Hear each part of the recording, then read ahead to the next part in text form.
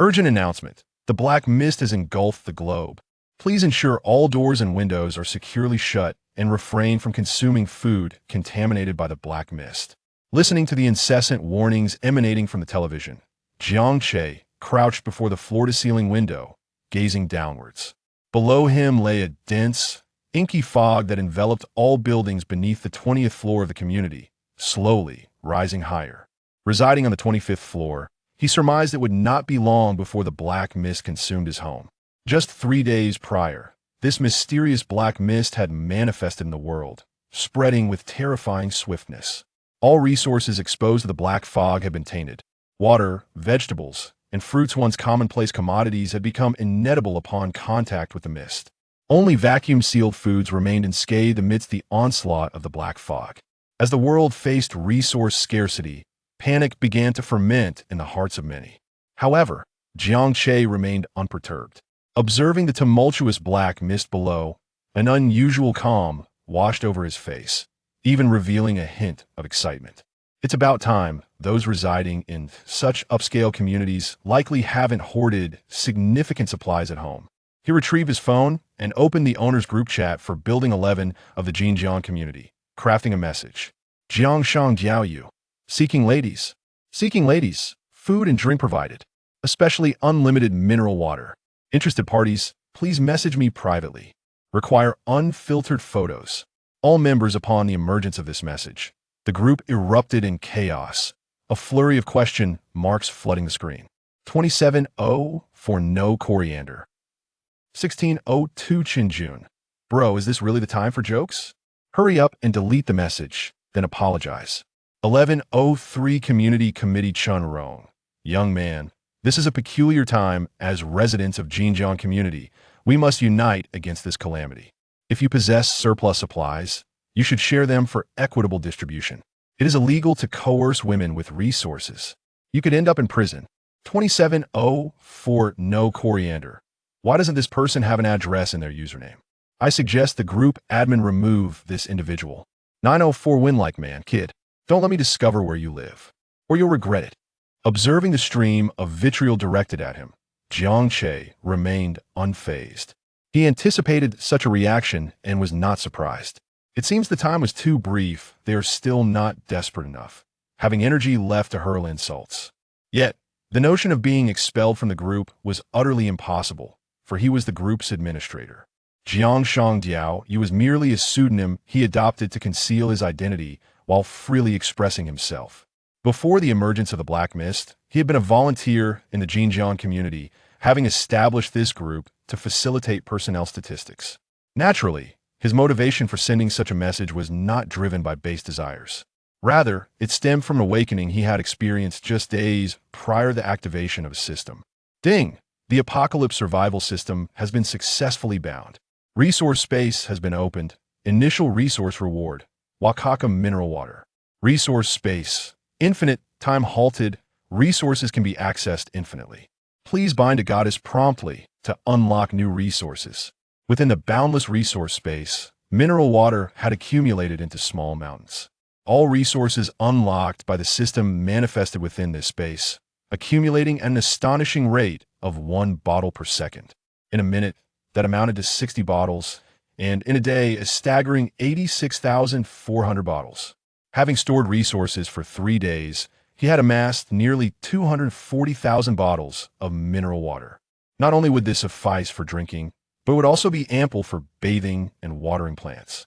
However, relying solely on mineral water to survive in this apocalyptic era was clearly impractical. His paramount objective was to swiftly conquer the next goddess, thereby unlocking additional supplies.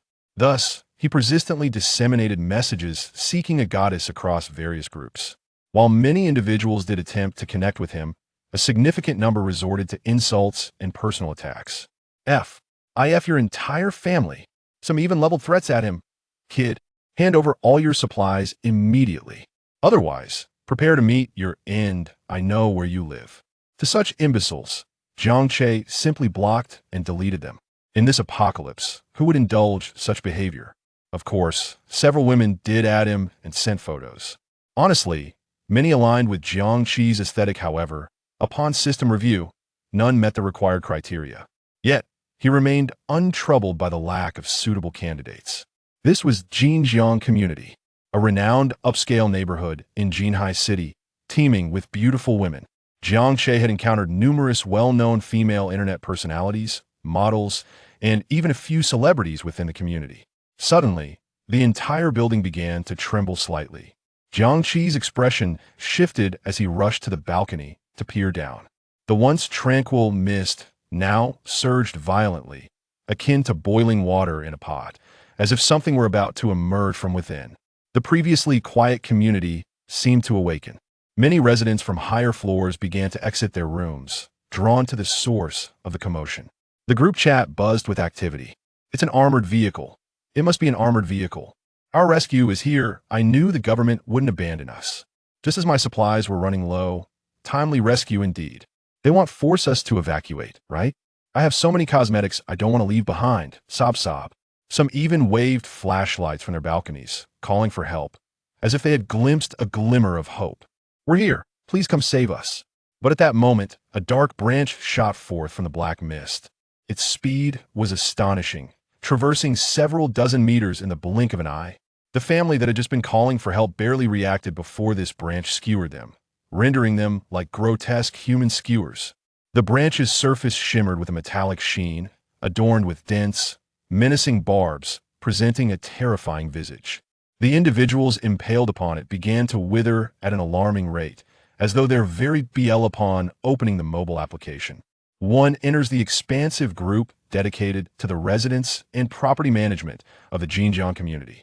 The atmosphere within is rife with chaos, as an individual has shared a harrowing video capturing the entire incident involving a tree and a tragic event. This shocking spectacle has been laid bare for all community members to witness. The video is remarkably clear, suggesting that the person who recorded it was in close proximity to the victim. Watching the footage evokes an overwhelming sense of dread, as if the terrifying pressure is palpable. In the group, a resident, Shen Lin from Unit 1104, inquires, "Is this real? Could it be an AI fabrication?" Disbelief permeates the conversation, with everyone urgently tagging the individual who shared the video. Yet, the person who posted the video, whether out of fear or some other reason, remains silent. As the group descends into confusion, Jiang Che seizes the opportunity to promote his own agenda, seeking beautiful women, with accommodation and meals provided, abundant supplies of mineral water. Interested parties, please message me privately. Chapter 2. The Aloof Goddess. Lin Qing. As time elapsed, another 2 days drifted by. The encroaching black mist outside the window resembled a ravenous behemoth, relentlessly scaling the building. It was estimated that within a week, it would engulf Jiang Che's floor. However, Jiang Che remained unperturbed. At that moment, he reclined on the sofa, leisurely consuming a slice of whole wheat bread for breakfast. Due to his demanding work schedule, Jiang Che seldom had the opportunity to prepare meals at home, which led him to cultivate a habit of stockpiling convenience foods. His storage cabinet was invariably crammed with an assortment of instant noodles and packaged bread. This seemingly casual habit had become an unexpected advantage in the wake of the black mist's descent. While other residents squabbled over a meager portion of instant noodles, even rationing a single packet into 3 meals, Jiang Che's life remained largely unchanged. As time wore on, an increasing number of individuals sought to connect with him. The requests were no longer limited to residents of Building 11. Inhabitants of other buildings also began to reach out. Even No Cilantro, who had been the most critical of him in the group chat, proactively added him as a friend. 11 to 2704 No Cilantro. Hey there, could you spare some water and food? I haven't eaten in 3 days. She accompanied her message with a series of endearing emoticons, attempting to appear pitiable. Jiang Che found it amusing. Wasn't she the one who had been vehemently criticizing him, accusing him of being a condescending chauvinist, and threatening to expose his address? What had prompted this sudden display of humility? How utterly contemptible! However, Jiang Che refrained from launching a direct verbal assault. He wanted to scrutinize her photograph first. Jiang Shang fishing. Spare me the theatrics. If you desire supplies, provide a photograph. It must be devoid of beauty filters and enhancements. 11 to 2704 No Cilantro. Oh, please don't be so harsh. I'll send it right away. I possess an exquisite, slightly plump physique, the kind that's incredibly comforting. However, When the photograph arrived, Jiang Che's eyes recoiled in discomfort. Was this supposed to be slightly plump? Estimating her height at 160 centimeters and her weight at 160 kilograms, her width was nearly equal to her height. The screen could barely contain her, and this was considered an exquisite, slightly plump figure. Moreover, upon closer inspection, dark patches of lividity were already visible on her face. This was no longer a human being, it was a veritable behemoth. Even through the screen, Jiang Che could faintly detect the odor of greasy, sweaty stench. 11 to 2704 no cilantro. So, what do you think? Are you drooling with desire? As long as you provide me with sufficient supplies, you can have your way with me. However, instead of receiving a response from Jiang Che, she was met with a conspicuous red exclamation mark. The other party has enabled friend verification. You are not currently friends with the other party. What? She had been deleted? She was accustomed to deleting others, but someone had dared to delete her? Even a goddess had her limits. Unable to endure such humiliation, she immediately vented her frustrations in the group chat. If she couldn't have him, she would personally destroy him. 11 to 2704 no cilantro. Everyone, do not trust this individual named Jiang Shan Fishing. He is a complete and utter charlatan.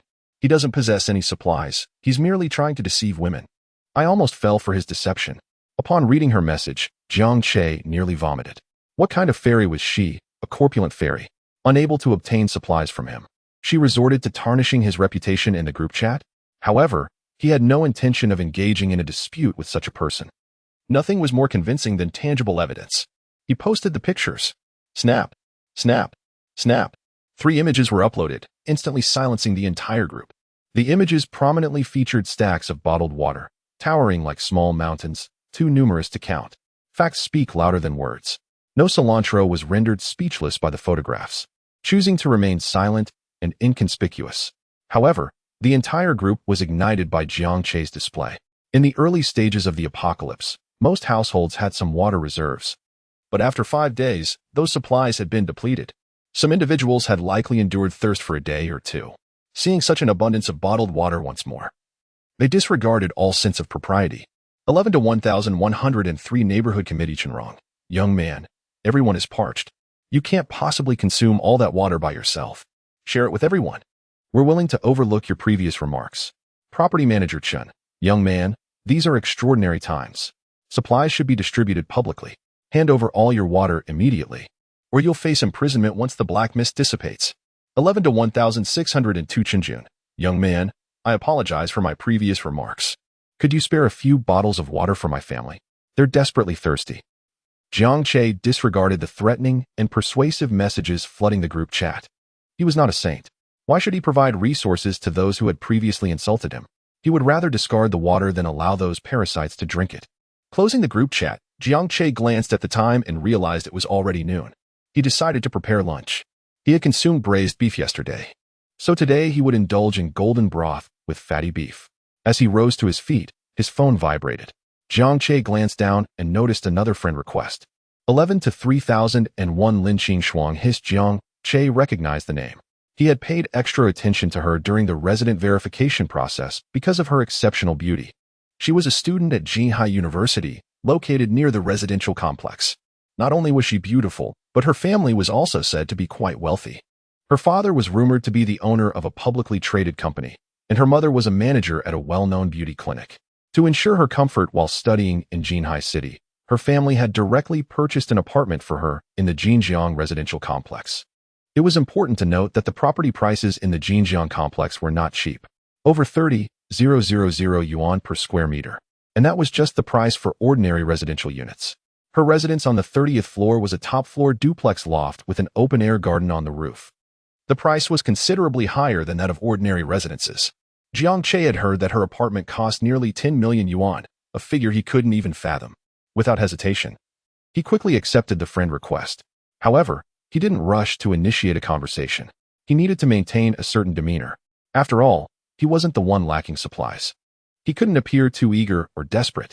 As expected, she noticed that he hadn't sent a message and took the initiative to inquire. 11 to 3001 Lin Qingshuang. I want water. Name your price. 5,000 yuan per bottle, 10,000 yuan per bottle. I won't haggle. Such arrogance. Jiang Che found it amusing. Even in the apocalypse, She still regarded herself as an unattainable wealthy heiress. Jiang Che had no intention of wasting time on trivialities. He cut straight to the chase. Jiangshang fishing. Spare me the useless words. Send me a photograph without any beauty filters first. 11 to 3001 Lin Qingshuang. Don't push your luck. I'm willing to pay 10,000 yuan for a bottle of water, which is 10,000 times the original price. What more do you want? Money? Even if it were 100,000 yuan, so what? Or 1 million yuan. This was the apocalypse. What was the difference between money and worthless paper on the ground? It wasn't even suitable for wiping one's behind. Jiangshang fishing. Are you going to send it or not? If not, I'm deleting you. Jiang Che was resolute. Having ample supplies at home instilled confidence. In Building 11, Room 3001, Lin Qingshuang exclaimed, "Wait a moment." Upon hearing Jiang Che's words, her demeanor faltered, clearly lacking confidence. Likely due to the fact that her home had run completely dry. Had she possessed even a single cup of water, there would have been no urgency in her tone. Shortly after, a full-body photograph arrived. She possessed long, lustrous black hair, exquisitely sculpted features, and legs of remarkable proportion. The mere thought of lifting her was beyond Jiang Che's imagination. However, her eyes betrayed a hint of disdain, indicating that the photograph was freshly taken and that she harbored considerable resentment towards herself. Yet, Jiang Che remained indifferent. Whether she loathed herself or not mattered little, as long as she could provide him with a continuous supply of resources. As Jiang Che continued to admire the image of the ethereal beauty, a crisp notification from the system chimed in. Name, Lin Qingshuang. Attractiveness, 95. Figure, 91. Pureness, 100. Immaculate. Affinity, -10. Dislike. Rating, 93. Meets system requirements. Finally, he encountered a woman who met the system's criteria. Should someone of Lin Qingshuang's caliber not satisfy the standards, Jiang Che suspected that the system's aesthetic judgment might be flawed. Jiang Shangyao remarked, "Not bad, barely meets my expectations. If you seek water, come to the 26th floor. One must always guard against betrayal." Jiang Che deliberately exaggerated the floor number. Should she turn hostile and reveal his location, he would remain unaffected. Lin Qingshuang replied, "I still have some imported food at home. All quite expensive. I can exchange these for water. Alternatively, I possess some valuable gold and silver jewelry that I am willing to trade with you." She was determined to struggle for a while longer, fully aware of Jiang Che's intentions regarding beautiful women. However, she was reluctant to surrender her pure form for merely a few bottles of water. Yet, Jiang Che's stance was resolute. "No, I do not lack food. If you want water, you must barter with yourself. Otherwise, the discussion is over." To deal with prideful individuals, one must adopt an even firmer attitude. After all, he was not the one parched. Since she intended to maintain her dignity, he was curious to see how long she could endure. Chapter 3. Cast a wide net. Gather many fish and choose the best. Another day has elapsed, yet the black mist shows no sign of dissipating. Jiang Che reclines on the sofa after a meal, scrolling through videos on his phone. With the power and internet still functioning, Jiang Che aims to glean as much information about the outside world as possible. Telecom company offers free network communication, hoping humanity can overcome this crisis. Dragon Country Power Company announces free electricity supply, hoping to bring a glimmer of light to those trapped in darkness. OMG, animals are mutating. There are cockroaches big as a wash basin in my house. Photos. Currently, the internet is saturated with news about the black mist. The ubiquitous suggestive videos from before have vanished overnight. Jiang Che feels a twinge of regret, as this means he can no longer derive pleasure from the internet. Just then, a notification pops up from the Little Note app. The streamer you follow is live. Come and watch. Jiang Che is taken aback. Good heavens. Is someone still trying to make money through live streaming in the apocalypse? Jiang Che quickly enters the live stream.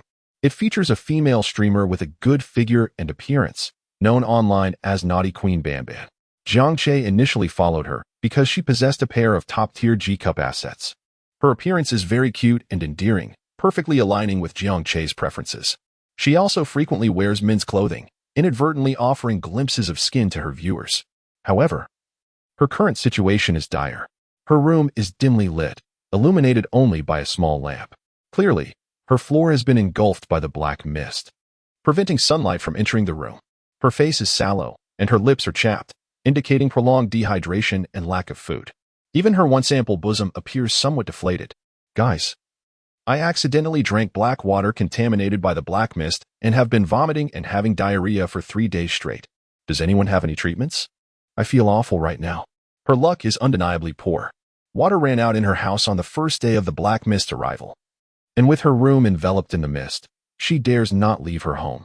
Perhaps due to inhaling the black mist, she has become even thirstier than usual. Eventually, she couldn't resist and tried a sip of the contaminated water, with predictable consequences. In the apocalypse, any illness, whether major or minor, is potentially fatal.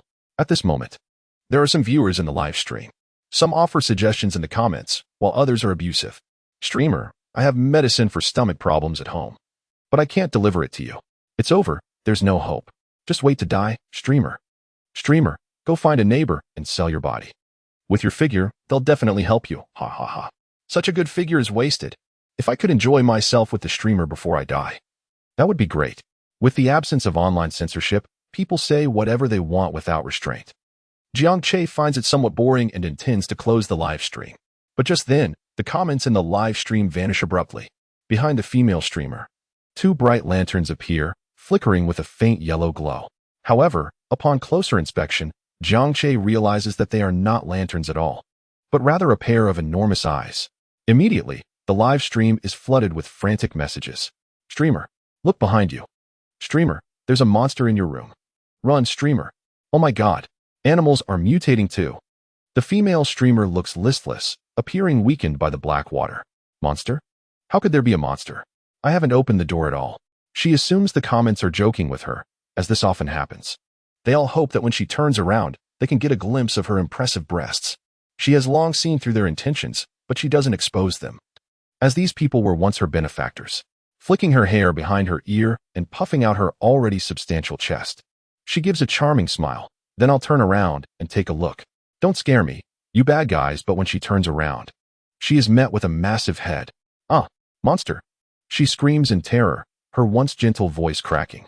The monster's true form is now exposed to all viewers in the live stream. Its body resembles a huge tiger, but the patterns on its fur reveal that it was originally a tabby cat. Why you are, little cutie? How did you get so big? The female streamer's voice trembles. Although she recognizes her pet, she still retreats in fear. Little cutie, wait. Mommy will get you your favorite cat treat. Trembling, she reaches into a drawer and pulls out a cat treat. Tearing open the packaging with her mouth, she hesitates to offer it. The large cat's gaze is now quite strange, its pupils narrowed into vertical slits. It no longer looks at its favorite cat treat, but instead stares intently at the female streamer. Little cutie, why are you looking at me? I'm your mommy. Don't you recognize mommy anymore? The female streamer's voice is tearful and tears stream down her face. The large cat gradually arches its back, almost touching the ceiling. Roar. It pounces, knocking the female streamer to the ground. Help. The female streamer screams continuously, her face contorted with terror, but no one can help her. A massive paw descends, and the room falls silent, biting, tearing, and splattering of limbs. The live stream turns crimson. Then the live stream is interrupted. Jiang Che, witnessing this bloody scene, feels fear and also a bit of worry. He knows that many people in their community own dogs and cats, including some expensive, large breeds. If they are trapped in their rooms, that's one thing, but if they all escape, the danger level of the community will increase significantly. Golden River Community. Building 11, Apartment 3001. Lin Qingshuang is cutting up her expensive clothes with scissors. These clothes were originally her favorite custom-made pieces, each costing at least 5 figures. But now they are like worthless rags, being cut open by her. She layers the cut fabric to make a net cover. She hopes this net cover can filter out the impurities in the black water. Lin Qingshuang bites her lip, her eyes gradually hardening. She ties the net cover to the faucet and turns on the valve. A stream of black water, accompanied by a strong, fishy odor, gushes out of the pipe. The net cover filters, but it's as if it doesn't filter at all. Bang! She slams a glass heavily on the ground. She wants to cry, but she hasn't had water for 4 days. She can't even produce a drop of urine, let alone tears. The only path left seems to be to find the person named Jiang Che fishing. However, the very thought of surrendering herself for a few bottles of inexpensive mineral water filled her with an unbearable sense of despair. Once, she had held a prestigious position in school, where the sons of affluent merchants and various social elites sought her favor. Yet now, she found herself compelled to submit to a complete stranger, Someone whose visage remained a mystery. Who could say whether he was a balding middle-aged man? Countless times, she contemplated the finality of death, believing that at least such an end would preserve her last vestige of dignity. Ding! Just as Lin Qingshuang reached the depths of her hopelessness, a text message arrived on her phone. The sender's name was Lin Qingshuang, her younger sister. Sister, the school S-dog has mutated, and it's terrifying. Several classmates have already been devoured. I'm so scared, and I don't know what to do. Both sisters were students at Jinghai University. Lin Qingshuang was in her final year, engrossed in her thesis, seldom returning to campus. In contrast, her sister, still a freshman, was amidst the most demanding period of her studies and had been living on campus due to her physical limitations. With the encroaching darkness, her sister was trapped at school, and even if she wanted to rescue her, it was impossible. The bond between the sisters had always been exceptionally strong. Reading her sister's desperate message pierced her heart like a dagger. Ultimately, Lin Qingshuang resolved to survive by any means necessary. Xiaoxue, stay safe at school. Don't worry. Your sister will come to save you. Meanwhile, Jiang Che lingered in his room, flitting between various chat groups in search of new targets. As long as one casts a wide enough net, the catch will inevitably follow. He infiltrated several community chat groups, disseminating calls for beautiful women. Initially, he faced a barrage of accusations of being heartless, but as time passed, the tide began to turn. Not only did the criticism wane, but some even rallied to his side, eager for him to share a morsel of resources. Jiang Che was all too familiar with the grotesque nature of these individuals. During his previous community service, he had gained a thorough understanding of their character, utilizing people for gain and discarding them once they were no longer useful. After relentless effort, he finally discovered a girl who met the system's criteria. Name, Lin Wan, attractiveness, 92, figure, 95, purity, 100, affection level, 0, neutral, score, 93. 5. Jiang Che meticulously examined her photograph. With her stunning black legs and professional OL attire, she epitomized the urban career woman. Particularly striking were her ample assets. Indeed, she must be endowed. It would certainly be a challenge to handle her with just one hand. However, he mused, his future offspring would be well provided for. Judging by her photograph, she appeared even more voluptuous than the internet celebrity he had previously followed, Ban Ban the Great Demon. Most importantly, she boasted a perfect pear-shaped figure, the quintessential human-shaped pillow. Initially, Jiang Che questioned whether her beauty had been enhanced using filters. However, the system's feedback confirmed her extraordinary physique was indeed genuine. 1021. Building 10, Lin Wan. Oh, dear brother, can't you come to get me? We're only one building apart, and I'm terrified to step outside. Damn it. Another one afflicted with fairy syndrome. What is it with girls these days? Jiang Che replied, if you're so afraid of the dark mist, are you not also afraid of starving to death? I've made the conditions clear. As long as you come over, I'll provide water and food. If you fear the dark mist so much, then feel free to starve at home. What a joke. Who didn't know the dangers of the dark mist? You expect me to risk myself because you're frightened? Absolutely not. There were plenty of beautiful women in the community. If she wouldn't come, others certainly would. In this apocalyptic landscape, there was no shortage of desperate, beautiful women. Lin Wan, brother, please don't be angry. I was wrong. I apologize. Rest assured. Once I prepare myself, I will definitely come over. Jiang Che couldn't be bothered to continue this back and forth. He had numerous friend requests pending. Surely, there were several other eligible beauties waiting in the wings. At that moment, he received a response from Lin Qingshuang. I've agreed to your terms. I'm on my way. A smile of excitement spread across Jiang Che's face. It seems our Ice Queen can no longer withstand the pressure. Chapter 4. Lin Qingshuang's visit in Building 10, Unit 1021 of the Jinjing community. A stunning woman clad in professional attire intently focused on her phone screen. Her brow slightly furrowed, and her pearly teeth nervously nibbling on her lip, exuding a sense of uncertainty. She was Lin Wan. At this moment, her gaze lingered on the last message displayed on her phone, contemplating how to delicately explain the situation to Jiang Che, yet unsure of how to initiate the conversation. Wan. What's wrong? With your looks, haven't you managed to win him over yet? Inquisitively leaned in a fair-skinned girl beside her, lowering her voice. This girl was Zhang Xiaoxiao, Lin Wan's cohabitant and colleague. It was she who had seen Jiang Che's message in the group chat and encouraged Lin Wan to reach out to him. Although Zhang Xiaoxiao was also attractive, she paled in comparison to Lin Wan's stunning figure.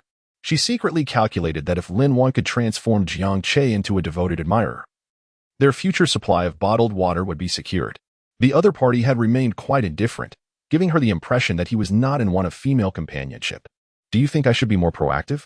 Lin Wan furrowed her brow, her tone laced with hesitation, confident in her looks. She was accustomed to having admirers galore at work. A simple post on social media would suffice to flood her desk with exquisite gifts the next day. Impossible, Wan Wan. You are the pinnacle of beauty in our company. Aside from celebrities on television, I've yet to encounter a woman more beautiful and with a better figure than you, exclaimed Jiang Che, covering her mouth in disbelief. Suddenly, as if a realization struck her, her eyes lit up. Oh, I get it. He must be playing hard to get. I've seen many men like that. Don't worry, if you give him the cold shoulder for a few days, he'll definitely come running back to you. Lin Wan found some merit in Jiang Xiao's words and nodded in agreement, shutting the chat in her face. By the way, Wan, I didn't sleep a wink last night. I'm going to catch some ZS. Don't go sneaking snacks on your own. Jiang Xiao yawned, offering a reminder before heading off to her room. Rest assured. We are sisters, and I would never indulge alone. Lin Wan smiled as she watched Jiang Xiao close the door behind her. In a hurry. She pulled a chocolate bar from her pocket, a secret stash of snacks, and relished the moment to indulge. In this dire world, who still cared for the so-called sisterly bonds? After all, even couples might abandon each other in times of crisis, let alone friends with no deeper ties. I've reached the 26th floor. Where are you? Jiang Che replied to Lin Qingshuang's message, going downstairs. Lin Qingshuang, are you toying with me? Do you find this amusing? Clearly, Lin Qingshuang was somewhat irritated, yet Jiang Che remained unfazed. Jiang Che, enough chatter. If you want water, behave yourself. Lin Qingshuang, you? I hope you keep your word. Soon enough, Jiang Che caught sight of a tall woman emerging from the fire escape through the peephole. Despite her slightly haggard appearance, her breathtaking beauty was undeniable, especially those long, proportionate legs, which appeared even more captivating in person. Jiang Che swung open the door and called out, Lin Qingshuang, come on in. Hearing his voice, Lin Qingshuang turned abruptly. Upon seeing Jiang Che's features, she instinctively took a few steps back, recognizing him. Standing at 175 centimeters, clad in a rather outdated hoodie and sweatpants, though he had a decent appearance, he could not conceal the air of mediocrity that surrounded him. Lin Qingshuang furrowed her brows. Aren't you that community volunteer? Jiang Che, right? Was that your message? Regret washed over her as she realized she had rushed over without clarifying the situation. This man hardly seemed to possess any resources. He appeared to be a mere impoverished soul. Noticing her skepticism, Jiang Che discreetly retrieved a bottle of mineral water from his space. Waving it at her, he said, You wanted water, right? Come inside, and I'll let you drink to your heart's content. Seeing this, Lin Qingshuang was increasingly convinced that he had no water to offer and merely sought to lure her inside. She stood her ground, backing away from Jiang Che. I don't want to trade anymore. I'm leaving. Faced with such a woman, Jiang Che found himself at a loss for words and opted to close the door with a decisive bang. If you don't want to trade, then so be it. I don't need you. However, he realized his location had been compromised and began to ponder whether he should relocate. With the door shut behind him, Lin Qingshuang exhaled in relief. She understood the allure her beauty held over men. It seemed he was not overly desperate, as he had not pursued her relentlessly. Had he attempted to force her to stay, she would have fought him to the bitter end. Determined to head home, she turned around, only to be startled by a low growl echoing from the hallway. Curiosity piqued, Lin Qingshuang leaned out into the corridor to investigate the source of the sound. To her horror, a massive dog was ascending the stairs, its size nearly capable of blocking the entire passage, resembling a monstrous water buffalo, appearing exceedingly fearsome. Petrified, Lin Qingshuang felt her legs weaken, nearly collapsing to the ground. The large dog sniffed the air, seemingly catching a scent, and quickened its pace towards her. In that moment of sheer terror, she realized she could not outrun the beast. What to do? What to do? I can't die. My sister is still waiting for me. Suddenly, a thought of someone flickered in her mind, and she bolted towards Jiang Che's room. Bang, bang, bang. Please, open the door. There is a monster outside. In her desperation, she forgot all about the possibility of being deceived. If he did not open the door, she knew only death awaited her. Brother, I know I was wrong. I shouldn't have gone back on my word. Please give me another chance. I truly understand my mistake. Just open the door, and I will do whatever you ask. She pounded on the door, glancing over her shoulder, terrified that the monstrous dog would suddenly appear behind her. She broke down in tears, hoping to evoke some sympathy from him. Jiang Che, peering through the peephole, saw only Lin Qingshuang's terrified expression. With no sign of the supposed monster, he lowered his voice, warning her, "Shut up. If you draw the monster here, I will end you myself." Lin Qingshuang fell silent. Covering her mouth with her hands, her knuckles whitening from the tension, her eyes wide with fear. As the growls grew nearer, her terror peaked, and she felt a familiar urge rising within her. "I'll say it one more time. Once you step through that door, everything about you belongs to me, including you. If you disagree, you may leave now." Lin Qingshuang dared not utter a single dissent. With a tremulous voice, she responded, I am willing. I shall comply with whatever you desire. Just allow me to enter. I beseech you." Jiang Che swiftly opened the door, forcibly pulling Lin Qingshuang into the room.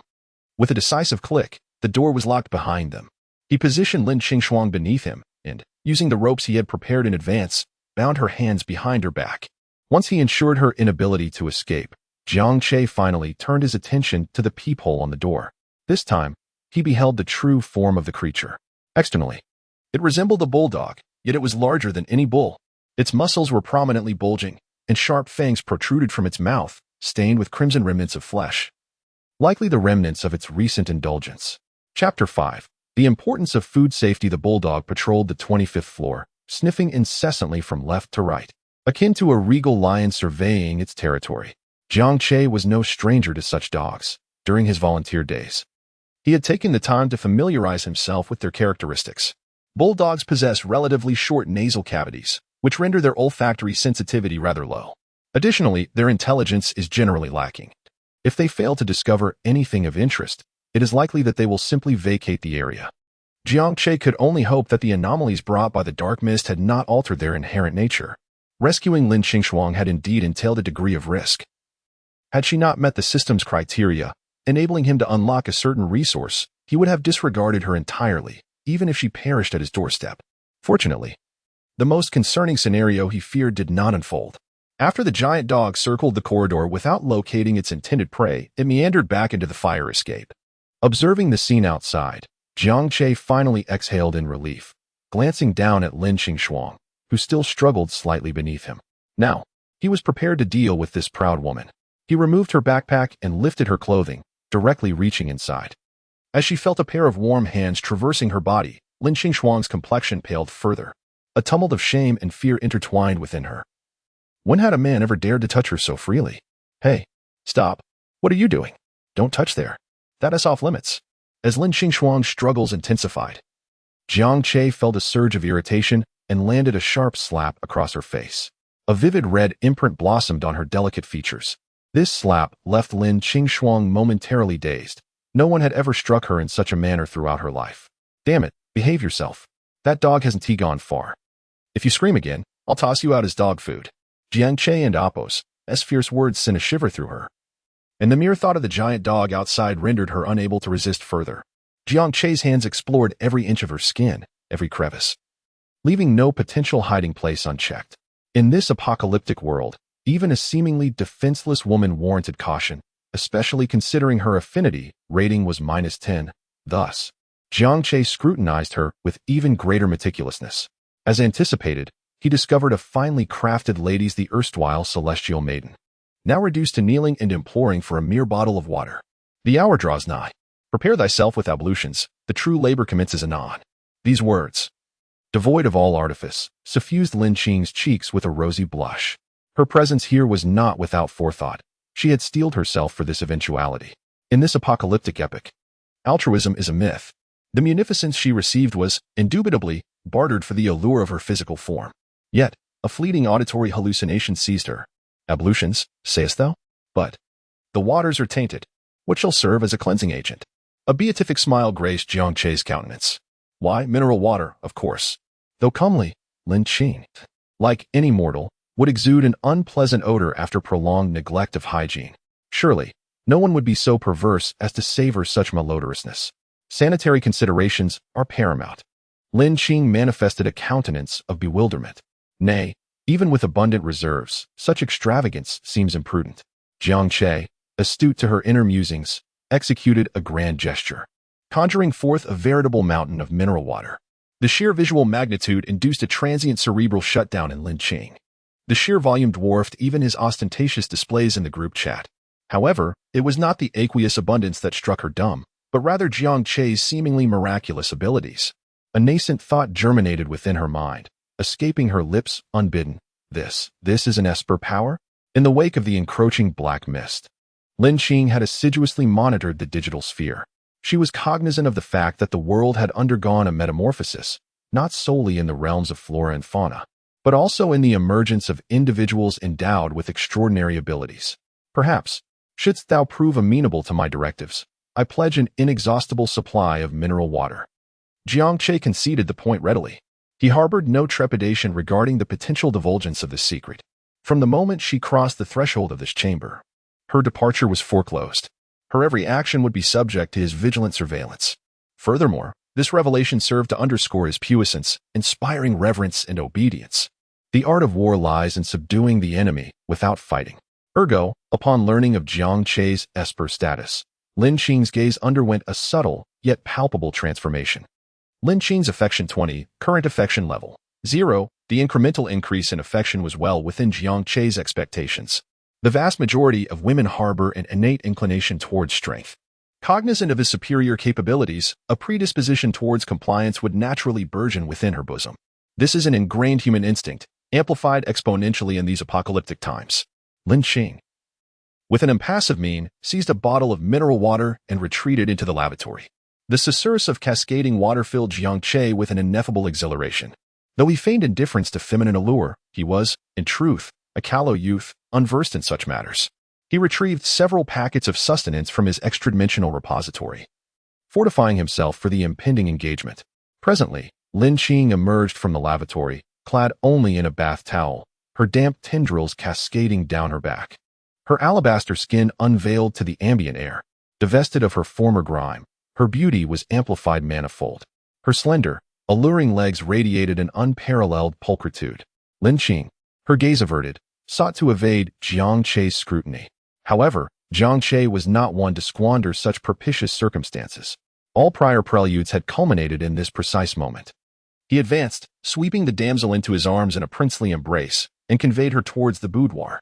Chapter 6. Body Enhancement. Ding. Detecting that the host has successfully charmed a goddess. New resource unlocked. Double-layered beef burger. Ability unlocked. Body Enhancement LV1, lying in bed. Still basking in the afterglow with Lin Qing, Jiang Che heard the system's prompt, filling him with elation. Not only had he unlocked resources, but also an ability. This delighted him immensely, for in the apocalypse, abundant resources were a liability without the strength to protect them. Stockpile guns while neighbors hoard provisions. Neighbors become my provisions. Detecting that the host has successfully bound a goddess, personal panel activated. Name, Jiang Che. Spirit, 15. Average person, 10. Physique, 20. Average person, 10. Resources unlocked. Waha spring water, double-layered beef burger. Ability, body enhancement LV1, bound goddess. Lin Qing, as the system panel appeared. A surge of heat arose from his lower abdomen, spreading throughout his body. He felt a dense, prickling sensation all over, as if countless needles were piercing him. Disregarding the beauty in his arms, he quickly rose and rushed to the bathroom, eager to witness the changes occurring within him. Gazing into the mirror, he beheld a wondrous sight. His bones emitted faint cracking sounds, as if stretched and reshaped by unseen hands. He distinctly felt his height increasing. His vision rising until the door frame, once slightly above his gaze, now aligned perfectly. The contours of his abdominal muscles became more defined, and even the biceps on his arms swelled, brimming with power. The person in the mirror seemed to have been meticulously sculpted anew. His once unremarkable face now radiating a sharp, heroic aura. He also noted the numerical values on the system panel, each surpassing the average person by a significant margin. His physique now twice that of a normal individual. He retrieved a sharp knife and repeatedly slashed at his arm, finding it only left faint white marks. His physical constitution had clearly undergone a dramatic transformation. Is this the first level of body enhancement? So astonishing. Would the second and third levels be even more incredible? Upon returning to the room, he found Lin Qing had already dressed. A hint of surprise flickered in her beautiful eyes at the sight of Jiang Che. He had undergone a remarkable transformation. His former rustic demeanor completely vanished. Even her discerning eyes could find no fault. She was unaware of what had transpired, but surmised it was related to his ability. A fleeting trace of envy crossed her face, but she remained silent. A wise woman. She knew what to ask and what to leave unsaid. Jiang Che sat on the bed and opened his resource space, observing the double-layered beef burger multiplying at a rate of 1 per second. Time was frozen within the storage space, alleviating any concerns about spoilage. He retrieved a burger and unwrapped it. A warm gust of air, imbued with the aroma of fat and malt, wafted towards him. Jiang Che often indulged in burgers, having sampled nearly every offering from KFC and McDonald's, but he had never encountered such an enticing burger. Having toiled all night, he felt a ravenous hunger. He took a large bite. The juices burst in his mouth, flooding his palate with an intense beef flavor, perhaps due to consuming too much instant noodles and bread. Jiang Che found this burger exceptionally delicious. Lin Qing watched Jiang Che devour the burger, swallowing involuntarily. Although she had eaten something in recent days, it was merely unsatisfying snacks that only exacerbated her hunger. Seeing the burger, her stomach began to rumble audibly. After a few bites, the burger was gone. Jiang Che retrieved another from his space and glanced at Lin Qing. She had endured a strenuous night at his hands, and while he had at least eaten something before starting, she had been on an empty stomach. "Do you want to eat?" Jiang Che extended the burger. Ignoring the throbbing pain in her body, Lin Qing reached out to snatch it, evidently famished. However, Jiang Che withdrew his hand, frowning at the beauty before him. "You expect to just take it?" Without saying anything, he was displeased by Lin Qing's cold demeanor, as if he were indebted to her, as if his actions were merely expected. Although the resource was unlocked because of her, Jiang Che felt a sense of unease. This ice queen needed taming. "And master, may I have one?" The second utterance was less daunting than the first. Lin Qing's eyes darted towards the burger in Jiang Che's hand, the aroma alone almost overwhelming her restraint. Hearing her address, Jiang Che finally relented and handed her the burger. The first bite astonished Lin Qing. Before the apocalypse, she would have never considered such fare, deeming it mere junk food. However, as the burger entered her mouth, the flavor surged directly to her brain, so exquisite that she nearly swallowed her tongue. How can it be so delicious, even surpassing a Michelin 3-star meal? Lin Qing exclaimed inwardly, though her face remained impassive. Jiang Che, however, disowned her inner turmoil as notifications echoed in his mind. Lin Qing's favorability 1. Lin Qing's favorability 1. Lin Qing's favorability 1. What an aloof woman. Jiang Che mused, still feeling peckish. He retrieved another burger from his storage space and began to eat while browsing his phone. There had been no word from Lin 1 in the chat list since their last conversation. She probably still had some provisions. Jiang Che was in no rush. How much could she possibly have? She would inevitably seek him out when hunger gnawed at her. He opened the camera and snapped a photo of Lin Qing eating the burger, then sent it to every group he knew. Jiang on the river fishing, recruiting beauties. All expenses paid. Pictures tell the truth. My women are already living the good life. What are you waiting for? The once silent groups erupted with activity. Bro, how do you still have burgers in this apocalypse? Darling, I've sent a request. Give me a chance, and I'll give you the ultimate pleasure. Brother, does it have to be a beauty? Can a handsome man work? Don't be too strict on gender. His goal achieved, his phone vibrated incessantly, indicating a flood of friend requests. Jiang Che intended to check if any other goddesses had appeared in the background, but at that moment, someone in the group suddenly posted a video. The video featured a burly man in his 30s with a face full of arrogance. His body now entirely black and gleaming with a metallic sheen. With a single punch, he created a dent in a concrete wall. His strength was clearly beyond that of a normal human. 8 to 603 Wang Gang, brothers, I've awakened an ability and plan to establish a mutual aid society in the Xinjiang neighborhood. In these apocalyptic times, we must help each other. Contact me if you're interested. Jiangshang Fishing, esteemed fellow, it appears you possess a considerable surplus of provisions. However, even the most abundant stores are finite. I invite you to join our mutual aid society, where resources are shared equitably, ensuring sustenance for all. Chapter 7. The swarm. Jiang Che emitted a sardonic chuckle as he perused the messages within the group. Capitulating to their demands would be the height of folly. His recent ostentatious displays within the group had, inevitably, drawn unwanted attention. The majority of the group, bereft of resources, eagerly rallied at the mere mention of establishing a mutual aid society. Jiang Che held no interest in this so-called mutual aid, but he was intrigued by the concept of abilities. He wondered by what means the other party had awakened their ability and whether he, too, could attain such power through similar methods. Serendipitously, Wang Gang's friend request appeared in his inbox. Upon accepting, Jiang Che inquired directly, "Brother Wang, how did you awaken your ability?" 8603. Hearing the other party's grandiose promises, Jiang Che knew that no valuable information would be gleaned from him. Joining was out of the question. Acquiring abilities would necessitate seeking alternative methods. Lin Wan watched the messages in the group with unwavering attention. Her delicate brows furrowed in consternation. Should she join this mutual aid society? Despite Wang Gang's idyllic descriptions, she was no naive ingenious. Having navigated the complexities of society for several years, she harbored a healthy skepticism towards all utopian visions. In this post-apocalyptic world, where all semblance of order had dissolved, anything was possible. Moreover, Wang Gang, the most powerful figure in this mutual aid society, undoubtedly wielded immense authority. To seek refuge with him would be tantamount to placing her life in his hands. If he possessed sufficient resources, it would be a different matter, but if not, she might become mere sustenance for others. For now, aligning with Jiangshang Diayu seemed preferable, given his demonstrated resourcefulness and benevolent treatment of the women under his protection. She reopened the photograph of Lin Qingshuang enjoying a hamburger, a pang of envy coursing through her. I'm no less attractive than her, and my chest is certainly more ample. Why does she get to eat hamburgers while I starve? She quelled the nascent jealousy within her heart. Perhaps it's best to wait a little longer. My current supplies can sustain me for a while yet. Meanwhile, in a dimly lit chamber, a brawny man glared intently at a photograph on his phone, his thick fingers incessantly zooming in and out, as if he could never satiate his gaze. Beautiful.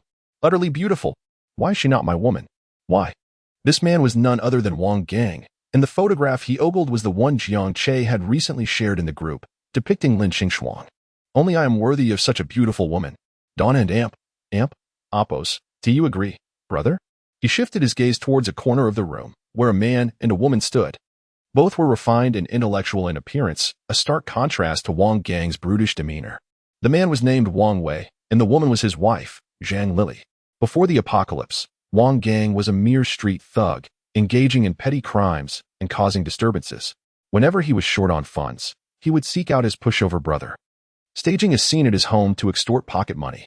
On Wang Gang's last visit, his timing coincided with the onset of the apocalypse, and he had since taken up permanent residence in their home.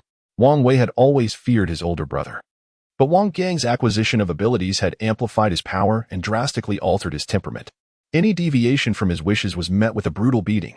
Now, he could only nod insincerely, forcing a smile as he replied, "Yes, brother, you're still unmarried. I think this beautiful girl would be a perfect match for you." Wang Gang erupted in boisterous laughter upon hearing this. "You become addled by your studies, little brother. Who even gets married in this post-apocalyptic world? As an ability user, I am entitled to enjoy the finest resources, the best food, the most beautiful women, the most luxurious accommodations. Everything is mine." Wang Lili cowered in the corner, as meek as a quail, refraining from interjecting in the brothers' conversation. Wang Gang stared at the photograph on his phone, his breathing becoming increasingly labored. He had never before encountered such a beautiful woman, an ethereal vision akin to a fairy. His coarse hand ceaselessly caressed his trousers. "Damn it. This little minx has given me a hard-on. Brother, I need a favor from you." Wang Gang stood up, as if struck by a sudden thought, and strode towards the couple in the corner. Towering at 1.9 meters, Wang Gang exuded an imposing presence. Although apprehensive, Wang Wei stepped forward to confront his brother, mindful of his wife's presence. "What is it? If it's within my power, I'll do anything for you, brother." Wang Gang grinned, revealing a set of yellowed teeth. "Little brother, let your wife quench my desires. I feel a burning agitation within me." Upon hearing Wang Gang's words, the smile on Wang Wei's face instantly vanished. He never imagined that his own brother would utter such depraved words.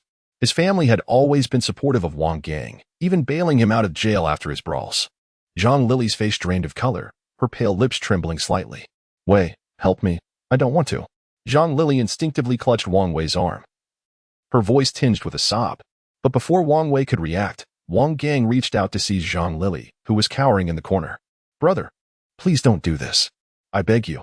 I'll give you anything you want, but please, don't harm Lily. I'll give you all the savings in our house.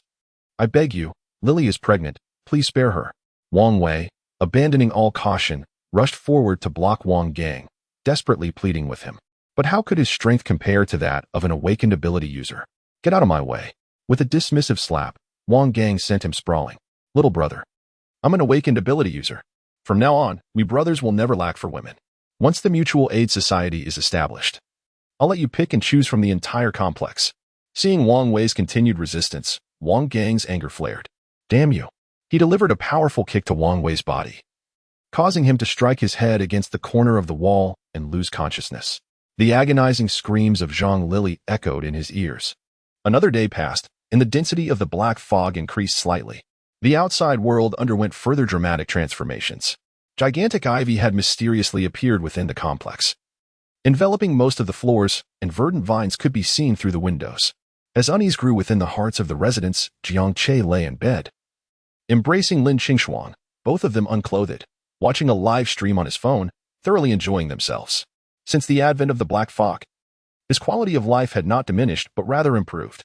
He now possessed an inexhaustible supply of food and water, and a beautiful woman in his arms, a life akin to that of a deity. Jiang Che watched intently while Lin Qingshuang was distracted. Her phone was taken away by Jiang Che. Her eyes occasionally scanned the location of her phone. I find myself uncertain about the current state of my younger sister.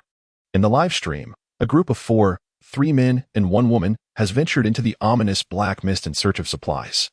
Jiang Che hopes to glean insights about the world outside through this broadcast.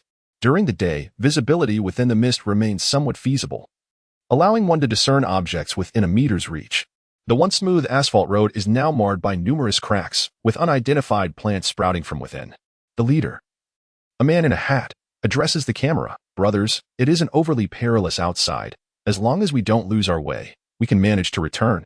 The cameraman promptly concurs, indeed. Moreover, the supermarkets and stores are currently unmonitored, presenting a chance to find some hidden treasures. Come and enjoy a zero-cost shopping spree. Quite a number of viewers in the live stream are swayed by this, eager to venture out and explore. However, just as the words leave his lips, a faint rustling sound emanates from a distance. In a world devoid of bustling traffic and pedestrian movement, this sound becomes alarmingly pronounced. Boss, could it be others searching for supplies? One of the younger men whispers to the leader. The man in the hat nods, acknowledging the likelihood.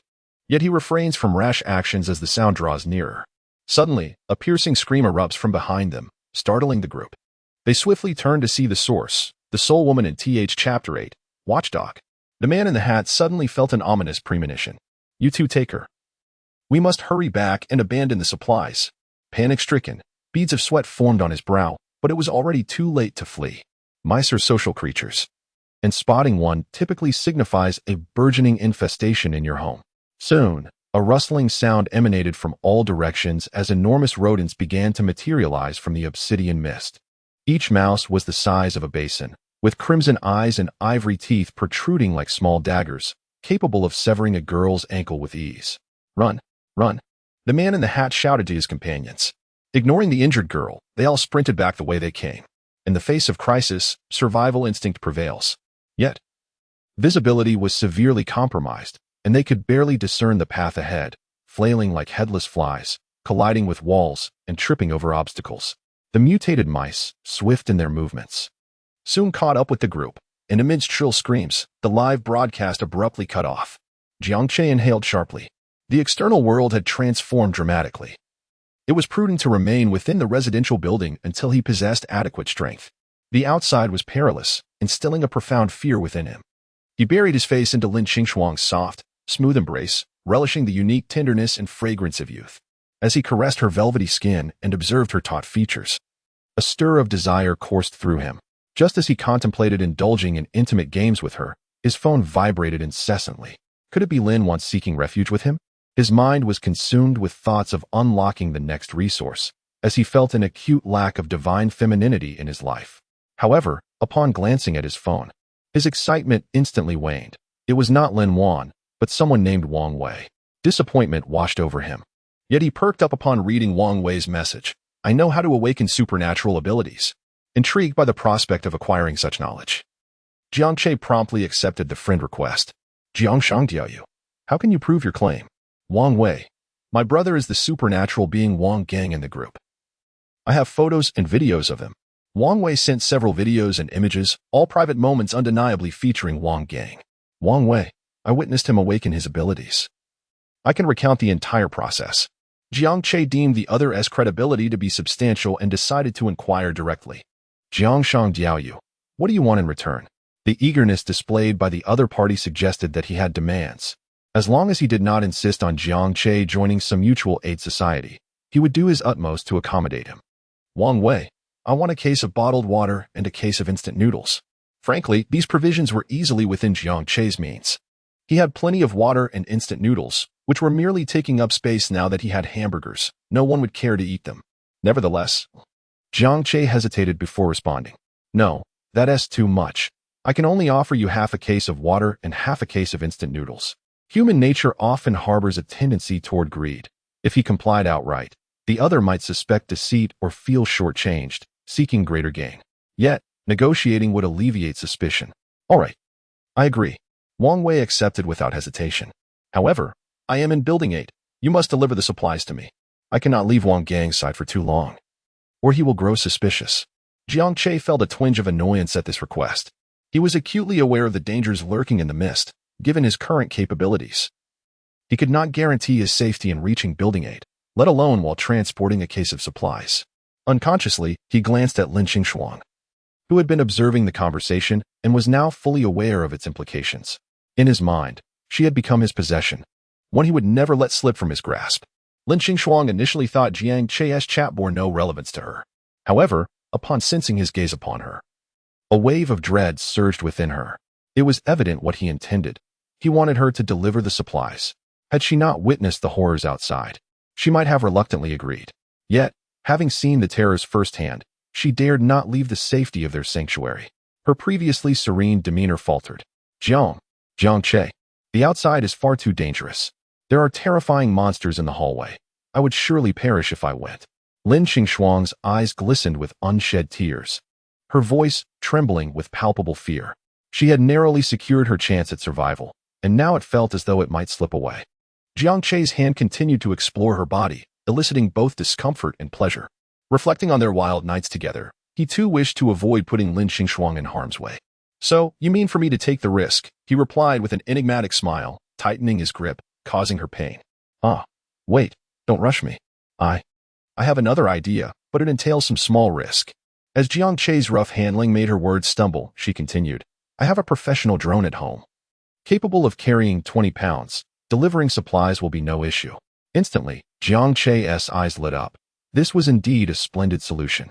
Lin Qingshuang's residence in Unit 3001 was not far, and with the 25th floor soon to succumb to the encroaching mist, it was an opportune moment to relocate.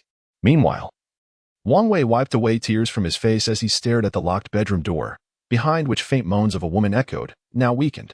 He had attempted to intervene but was forcefully repelled by his brother. In his current state, he stood no chance against his brother, a supernatural being. Thus, he resolved to retreat once more. He planned to discreetly relocate with his wife from this house. He owned another apartment in Building 8, a 3-bedroom unit unknown to Wang Gang, which he had intended to move into after the birth of their child. Now it would serve as a means to escape Wang Gang's control. Once the mist passes, I will surely sue Wang Gang. I will ensure he spends a lifetime in prison. Wang Wei's eyes were bloodshot as he fixated on the door, his teeth grinding in frustration. Jiang Che pushed open the door, leading Lin Qingshuang into the stairwell. Although the elevator was still operational, no one could guarantee it would not fail mid-journey. Being trapped in the elevator without firefighters to rescue them was a daunting prospect. The two ascended the stairs cautiously, Lin Qingshuang fervently praying they would not encounter the monstrous hound again. However, Jiang Che was not particularly apprehensive, as he now possessed a form of supernatural ability. The first-level physical enhancement had instilled in him a profound sense of self-assurance. He was eager to test whether his enhanced physical prowess would allow him to confront the vicious dog head-on. Of course, should he find himself outmatched. He was confident in his ability to escape. The two proceeded with utmost caution, minimizing any noise, and successfully reached the 30th floor. Just as they began to breathe a sigh of relief, they beheld a colossal creature sprawled before the entrance of room 3001. It was unmistakably the mutated bulldog. Even in a prone position, its height nearly matched that of the door, and its labored breathing echoed like a bellows, producing a resounding whoosh, whoosh. How could they possibly evade this? There was simply no way to avoid it. The monster lay in wait at their destination and entered the room. They would first have to drive the dog away. Chapter 9. Time is of the essence. Jiang Che, perhaps we should return. It is guarding this place, and we cannot possibly get past it. Upon sighting the bulldog, Lin Qingshuang was instantly reminded of that fateful day, her heart filled with an overwhelming dread. She grasped Jiang Che's clothing, appearing much like a helpless little girl, devoid of her former icy demeanor. However, Jiang Che was not one to concede so easily. The luxurious loft was within sight, and the prospect of acquiring a drone was too significant for future surveillance of the community to ignore. You stay here and wait for me. Should I discover that you've attempted to sneak away, I shall ensure you are deprived of food and water henceforth. Upon hearing Jiang Che's threat, Lin Qingshuang trembled slightly but nodded in acquiescence. She was uncertain of Jiang Che's intentions, yet she trusted his intelligence, believing he would not act foolishly. Nevertheless, to her astonishment, Jiang Che took deliberate steps towards the massive dog.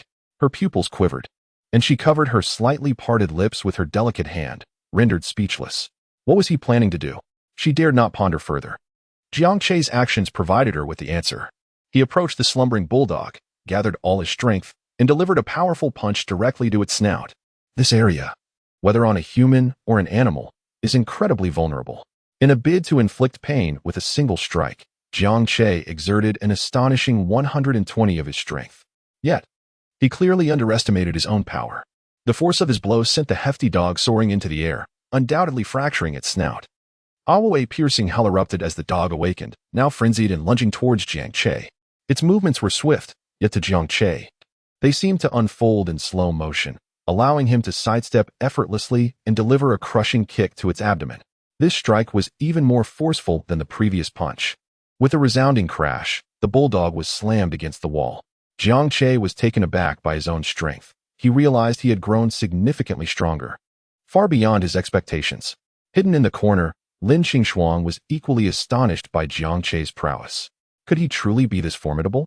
An inexplicable sense of security washed over her. In this apocalyptic world, what could be more reassuring than following a powerful ally? Her heart began to subtly shift, contemplating that becoming Jiang Che's woman might not be such a dreadful prospect after all. Ding. Lin Qingshuang's favorability 5. Currently at 34, friendly, a broad smile spread across Jiang Che's face. It seemed his prowess not only astonished him but also left Lin Qingshuang equally impressed. However, he refrained from glancing at her expression. After all, the mutated dog was still a threat. Jiang Che's gaze was fixed intently on the beast before him.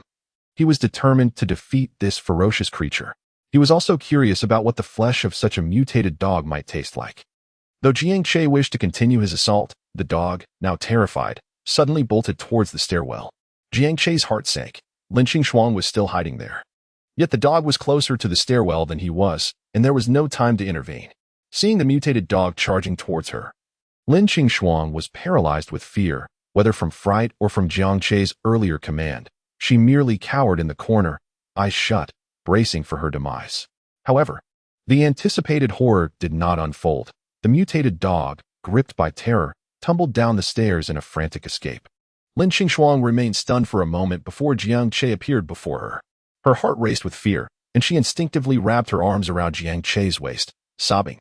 Jiang Che recognized that she was overwhelmed by terror.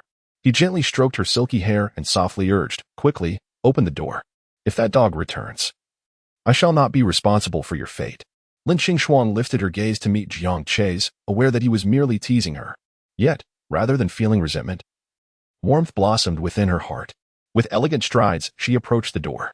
Upon entering the room, a subtle aroma enveloped her, a delightful blend of leather and wood, refreshing to the senses. The room was adorned with a distinctly European style. Every element, from the floor tiles to the furnishings, spoke to the owner's affluence. The previous residence Jiang Che occupied paled in comparison, resembling a mere doghouse. What delighted Jiang Che the most was the spacious bathtub in the bathroom, ample enough for 5 people without feeling cramped. He began to fantasize about the alluring scenes that would unfold when he eventually wooed several goddesses to join him in the bath. Following Lin Qingshuang, he entered her room on the 2nd floor. Before him stood an expansive floor-to-ceiling window, revealing a breathtaking view. The design of the other buildings in the complex was markedly different, rising significantly higher. Through this window, one could nearly behold the entirety of the Xinjiang community. It was no wonder Lin Qingshuang had always exuded an air of superiority. Yet now, she belonged entirely to him. The room, and indeed the entire dwelling, was his as well. While Jiang Che admired the surroundings, Lin Qingshuang retrieved the drone from the cabinet. measuring approximately 1.5 meters in length and weighing 15 kilograms. It was quite a substantial device. However, Jiang Che was unfamiliar with its operation, as drones required a certain level of expertise. He turned to Lin Qingshuang. Do you know how to use it? Lin Qingshuang rolled her eyes and replied coldly, why would I buy it if I didn't know how to use it? Ah. Back in her own home, the proud ice goddess was showing signs of her previous self again. It seemed Jiang Che had not sufficiently trained her over the past few days. Tonight, he resolved to remind her who truly held the reins. After preparing a half box of instant noodles and a half box of water, Jiang Che contacted Wang Wei. I'll be delivering supplies to the rooftop of Building 8 shortly. Be ready to receive them. Upon receiving Wang Wei's response, Jiang Che instructed Lin Qingshuang to operate the drone for the delivery, while he monitored the operation remotely via a tablet. Through the drone's perspective, Jiang Che finally grasped the full extent of the Xinjiang community. Dense black fog enveloped the area, resembling a dark ocean. Eerie trees sprouted ominously, and countless buildings were ensnared by strange vines. The entire community was devoid of life, resembling a desolate wasteland. Soon, the drone reached Building 8. From a distance, Jiang Che noticed a figure furtively hiding in a corner. It was undoubtedly Wang Wei. Upon spotting the drone, Wang Wei hastened toward it, eager to collect the supplies. Bring the drone close to Wang Wei, but do not let him touch it, Jiang Che instructed Lin Qingshuang, then sent a message to Wang Wei. Bring your supplies over. But first, tell me how to awaken your abilities. Wang Wei leaped excitedly on the rooftop, attempting to reach for the supplies, but no matter how he jumped, it was always just out of reach. Upon seeing the message from Jiang Che, he hastily replied, no, you must provide me with the supplies first.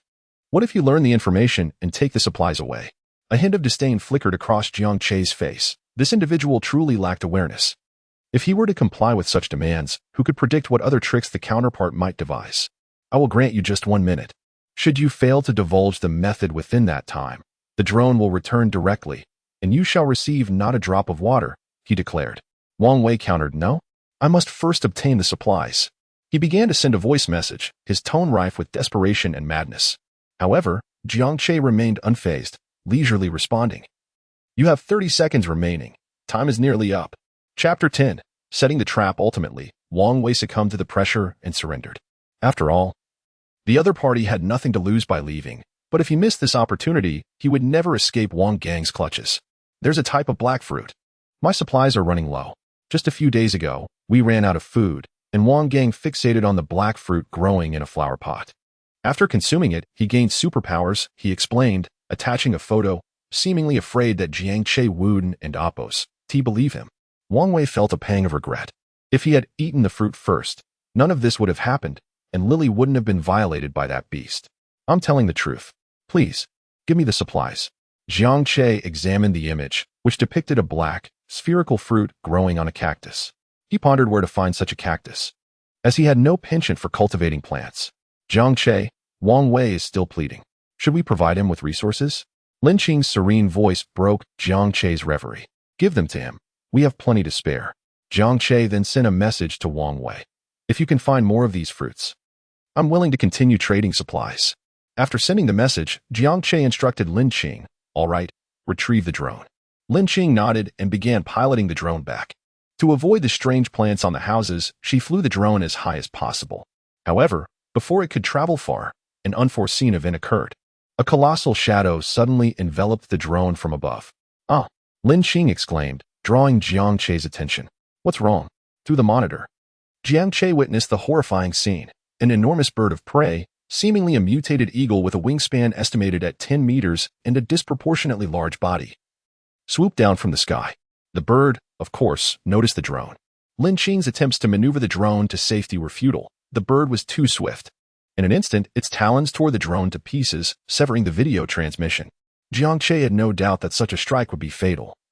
Even with his enhanced physique, who is the miscreant who keeps an eagle and lets it roam free? While incensed, Jiang Che also lamented the loss of the drone, which he had intended to use to gather supernatural fruits. Now, his plans were in disarray. Lin Qing felt disheartened. She had hoped to use her drone piloting skills to live with dignity alongside Jiang Che. Now, she feared she had become merely an appendage, dependent on his whims. Jiang Che embraced Lin Qing, unaware of her inner turmoil. He simply sought to vent his frustration, and the aloof beauty of Lin Qing became his outlet. In apartment 2001 of Building 11, Jinjiang Residential Complex. Jiang Che posed before a mirror in a hazy room, exclaiming, "Honey, how does this outfit look? Is it alluring enough?" With her captivating beauty and curvaceous figure, she had once been the most sought-after hostess at the opulent Golden Splendor nightclub, attracting countless admirers. Even after her marriage, wealthy bachelors still courted her. "Wuhan, you dog. Are you mute? I'm talking to you." Receiving no response, Jiang Che's radiant expression turned sour, and she began to berate her husband. I heard you, but darling, are we really going to do this?" A short, rotund man resembling a spinning top waddled into the room. His pockmarked face was covered in dense freckles, enough to trigger trypophobia. Together, they resembled a modern-day Wu Daolong and Pan Jinlian. Jiang Che knelt down, caressing Wuhan's round face with affection. "Honey, if we don't, what will we eat? We're out of supplies and water. Can you bear to see your delicate wife perish?" She feigned distress, gazing at him with pleading eyes. A tactic she had employed countless times to obtain cars, bags, and even forgiveness for infidelity. Wuhan reached out with his coarse hand, grasping Jiang Che's slender fingers. "But I'm worried about you meeting this fisherman on the river. What if he has no resources and just wants to take advantage of you?" Jiang Che realized the validity of his concern. Her eyes darted around, and she conceived an idea. "What if we lure him here instead? Since he doesn't know our situation, you can subdue him and seize all his supplies." Jiang Che grew increasingly excited, her mouth watering at the thought of Jiang Che's abundance of bottled water and hamburgers. However, Wuhan hesitated. But Wu and Appos, that be wrong? If we take all his supplies, he and Appos, LL surely die. And it and Appos, S against the law. Jiang Che rolled her eyes in exasperation. She was struggling to survive, yet he was concerned about the well-being of others. "Wuhan, how could I have been so blind as to marry such a simpleton?" She jabbed Wuhan's forehead with her slender finger. She had married him for his naivete. As a nightclub hostess, she had undergone numerous abortions and was likely infertile. Wealthy men only sought her for her beauty, wanting a fleeting affair. But Wuhan had genuine affection for her. Although unattractive, he was wealthy. However, his stupidity was becoming increasingly unbearable. She mused, "Should I conspire with this fisherman on the river to eliminate my husband? Living with such a dolt will make me just as dull." But she dismissed the thought, as she knew little about the other man. She had trained Wuhan for years and found him relatively easy to manipulate. She knelt down to meet Wuhan's gaze. "Honey, it's the apocalypse now. The law is irrelevant. Even if the world returns to normal, we can claim he was killed by monsters. Besides, haven't you always wanted a son? The reason I can't conceive is because of malnutrition. Once we seize his supplies, I can give you twins." With a few sweet words, Wuhan was completely swayed. A son? Yes, for his wife to bear a son, he must die.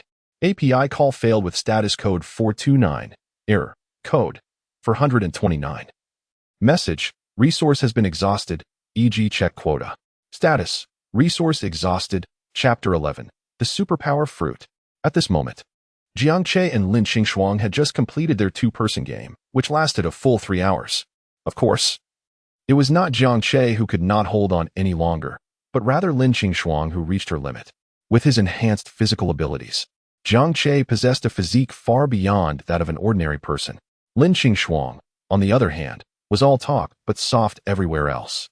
Having experienced the benefits of superpowers, Jiang Che eagerly opened his phone to continue searching for targets. Since he could not find the superpower fruit by himself, he had to rely on the system to obtain one. Lin Qingshuang lay in Jiang Che's embrace, watching as he sent numerous advertisements for collecting beautiful women to various group chats. A twinge of jealousy stirred within her. Despite possessing such a beautiful woman as himself, he still sought out others. What a dog of a man!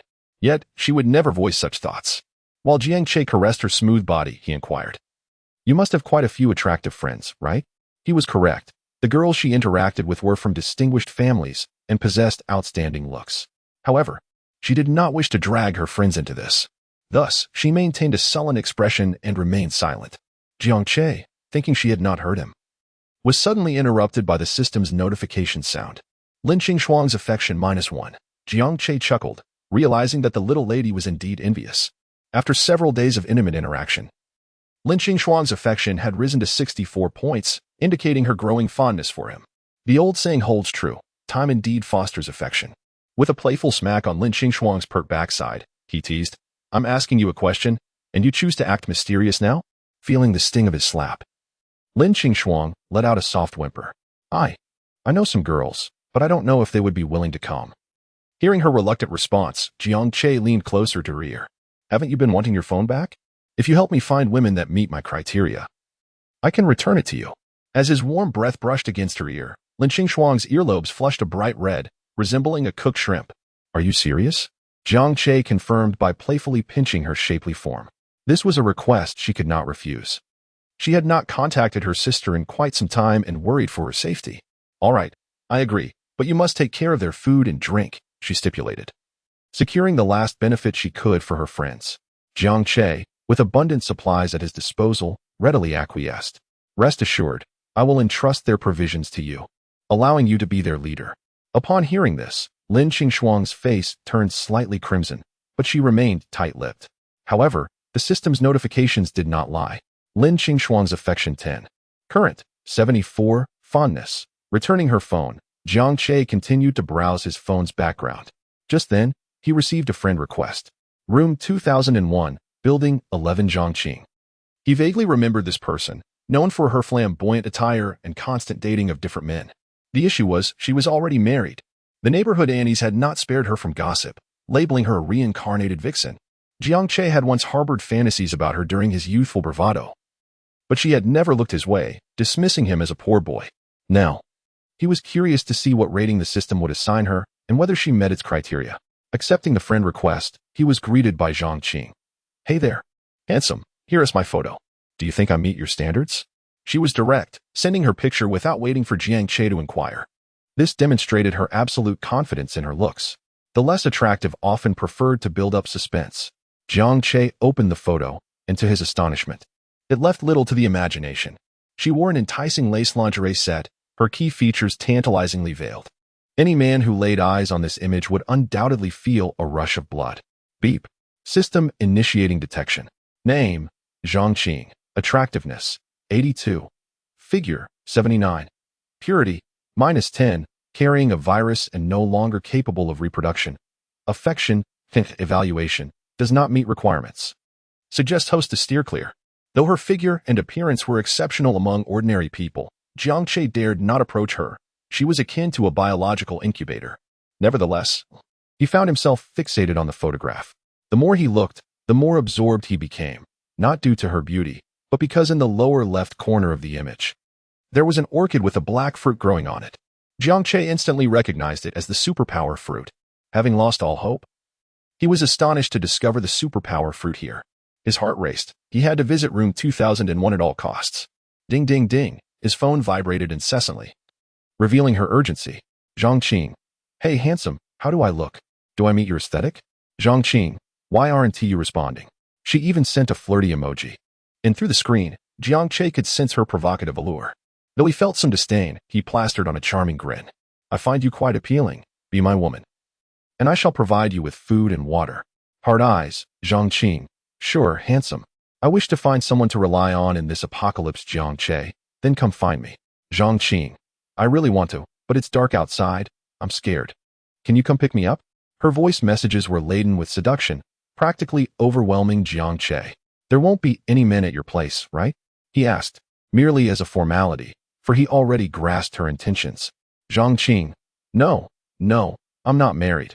I live alone. What a blatant lie. Jiang Che stifled a laugh. She might fool some Navi boys, but he had no intentions of exposing her.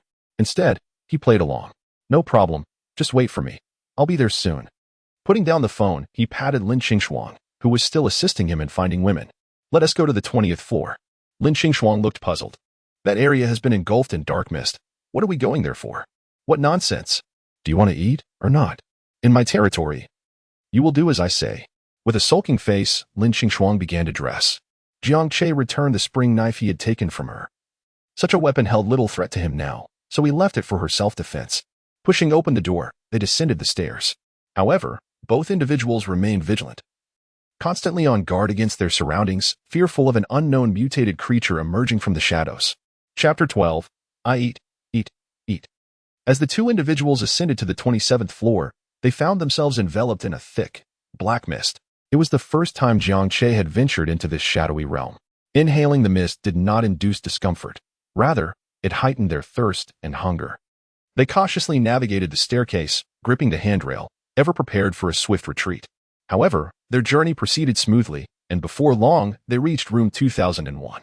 To obscure their identities, Jiang Che and Lin Qingshuang donned masks. He knocked on the door, but silence greeted him from within.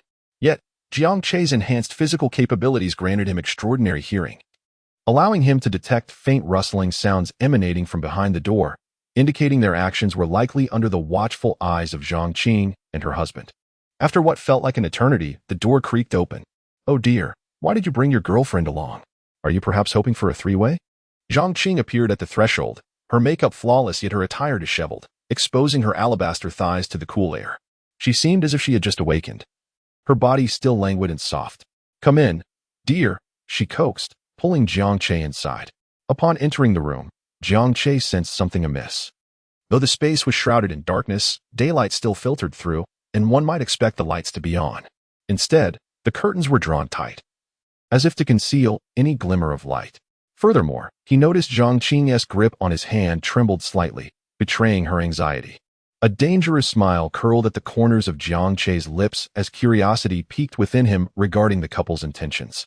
"Jiang Che, where are you taking me?" he inquired. At his question, Jiang Che flinched. "Ah, dear, I'm feeling quite restless.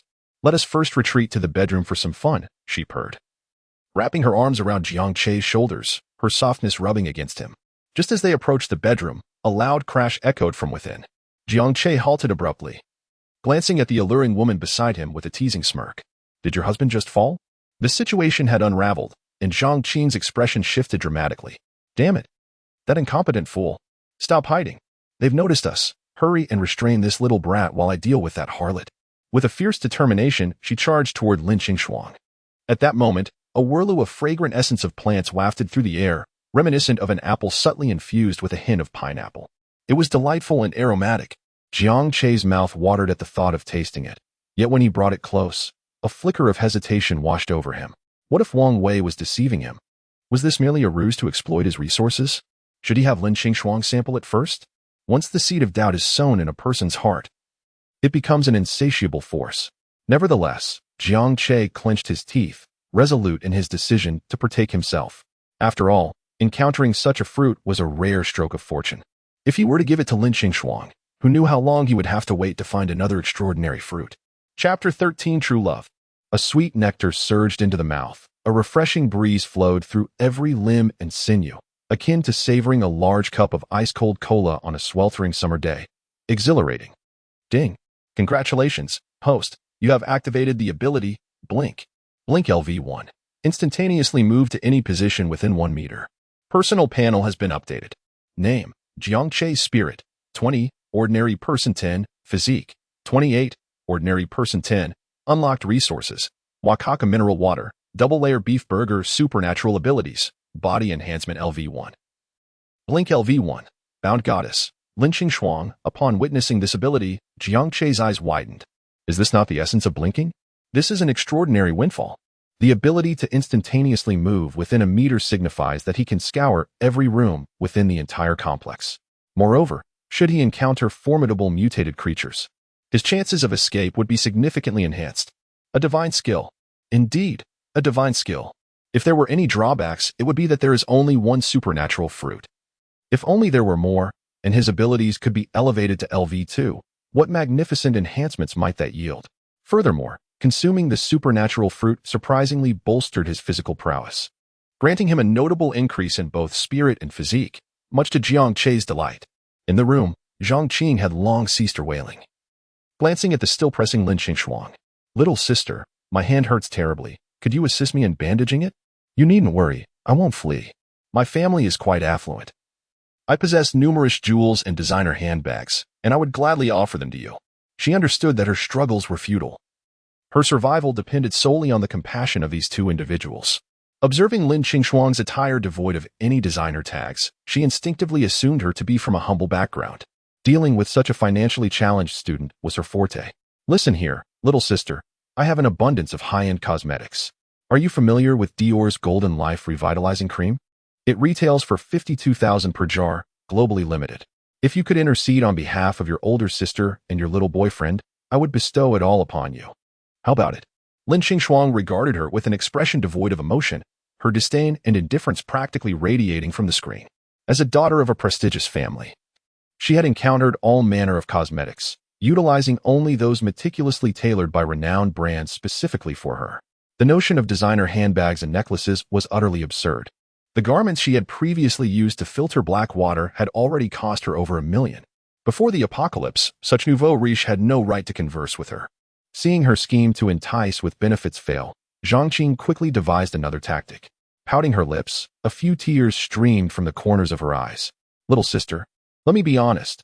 I am 3 months pregnant. Could you spare my life for the child's sake? I would serve you faithfully as a maid. I implore you."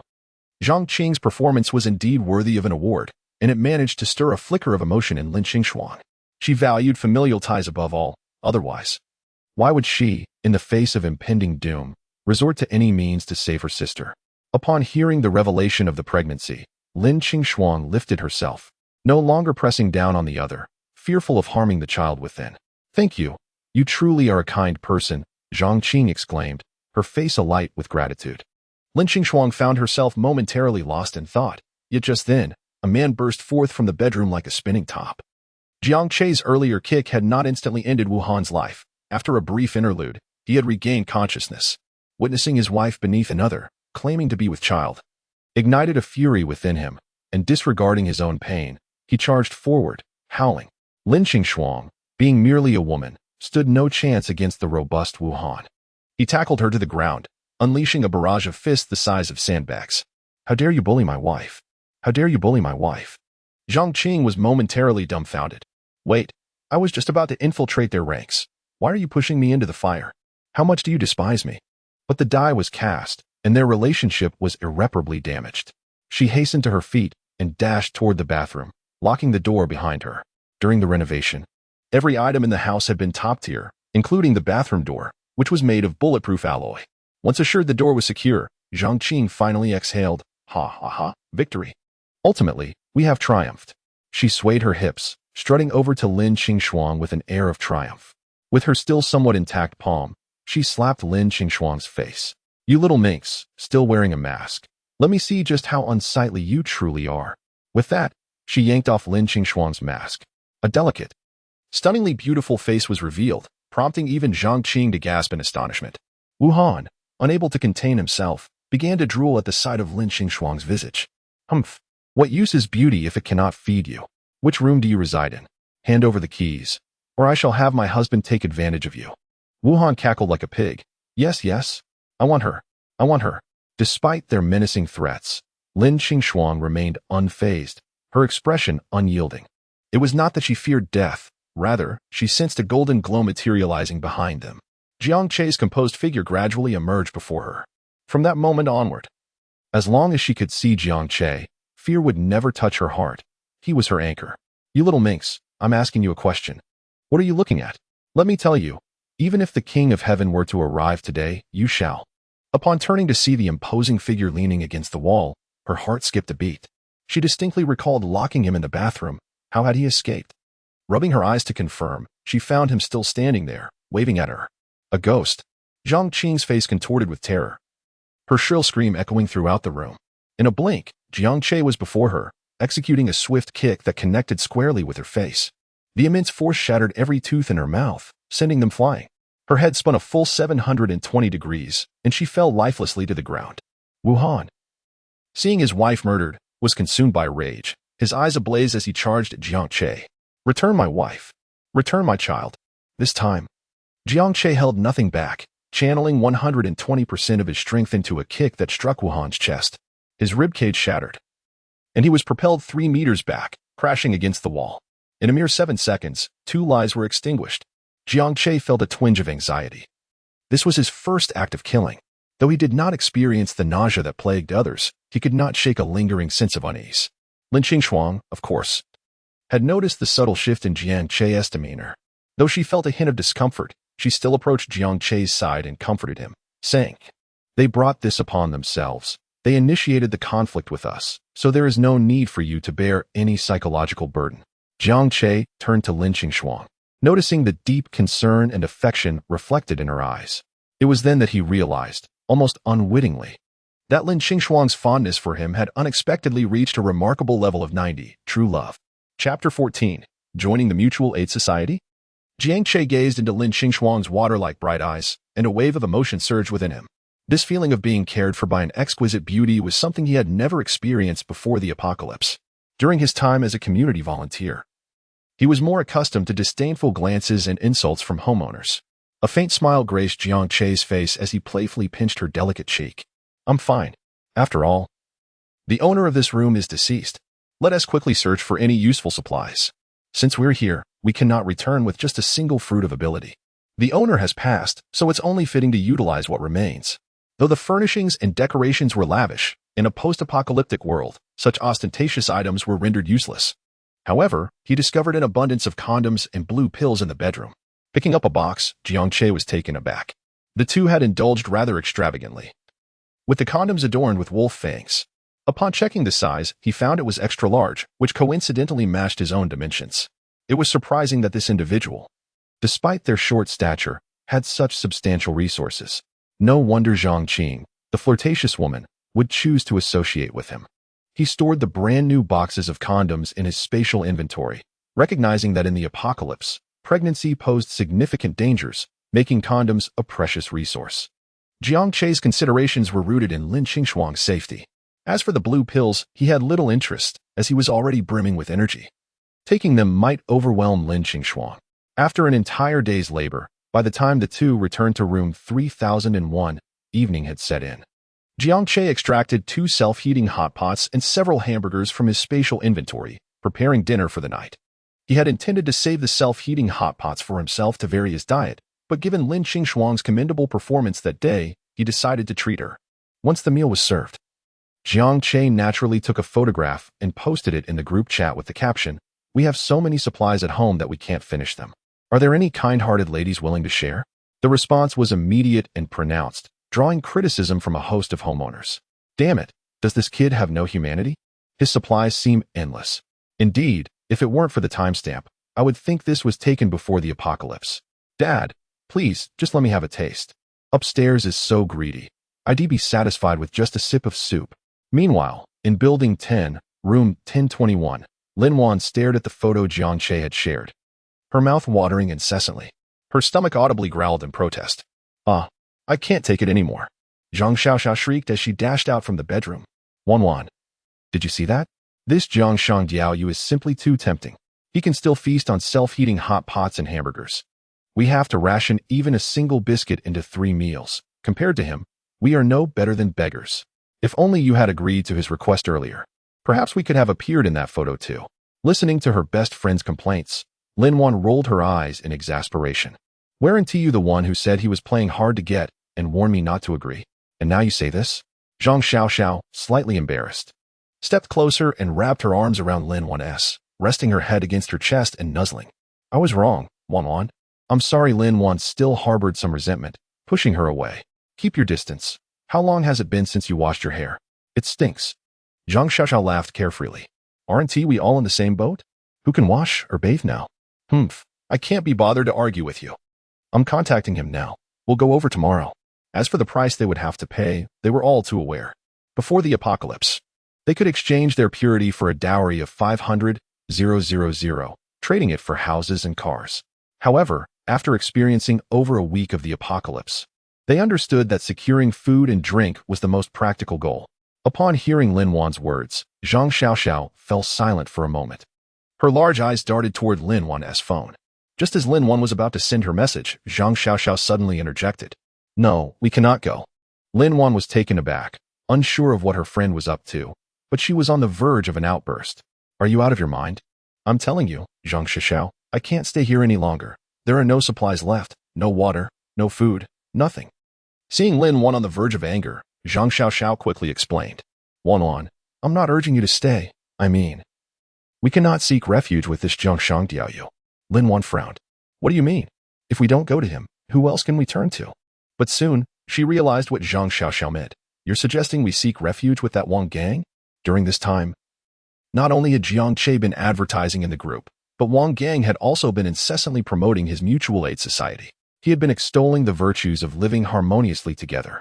Just moments ago, he had posted a message in the group. Building 8. Room 603 Wang Gang. Our mutual aid society will begin actively seeking supplies from the outside world starting tomorrow. If you see us, feel free to open your door. You can choose to join us, and we will share some supplies with residents facing difficulties.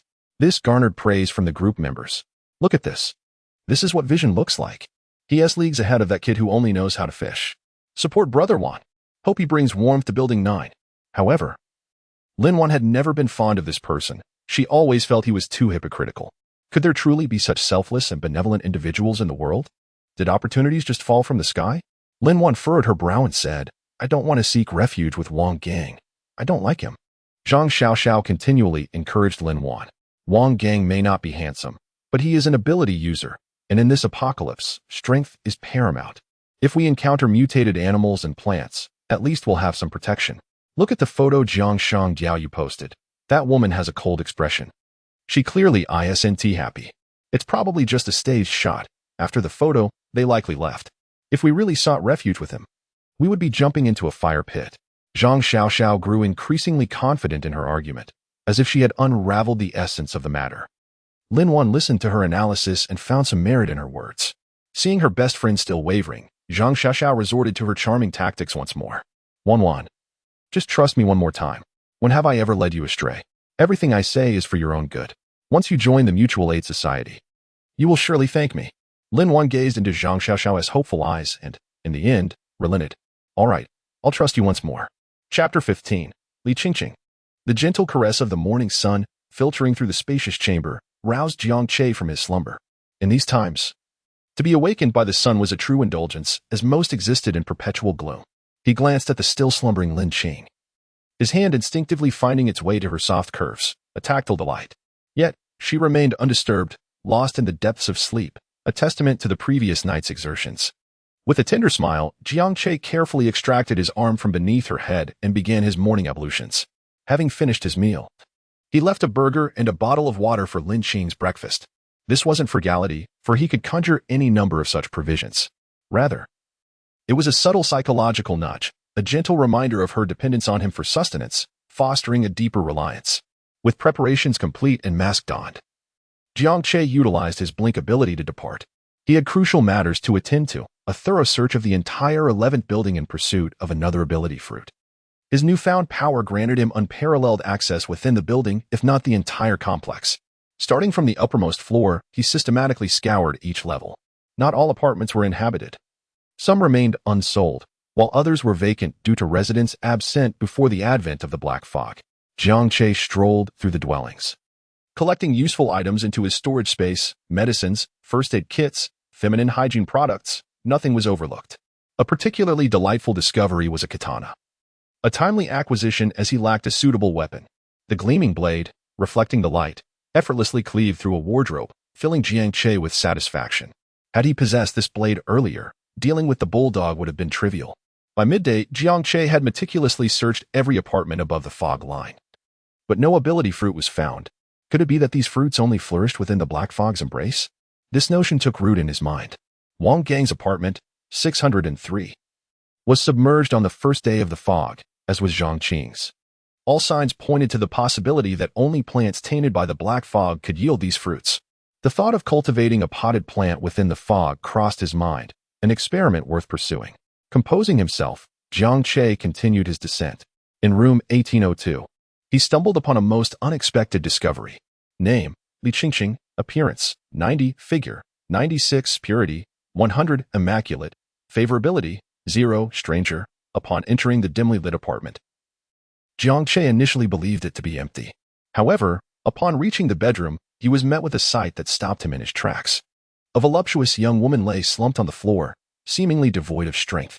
She wore a white, form-fitting tank top adorned with a bear motif, accentuating her figure and slender waist. Her lower half was clad in a micro-mini JK skirt, showcasing her curvaceous hips and rounded thighs. Her physique and aura were of the highest caliber. However, her face was ashen, drenched in perspiration, and her breathing was labored. She was clearly in distress. Jiang Che recognized the gravity of the situation and rushed forward, examining her eyes and noting the dilation of her pupils, a sign of impending shock. After a thorough examination, He discovered a large abscess on her inner calf, oozing a dark fluid, the apparent source of her suffering. "Hey, wake up. Can you hear me? How did you get this injury?"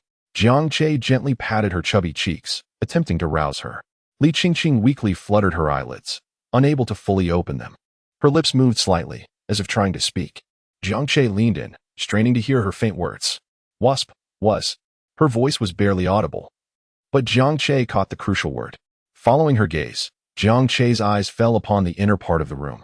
What he saw caused him to gasp. He had never seen such a colossal wasp. It was the size of a wash basin, its body severed in two. Yet the stinger of its lower half continued to pierce the air. Its massive mandibles snapped incessantly, indicating that it was not entirely dead. Prioritizing safety, Jiang Che drew his katana and dispatched the creature with 2 swift strokes, its innards splattering. Even before the apocalypse, wasp stings were potent. The venom of this mutated specimen must be terrifying. Jiang Che retrieved the medications he had scavenged, searching for something useful. Fortunately, 2 were suitable: ibuprofen for pain and inflammation, and loratadine to prevent allergic reactions. He opened a bottle of mineral water, intending to administer the medicine, but found that Li Qingqing had lost consciousness. With no other option, Jiang Che positioned her body upright, placed the pills in his mouth, and transferred them to her through mouth-to-mouth resuscitation. He wasn't the type to take advantage of someone in such a state, but he couldn't allow such a young woman to perish.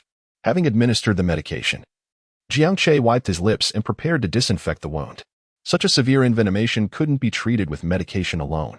After rummaging through the kitchen, he found an unopened bottle of white vinegar, ideal for neutralizing the alkaline venom. He found a wash basin and used mineral water to clean the wound on her calf.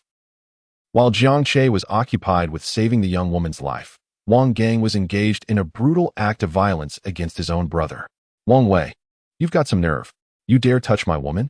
Wang Gang's face contorted with rage as he glared at his brother, who lay on the ground like a discarded animal. "Zhang Lili is my wife." Wang Wei's face was swollen, making it difficult to speak, but his defiance was clear. "Your wife? What wife? She sleeps with me every night, so she's my wife. Besides, do you even deserve a wife? Weak as a chicken." In this apocalyptic world, strength reigns supreme. Only the powerful are worthy of possessing women. As you've heard these past few days, her cries at night are resoundingly loud. Can you fathom her joy? She even proclaimed her desire to bear my children. Ha ha ha. Observing the sinister grin on Wang Gang's face, Wang Wei was engulfed by a profound sense of resentment. The fury in his eyes was nearly palpable, while silent tears streamed ceaselessly down his cheeks, defying all attempts to be stifled. Chapter 16. The Hunt. Seeing the furious expression on Wang Wei's face, Wang Gang felt an overwhelming sense of satisfaction. Since childhood, he had always been overshadowed by his younger brother. Wang Wei excelled academically, serving as a source of pride for their parents, while Wang Gang struggled, failing to pursue further education after high school, a stain on his family and Appo's reputation in their eyes. Throughout their upbringing, all the best things were reserved for his brother. And as they grew older, their parents depleted their resources to ensure Wang Wei had a wife and a home. What did Wang Gang have? He wished to start a small business, but his parents offered him no financial support. Reluctant to engage in manual labor, he often found himself shamelessly mooching off his brother's household for food and money. However, now that the apocalypse had arrived, he had transformed into an extraordinary being, capable of trampling all those who had once looked down on him. This newfound power filled him with immense exhilaration, as if he were the protagonist of a novel poised to ascend to the pinnacle of life. Wang Gang struck Wang Wei's swollen head with his large hand, the sound echoing like a bouncing ball. "Wang Wei, you should be grateful that you are my brother. Had I not been living in your home, you would have likely been devoured by the mutated monsters, leaving nothing but bones behind. Yet, you lack gratitude and even dared to attempt to steal my woman while I was away." Gradually tightening his grip, Wang Gang's hand produced ominous cracking sounds, as if he might crush Wang Wei's skull at any moment. Yet, he soon released his hold. "Rest assured, I shall not let you die. I will chain you in the bedroom, forcing you to witness how I revel in Zhang Lili, and watch as I ascend to the highest echelons in this new world." With that, Wang Gang stood up, and his 2 henchmen approached to escort Wang Wei to the bedroom. "Boss, we have a few more people seeking refuge with us." A middle-aged man with gold-rimmed glasses and a sharp face said quietly as he approached Wang Gang. His name was Chun Chun, a resident of Building 8, and a loyal follower who had pledged allegiance to Wang Gang on the first day of the Mutual Aid Association's establishment. He not only contributed food and water, but quickly became Wang Gang's trusted right-hand man. Wang Gang sat confidently on the sofa and waved his hand dismissively. Bring them in. I wish to see them. Qingshuang hastily nodded and exited, returning shortly with 6 or 7 newcomers. Wang Gang cast a glance at them. Disappointment etched on his face as he exclaimed, "What the hell? Why are they all men? Not a single woman among them." The newcomers were startled by Wang Gang's booming voice, exchanging nervous glances. This was far from the harmonious mutual aid association they had envisioned. Instead, it resembled a den of bandits. Qingshuang, collect their phones so they can't leak information, Wang Gang ordered coldly. This was one of his strategies to consolidate power. By confiscating everyone's phones, no one outside would know what transpired here, allowing him to maintain his facade as a benevolent leader and attract more followers. As the phones were being collected, panic seized the newcomers. One middle-aged man in a suit stepped forward, his tone laced with indignation and challenge. "On what grounds do you take my phone? This is nothing like what you described in the group. This is illegal detention." His attire suggested he had been well off before the apocalypse, perhaps even a member of management, and he spoke with the authority of someone accustomed to power. However, before he could finish, Wang Gang waved his hand, uninterested. Instantly, 3 henchmen armed with clubs lunged at the suited man, mercilessly beating him with strikes aimed at his head.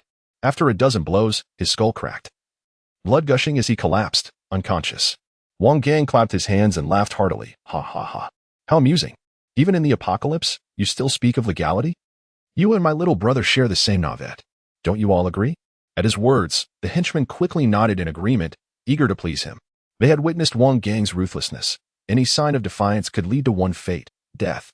Observing the plight of the suited man and Wang Gang's dominance, most reluctantly surrendered their phones. However, a young man in a hoodie, his face pale with dread, trembled as he declared, Jiang Che emerged from the room, a small mirror in hand, meticulously examining her makeup. "How do I look? Am I beautiful?" she inquired, striking a pose she believed to be exquisite, her face radiating pride.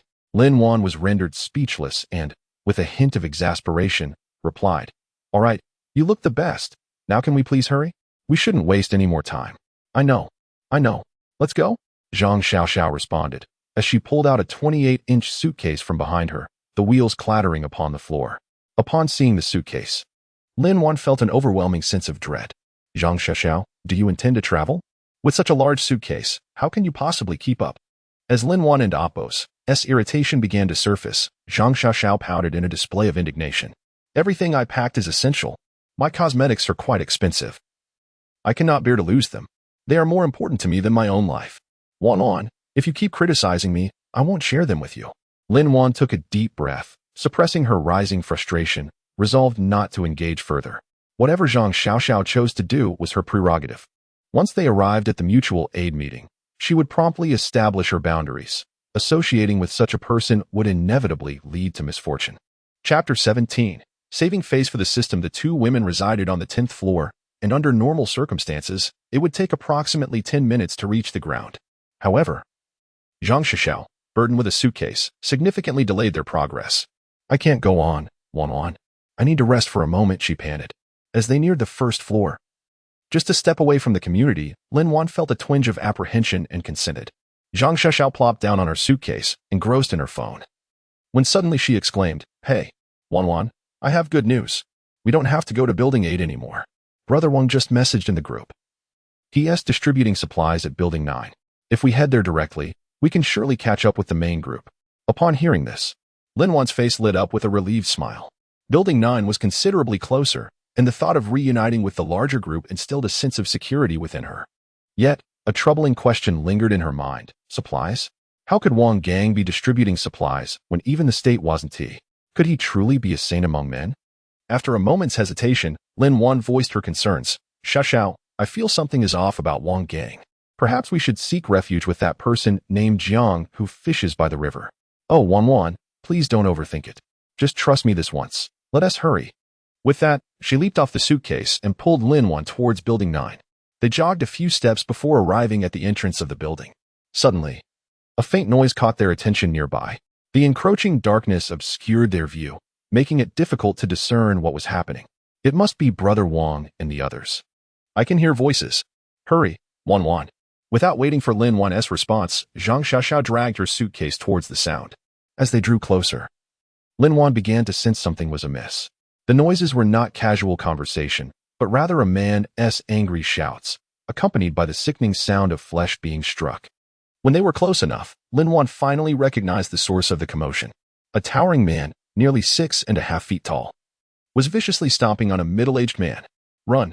You were quick enough before. If you refuse to join the Mutual Aid Society, your only fate is death. Upon seeing the man's face, Lin Wan immediately identified him as Wang Gang, the so-called do-gooder from their group. Wang Gang noticed the sound of the suitcase being dragged and turned to see two stunning beauties, particularly the one in the form-fitting athletic wear, whose beauty was utterly breathtaking. Determined, he resolved to possess both women, as he had grown weary of Zhang Lili. Today, he yearned for a change of taste. With a forced smile, he approached them slowly.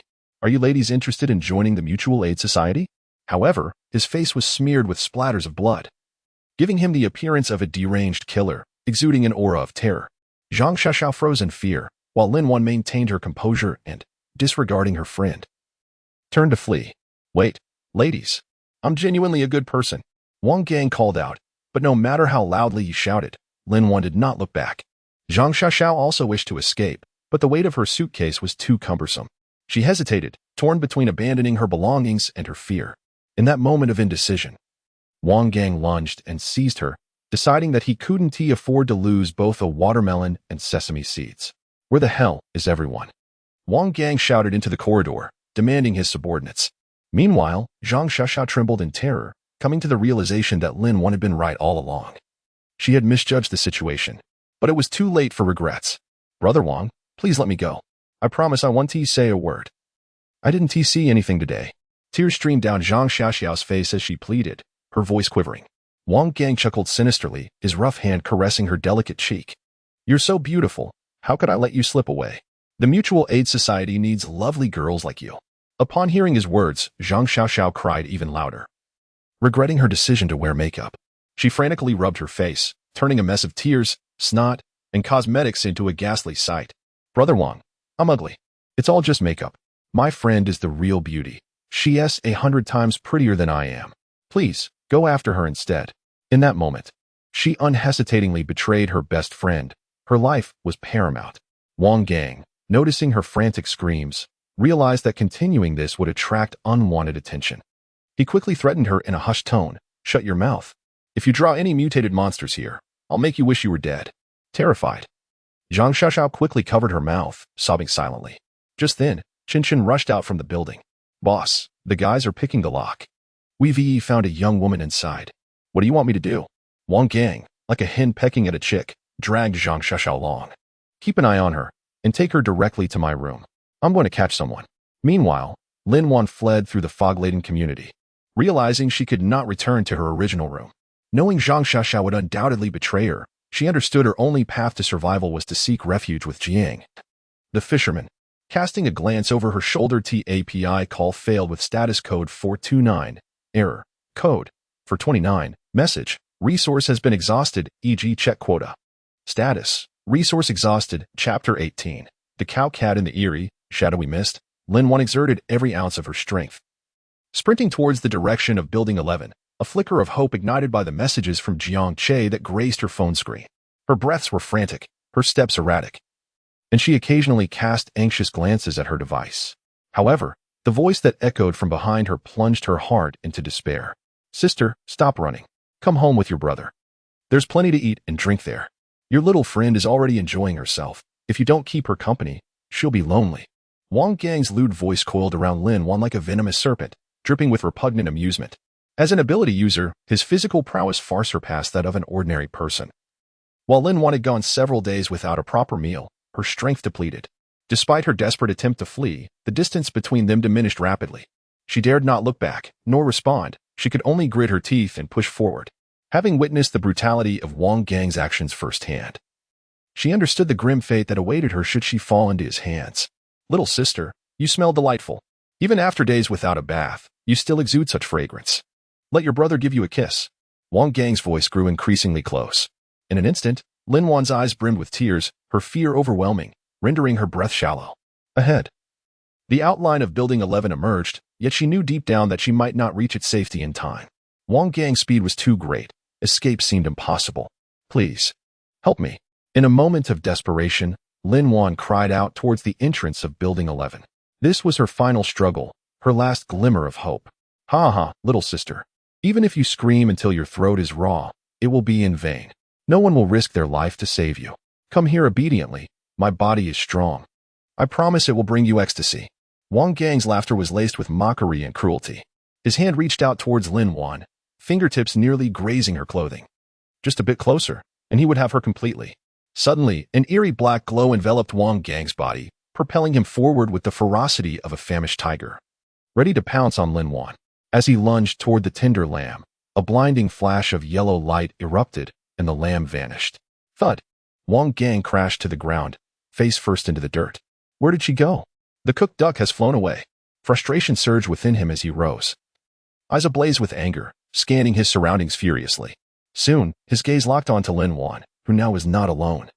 A young man clad in black and wearing a mask held her tightly in his embrace. Lin Wan nestled against Jiang Che, her heart racing as if it might leap from her chest. She was uncertain how she had arrived in his arms, but she knew that without his timely intervention, she would have surely fallen into Wang Gang's clutches. Inhaling the clean scent emanating from Jiang Che, she felt an unexplainable sense of security wash over her. Little beast, I warn you not to meddle, or you may lose your life. Wang Gang seethed, his voice dripping with rage as he glared at the pair. It infuriated him that this young fool had stolen the opportunity he believed was rightfully his. Jiang Che gently patted the beauty in his arms before slowly releasing her. So, you are Wang Gang? He approached the menacing figure, having initially suspected a mutated creature was pursuing Lin Wan. Yet here stood the leader of the Mutual Aid Society, a figure far removed from the benevolent persona portrayed in their group chats, now resembling an unrestrained bandit. Wang Gang, unnerved by Jiang Che's calm demeanor, felt a flicker of doubt. He knows who I am. Why is he not afraid? Could he also be an ability user? With this thought, Wang Gang decided to alter his approach. Young man, I see you possess remarkable skills. If you hand over that woman, I will offer you a place in the Mutual Aid Society, second only to me. What do you say? Jiang Che scoffed. Not a chance. With a scoundrel like you at the helm, your society is nothing more than a den of thieves. I suggest you vanish from my sight. You will never take this woman.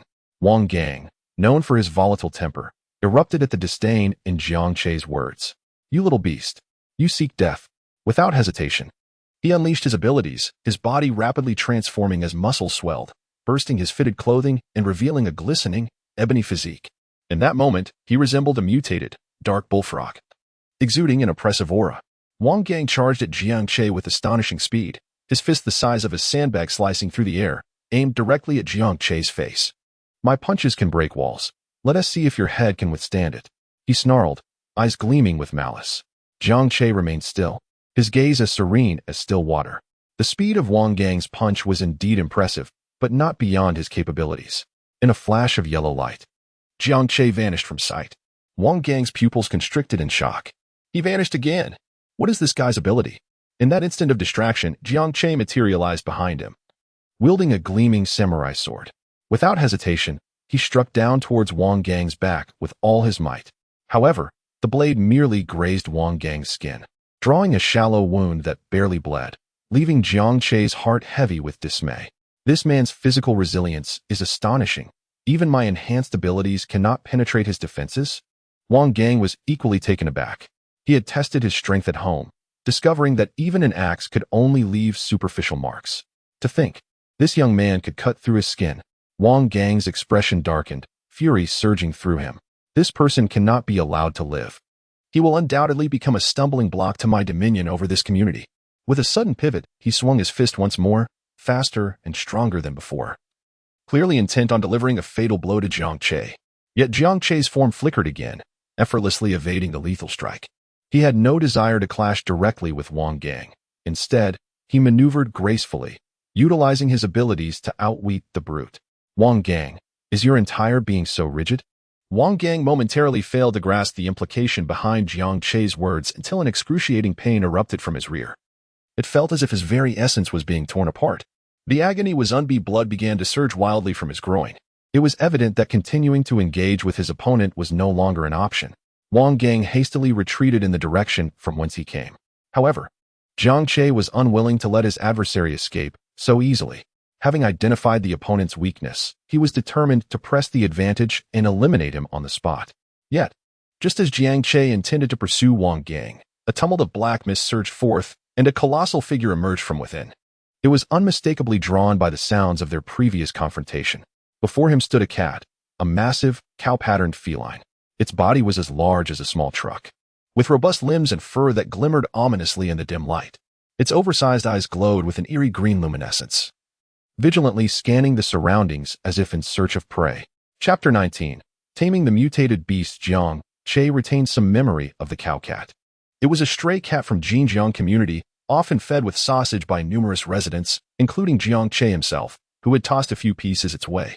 Back then, it was a docile little creature, occasionally rubbing against the legs of passers-by while emitting a few charming meows. However, the imposing creature before him was no longer that gentle stray. Its emerald eyes sparkled with a primal ferocity. Clearly, it no longer recognized Jiang Che. With a roar of wind, its enormous paw descended upon him. Jiang Che's heart raced as he swiftly activated his powers, narrowly evading the strike. The impact of the paw against the ground created a massive crater, sending dust and debris flying. A glance at the deep indentation filled him with dread. Not only could his body not withstand such a blow, but even an ability user like Wang Gang would likely be reduced to pulp by that strike. At this moment, Jiang Che had no time to pursue Wang Gang. He grasped the still-dazed Lin Wan, and, utilizing his ability to blink 5 times in quick succession, hurriedly led her into the corridor of Building 11. Yet, the cow-cat was undeterred, its colossal pole reaching into the building, wildly battering the walls and floor. Jiang Che had already ushered Lin Wan into the fire escape. He leaned against the wall, breathing slightly heavier, his gaze watchful towards the corridor. Lin Wan gripped his arm tightly, her face pale, evidently still reeling from the earlier peril. What is happening? Lin Wan's voice quivered. Her eyes filled with fear. Jiang Che did not respond immediately. Instead, he whispered, "Let us not dwell on that now. It's unsafe here. We must ascend quickly." After using his ability numerous times, he felt weary. The ability required mental strength, and with only 20 points of mental energy left, using it 10 times had pushed him to his limits.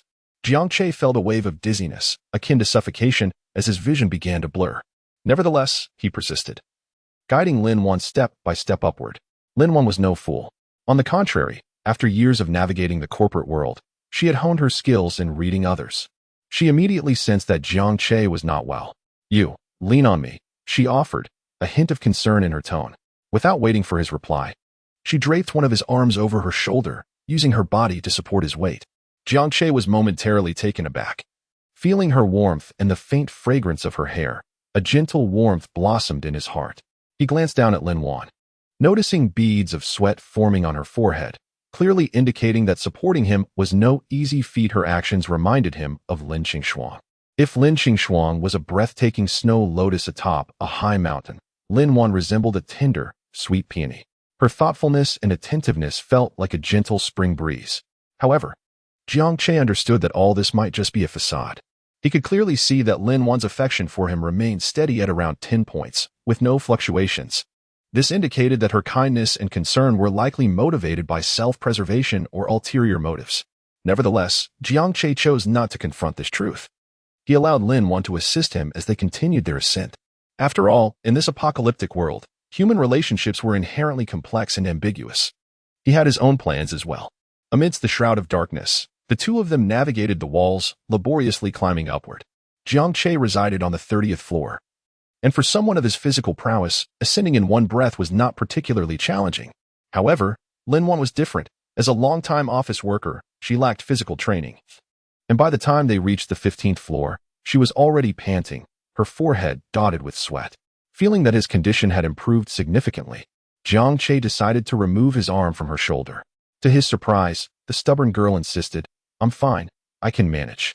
Lin Wan gritted her teeth, her tone resolute, clearly unwilling to show weakness before Jiang Che. Seeing her determination, he decided not to press the issue further, allowing her to continue supporting him. They ascended step by step, their footsteps echoing in the empty stairwell. However, as they reached the 18th floor, a low growl resonated ahead. Lin Wan's legs weakened in fright, almost causing her to see the sound of knocking echoed through the air, stirring a wave of joy within Lin Qingshuang and Amp Oppo's heart. Barefoot, She nearly dashed to the door, eagerly flinging it open. Standing outside was indeed Jiang Che, and her anxious heart finally settled, a smile unwittingly gracing her face. You're back, she said, her voice tinged with an unmistakable delight, so much so that for a fleeting moment, she almost leapt into Jiang Che's embrace. However, her pride and restraint held her back from succumbing to that impulse. Jiang Che merely responded with a casual before striding into the room. At that moment, Lin Qingshuang noticed that a woman was trailing behind him. Moreover, she was an exceptionally beautiful woman. Her emotions instantly shifted from joy to a complex mixture, tinged with displeasure. What is going on? I only closed my eyes for a moment, and he brings back another woman? She mused inwardly, her gaze involuntarily scrutinizing Lin Wan. Although Lin Wan's looks were slightly inferior to hers, her figure was undoubtedly superior, particularly her abundant curves that made Lin Qingshuang envious. Just as animals possess territorial instincts, so do humans. After all, she had painstakingly grown accustomed to the life of just the two of them, only to suddenly find a third party intruding. A palpable hostility towards Lin Wan emerged in her eyes. Jiang Che seemed oblivious to Lin Qingshuang's emotional shift, calmly introducing them. This is Lin Qingshuang, my woman. And this is Lin Wan, also my woman. Upon hearing Jiang Che's candid introduction, Lin Wan's face flushed with a hint of embarrassment and shyness. Nevertheless, she quickly regained her composure, offering a professional smile and extending her hand. Hello, I'm Lin Wan. I hope to have your guidance in the future. However, Lin Qingshuang had no intention of reciprocating the handshake. A flicker of coldness crossed her eyes, and her heart brimmed with disdain. Shake hands? What level does she think she is at to be worthy of that? Her proud nature flared up again, and she turned her head away dismissively, striding up to Jiang Che with a tone laced with both reproach and concern. What were you doing today? You didn't even let me know. I was worried about you. Lin Qingshuang's tone, no longer icy as before, carried an elusive tenderness. Chapter 20. Intrigue in the palace. Jiang Che immediately discerned the subtle tension between Lin Qingshuang and Lin Wan, yet he had no intention of intervening. On the contrary, he believed that this might not be a negative development for Lin Qingshuang. After all, her previous life had been excessively comfortable, devoid of any sense of urgency. The presence of Lin Wan might prompt her to cherish her current circumstances more deeply. I went upstairs to search for some supplies. One can grow weary of eating hamburgers. Jiang Che explained nonchalantly, as if it were an utterly mundane matter. Lin Wan paused, momentarily taken aback by his words. Goodness, one can tire of hamburgers? How lavishly have you two lived? She mused inwardly. Initially, she had thought that the images Jiang Che shared in the group chat were somewhat exaggerated, perhaps even fabricated. However, the reality appeared to be quite the opposite. They had not only refrained from embellishing their situation, but had understated it significantly. With this revelation, a wave of regret and self-reproach washed over Lin Wan. She couldn't help but recall her close friend, Zhang Xiaoxiao. Had she not constantly deterred me? Perhaps I too could be indulging in hamburgers every day. She silently lamented, concealing her feelings behind a composed facade. Jiang Che glanced at the time, realizing it was already afternoon, and his stomach began to grumble. He promptly retrieved an array of ingredients from his space: steak, bird's nest, Buddha jumps over the wall, and even some fresh vegetables. These were all untainted foods he had salvaged from the refrigerators of other residents. Although Lin Wan had witnessed Jiang Che and Wang Gang's combat prowess and knew he was an ability user, the sight of such an abundant spread still left her astounded. Her mouth involuntarily watered, a mixture of surprise and disbelief coursing through her. Jiang Che was remarkably generous in presenting these precious supplies. Which of you can cook? Jiang Che casually inquired, surveying the two. Lin Qingshuang opened her mouth, initially eager to volunteer, but ultimately fell silent. She truly lacked culinary skills. In her home, either the nanny cooked or they dined out. Even the kitchen in their current residence had seen no more than two uses. Noticing Lin Qingshuang's reaction, Lin Wan instantly understood. She raised her hand with a hint of pride in her voice, declaring, I often cook at home. I can take charge of the meals. After saying this, she provocatively cast a glance at Lin Qingshuang, her eyes brimming with confidence and triumph, unmistakably conveying the message. You cannot, but I can. Lin Wan had grown indifferent to offending Lin Qingshuang. She recognized that within this household, only Jiang Che's words held weight. As long as she could curry favor with him, Lin Qingshuang's status would pose no threat. In her mind, while Lin Qingshuang appeared imperious, she was no different from herself, both relying on Jiang Che for survival. Once I earn Jiang Che's trust, perhaps before long, Lin Qingshuang will have to bow and greet me. Lin Wan secretly plotted, all the while maintaining an appropriately pleasant smile. Jiang Che nodded, entrusting all the ingredients to Lin Wan. Meanwhile, Lin Qingshuang sat on the sofa beside him, her slender fingers turning white from the pressure. Her gaze occasionally darting towards the bustling Lin Wan in the kitchen, her heart a tumult of disquiet. I must do something too. I need to demonstrate my worth to Jiang Che. Only then can I bring my sister back. Lin Qingshuang resolved inwardly. Over the past few days, she had not only assisted Jiang Che in selecting women, but had also contacted her sister, Lin Qingshuang. Despite the dense black mist that had enveloped Jinhai University, the institution's military ties had allowed for a quicker restoration of order than in the residential complex. Lin Qingshuang informed her that their counselor had unexpectedly become an ability user, and under the counselor's protection, their lives were temporarily secure. Upon hearing this news, Lin Qingshuang felt a slight relief. Simultaneously, Lin Wan was energetically engaged in the kitchen. She moved swiftly, and before long, a sumptuous feast was laid out on the table.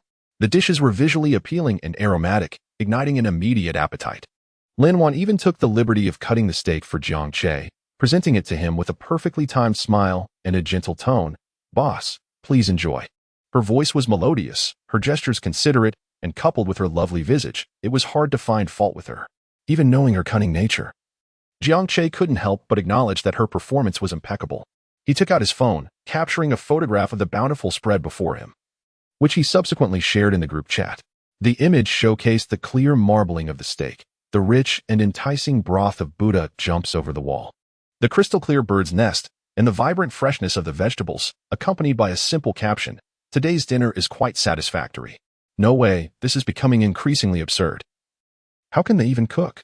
Are they truly living in this world? Perhaps this is a message from a parallel universe. Wow, another lovely lady has joined. And they are all stunning. This guy must be having the time of his life tonight. I haven't eaten in 3 days. I beg you. Could you spare me a morsel? I would gladly serve you. Give it up. The person above, even if they were to accept cattle or horses, they would only take female ones. What are you even worth? Jiang Che had already treated the group chat as a social circle. As long as a woman meeting his standards approached him, he considered it a win.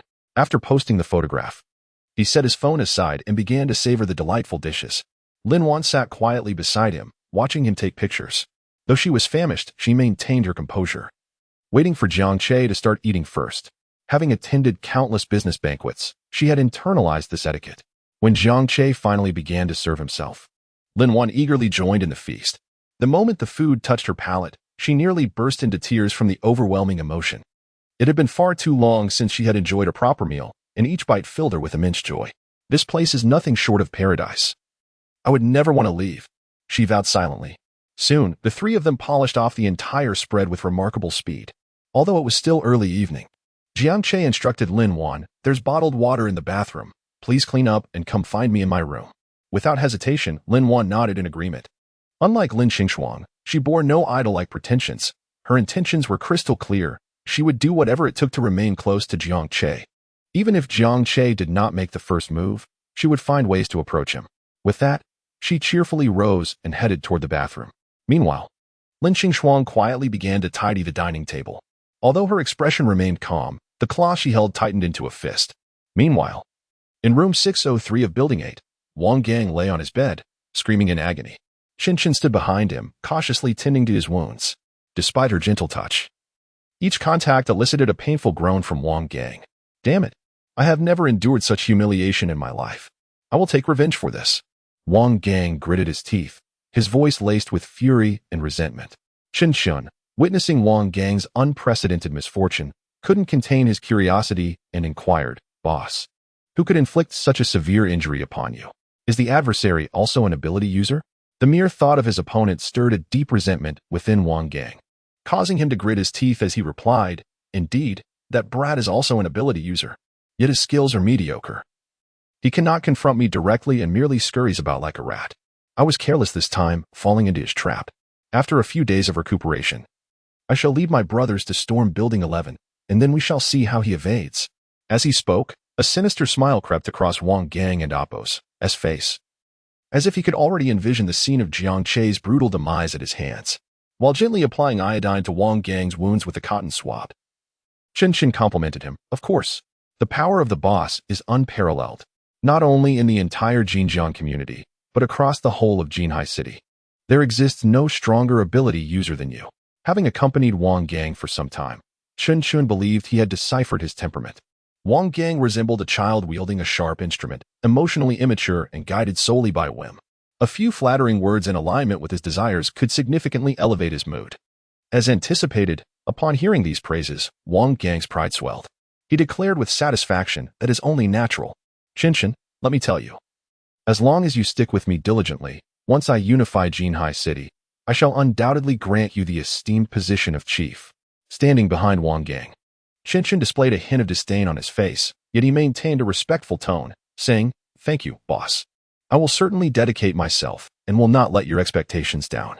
Chapter 21. The Spirit Fruit. By the way, boss, you mentioned that another ability user has emerged in our community.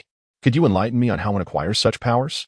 Qingshuang, while cautiously applying medicine to Wang Gang, inquired tentatively. In this apocalyptic era, who wouldn't wish to become an ability user? Qingshuang had initially joined the Mutual Aid Society, offering all his supplies, in hopes of gleaning the secret to becoming an ability user from Wang Gang. However, Wang Gang had always been tight-lipped about it. Anyone bold enough to ask would either receive a scathing rebuke or, worse, a brutal beating. Qingshuang and Appo's inquiry was a considerable risk. Yet today, Wang Gang seemed unusually pleased, perhaps flattered, and surprisingly did not respond with anger. He lowered his voice, speaking in a conspiratorial tone. "Qingshuang, I trust you, so don't let this slip." Qingshuang immediately nodded fervently, hastening his actions, his tone brimming with sincerity. "Boss, you know my character. I will certainly keep it under wraps." Wang Gang nodded in satisfaction, cleared his throat, and continued in a hushed voice. "It's a rare black fruit that grows on plants. If you ever find it, be sure to inform me immediately." Qingshuang nodded repeatedly, his tone laced with flattery. "Rest assured, boss, I am 100% loyal to you." However, as he spoke, a thought involuntarily crossed his mind, causing him to grip a little tighter. "Damn it, Qingshuang, you fool, ease up. You're killing me." Wang Gang suddenly roared, startling Qingshuang into halting his movements immediately. "Sorry, boss, I got a bit too engrossed and lost track." Qingshuang quickly apologized, his voice tinged with trepidation. Wang Gang waved his hand impatiently. Enough, stop that. Where is the woman I asked you to keep an eye on? Did you bring her back?" Qingshuang replied promptly. "Don't worry, boss. I've locked her in the adjacent room. If you want her, I can fetch her right away." Wang Gang grunted affirmatively, and Qingshuang promptly set down the medicine bottle, striding out of the room. In the adjacent room, Zhang Xiaoxiao huddled in the corner, her face streaked with tears, sobbing like a broken flower. The suitcase she had once treasured lay in ruins, her precious cosmetics scattered and rendered useless. She never expected that the actual Mutual Aid Society would resemble a hellish nightmare. Just as despair enveloped her, the door was suddenly kicked open with a resounding bang. Qingshuang entered with two underlings, casting a cold glance her way. "You too. Bind her and take her to the boss's room," Chun Chun instructed, his expression impassive. The two burly men advanced towards Zhang Xiaoxiao.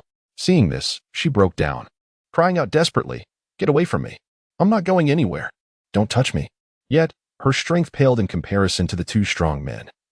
And despite her frantic resistance, they subdued her effortlessly. Observing her disheveled state, Qingshuang shook his head, his tone tinged with a hint of helplessness. "Sister, I advise you not to resist. Wang Gang isn't as lenient as I am. If you provoke him, he could kill you without a second thought." Upon hearing this, Zhang Xiaoxiao seemed to grasp a lifeline.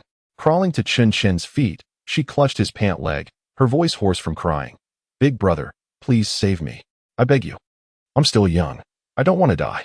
Qingshuang crouched down, gently brushing aside Zhang Xiaoxiao's disheveled hair.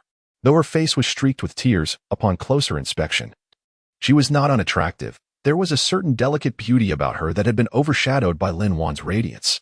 Qingshuang pinched her cheek, a flicker of compassion crossing his eyes. In a low voice, he said, "If you listen to me, I guarantee you won't die. Moreover, before long, you will be free from Wang Gang's control."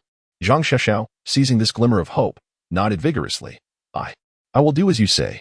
Whatever you ask, I will comply." Qingshuang nodded, retrieving a pack of wet wipes from his pocket, gently cleaning the tears and grime from her face. His actions were unexpectedly tender, yet his tone bore a note of warning. "When you enter Wang Gang's room, remember to do whatever he asks, and never resist. Do you understand?" A flicker of hesitation and struggle crossed Zhang Xiaoxiao's face, but ultimately, she nodded weakly, her voice trembling. I understand.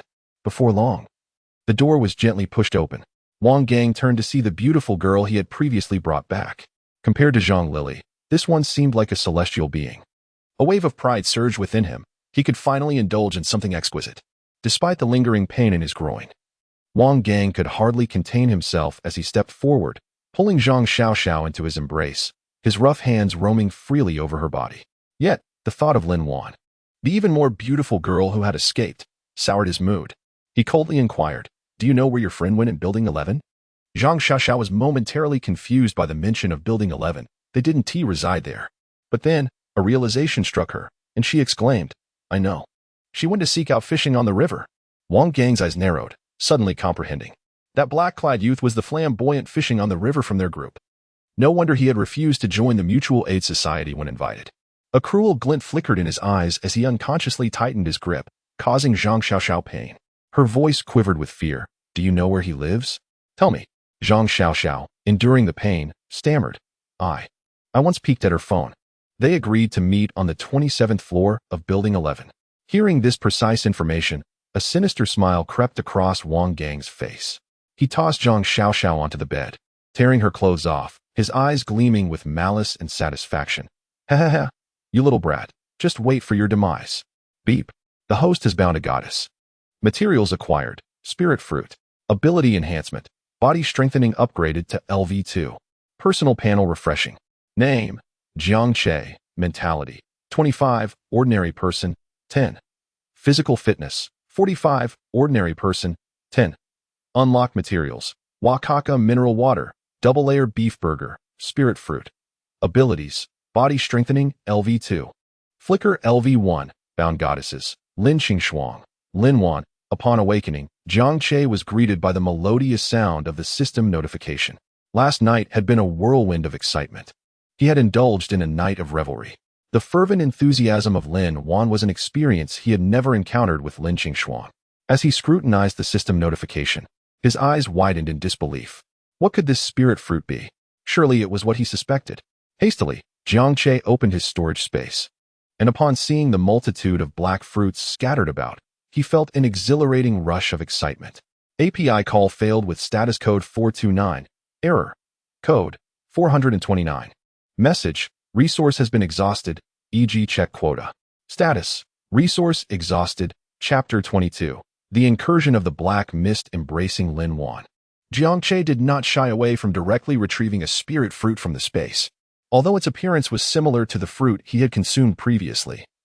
Jiang Che discerned subtle differences. The patterns on the shell were distinct, and the aroma it emitted was unlike any he had encountered before. Each type of fruit must have its own unique characteristics. Without hesitation, Jiang Che opened his mouth and placed the fruit inside. A fragrance reminiscent of mangosteen blossoming in his mouth. It was exponentially more delectable than mangosteen, exuding a sweetness that was both refreshing and succulent. Ding. Spirit Power 3. New ability detected. Mental detection. Mental detection, centered on the host, with a radius of 10 meters. It allows the host to perceive all things without relying on sight. Once again, Jiang Che received an auxiliary skill, leaving him somewhat disheartened. He urgently required combat capabilities. Wang Gang was undoubtedly already fixated on him, and he anticipated that retribution would soon follow. If the adversary brought a large group to assault Building 11, his chances of victory felt rather slim. Moreover, the cowcat within the park was exceedingly formidable, leaving him with no choice but to flee. Lacking sufficient strength, Jiang Che was reluctant to leave Building 11. Activating mental detection, Jiang Che sought to comprehend the nature of this skill. The moment the ability was engaged, the world around him seemed to transform into transparency, as if he had transcended into a divine perspective. Nothing could escape his mental scrutiny. He observed a couple downstairs engaging in a fierce altercation over a cup of urine. He also spotted Lin Qingshuang, seated on the sofa with a book titled 108 Dishes to Captivate Men, engrossed in her reading. What was this foolish woman doing at such an early hour, barely past 5 in the morning? Jiang Che dismissed Lin Qingshuang's peculiar behavior and continued to survey the room. The novelty of observing the world from this perspective captivated Jiang Che, making him somewhat addicted to the experience. With this ability, the black mist could no longer obscure his vision. Within its depths, he could seize the initiative, acknowledging the prowess of mental detection. Jiang Che retracted the ability and retrieved another spirit fruit from the space, eager to see if he could enhance his capabilities further. However, just as he was about to consume it, he noticed Lin Wan gazing at him eagerly. After the tumultuous night, he had come to know Lin Wan more intimately. She was an exceptionally perceptive woman, adept at channeling her utmost efforts to please a man. While Lin Qingshuang satisfied Jiang Che's desire for conquest, Lin Wan offered him a sense of harmonious rapport that belonged to lovers. As Jiang Che's gaze shifted toward her, Lin Wan broke into a radiant smile. Leaning her beautiful face closer to his chest, Jiang Che smiled back. What is this? Do you wish to partake as well? Lin Wan nodded, having caught a whiff of the fruit's enticing fragrance. In this apocalyptic world, where nearly all vegetables and fruits had been tainted, being able to savor a piece of fruit was an extravagant delight. Jiang Che casually extended the fruit toward her, knowing that its unlocking was contingent upon her. Furthermore, in the boundless space, there was an infinite supply. There was no end to the fruit he could consume. Resting her head on Jiang Che's chest, Lin Wan curiously examined the oddly shaped fruit in her hands and softly inquired, "Boss, what kind of fruit is this? It looks so peculiar." Jiang Che pinched her delicate face and replied, "This is a supernatural fruit. Consuming it grants you extraordinary abilities." Upon hearing this, Lin Wan immediately sat up in astonishment. Disregarding her earlier modesty, her eyes widened in disbelief as she looked at the fruit. This was a supernatural fruit. In the future apocalypse, supernatural beings would undoubtedly dominate the world, yet she never imagined that he would bestow such a precious item upon her. However, she was not foolish. She quickly offered the fruit back to him. "Boss, such a valuable supernatural fruit should be consumed by you. Only with your strength can we maintain this stable life, right?" Lin Wan had always been a woman of considerable thoughtfulness. It was not that she was unwilling to consume the fruit. Rather, she feared that if she did, he might turn against her. She harbored deep suspicions that this fruit was a test from Jiang Che. "Truly, I am clever. I have escaped once again. Lin Wan, you are remarkable." Her heart swelled with self-approval. Yet Jiang Che did not accept the supernatural fruit. Instead, he drew Lin Wan into his embrace, gently caressing her smooth back. "This fruit is a reward for you. You performed admirably yesterday. Rest assured, as long as you sincerely follow me, this will not be the last supernatural fruit I give you." As his words faded, a system notification chimed in his ear. Lin Wan's affection 20, currently 55. A smile graced Jiang Che's face. He was adept at weaving grand aspirations. Hearing his words, Lin Wan felt a wave of relief wash over her as she placed the fruit in her mouth. Soon, Jiang Che observed her expression shifting continuously, first astonishment, then exhilaration. He empathized with her. He too had been similarly astonished upon first awakening his powers. Before long, Lin Wan emerged from her excitement of awakening her abilities. Her eyes became misty as she realized that her initial assumption of becoming Jiang Che's mere plaything was misguided. He not only provided her with abundant resources but was also willing to grant her supernatural fruit. How could she not feel touched? With her bare body straddling Jiang Che, she wrapped her delicate arms around his neck. Having experienced the previous night, she understood that Jiang Che relished this position. "Boss, I genuinely do not know how to express my gratitude. Without your presence, I cannot fathom the fate that awaited me." Her voice turned sultry and melodic. Gazing at her exquisite features, a surge of heat coursed through Jiang Che. Resting his forehead against hers, their faces drew nearer. "Did you not call me boss? As my employee, you must fulfill your duties." Upon hearing duties, Lin Wan's face flushed crimson. "Of course, boss, I will ensure your utmost comfort." With th rising from her slumber, she strode directly towards the kitchen, where a considerable amount of ingredients from the previous night remained. Lin Qingshuang, embarking on a culinary adventure, began to follow a recipe. At 9 in the morning, Jiang Che, rejuvenated and alert, finally pushed open his bedroom door. However, upon stepping out, he was met with a faint wisp of black smoke wafting through the air. Could it be? Had the dark mist risen so swiftly? It had already engulfed the 30th floor. A sense of astonishment flickered within Jiang Che, but upon glancing out the window, he was greeted by a pristine, azure sky. Something was amiss. This was no ordinary fog. Just then, Lin Qingshuang emerged from the kitchen, carrying a plate of something ominously dark. Attempting to stealthily dispose of it in the trash bin, only to lock eyes with Jiang Che. Her face, now smeared with soot, appeared even more disheveled than when she had first sought refuge with him. The chill demeanor she had maintained crumbled as she realized her blunder, prompting her to offer a heartfelt apology. "I merely intended to prepare breakfast, but it seems I have failed. I'm truly sorry." She timidly raised her gaze to Jiang Che, apprehensive of his reprimand. Yet, to her relief, Jiang Che merely exhaled in relief, refraining from chastising her.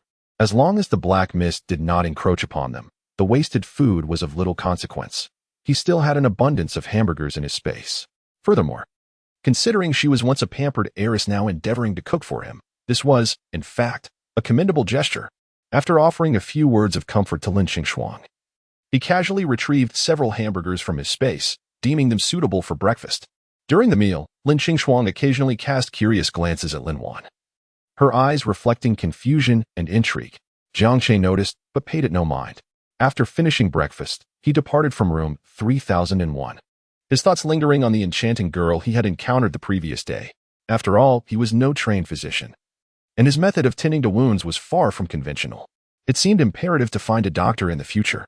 Resolutely, Jiang Che decided to employ his ability to blink and entered room 1802 without knocking. However, upon entering, he was met with an unusual sound emanating from within. The noise bore a striking resemblance to the playful sounds he had shared with Lin Wan the night prior. Frowning in concern, Jiang Che pondered what might be unfolding inside. Could there be another man taking advantage of the situation? Treading lightly, he approached the bedroom. Yet, as he crossed the threshold, he beheld the beautiful young woman leaning against the headboard, engrossed in a tablet, her face flushed with embarrassment as she watched a rather risky film. Chapter 23. Dog Training. What a peculiar girl. The first thing she does upon waking is to watch a video. Jiang Che coughed lightly twice, attempting to capture the girl's attention. Startled by the unexpected sound, the girl dropped her tablet, eyes wide with shock as she exclaimed, Who are you? How did you get into my room? Instinctively, she tried to rise, only to cry out in pain as her leg throbbed. Ouch, how painful. Jiang Che swiftly approached, firmly pressing her leg down. Do not move, he commanded. You, stay back. The girl flailed her tiny fists in a panic, her voice trembling. I know karate. I can hurt you. However, her threats lacked any real power, and her exaggerated movements only drew more attention to her ample bosom. This was not a deterrent to an intruder, it was an invitation. Silence. Jiang Che's low growl commanded her attention. Show me your injury. His reprimand was like a pause button. She fell quiet, obediently lying back, daring only to glance at him with her big, wet eyes. Biting her lip, she permitted him to examine her wounded leg, resembling a lamb resigned to its fate. The area around the wound was still bruised, yet the pus had ceased, indicating that her previous treatment had been quite effective. Jiang Che gently pressed around the injury. It's healing well. Does it hurt this much? Li Qingqing's cheeks flushed slightly. It still hurts a bit. Thank you for saving me. Can you tell me your name? At this moment, even in her innocence, she realized who had helped her with her injury and provided her with food. He could indeed be considered her savior, especially since the burger was delicious. Jiang Che nodded, responding coolly, I am Jiang Che. Your wound is not fully healed yet. You will need to change the dressing for a few more days. Without waiting for her response, Jiang Che retrieved iodine from his space to prepare for disinfecting her injury. Li Qingqing gaped at the suddenly materialized items, her mouth forming an OS. She exclaimed, Brother Jiang, is that spatial ability? As he dressed her wound, Jiang Che nodded nonchalantly. I know. Spatial abilities are standard for reincarnators. You must be a reincarnator, awakened your spatial power, and raided the biggest supermarket in the city, right? I've read about it in novels. Li Qingqing chattered excitedly like a little sparrow. Jiang Che couldn't help but chuckle. This was absurd. How had he become a reincarnator? As he observed her starry-eyed gaze, he thought, is she hoping to ride the coattails of a reincarnated genius and ascend to greatness? Is this the plot of the reborn master in the apocalypse falls for the innocent girl? The more Li Qingqing considered, the more embarrassed she became, her legs instinctively squeezing together. After a moment of hesitation, she finally asked, Brother Jiang, why did you save me? Her bright eyes blinked, seemingly yearning for a romantic answer. Jiang Che met her gaze directly and stated, because I desire your body, I saved your life, and from that day forth, you belong to me. Do you understand? His words were candid and unrestrained. Jiang Che held nothing back, as he knew she posed no threat to him. Upon hearing his declaration, Li Qingqing's face flushed crimson, as if she could bleed from embarrassment. Is this a confession? How should I respond? Oh dear. This is mortifying, she thought to herself. Ding.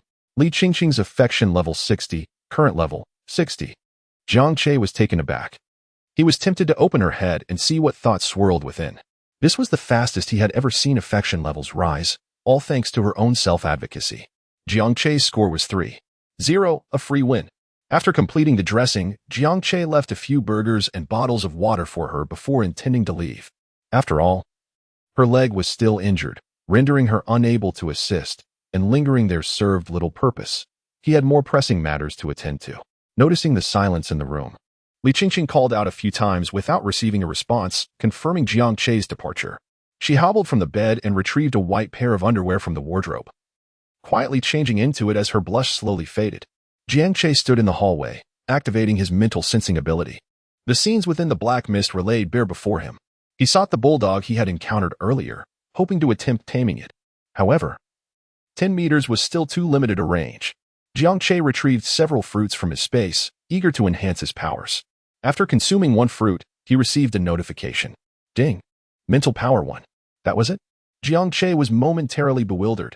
He had expected that consuming just one would elevate him a level. After consuming 10 more, he finally heard the sound he longed for. Ding. Ability enhanced. Mental detection upgraded to level 2. Mental detection LV2. Radius increased to 20 meters. Capable of detecting energy density. Jiang Che finally comprehended that the fruit's initial consumption guaranteed a 100 awakening of abilities, but subsequent enhancements depended entirely on luck. Nevertheless, he remained unperturbed. He had plenty of ability fruits at his disposal, and he was not afraid of trial and error. After all, the fruits were quite tasty, so consuming them was still a delight. Curious about the new description in his abilities, Jiang Che wondered what energy density entailed. Activating his mental detection, he observed his own form radiating a bright light, akin to a small bulb. Looking into the room, he noted Li Qingxing, who was once again picking up her tablet. Unchanged from before. The energy density likely referred to the ability users. The higher the ability level, the greater the energy density within their bodies. With an expanded range of detection, Jiang Che quickly spotted the bulldog, which was currently sprawled in the 5th-floor fire exit, fast asleep. Its robust limbs twitched occasionally, as if it were dreaming of something troubling. Without hesitation, Jiang Che utilized a series of blinks to traverse the hallway. Thanks to the mental fruit he had consumed recently, his mental power had risen to 34 points, making continuous teleportation effortless. When Jiang Che appeared before the bulldog, the slumbering beast suddenly twitched its nose and opened its crimson eyes wide. Upon recognizing Jiang Che, the dog's fur bristled, and it emitted low growls from its throat, its massive body trembling uncontrollably. Jiang Che advanced slowly, while the bulldog backed away until it was cornered. In this desperate moment, its eyes gleamed with ferocity, and the encroaching black mist unleashed its primal instincts.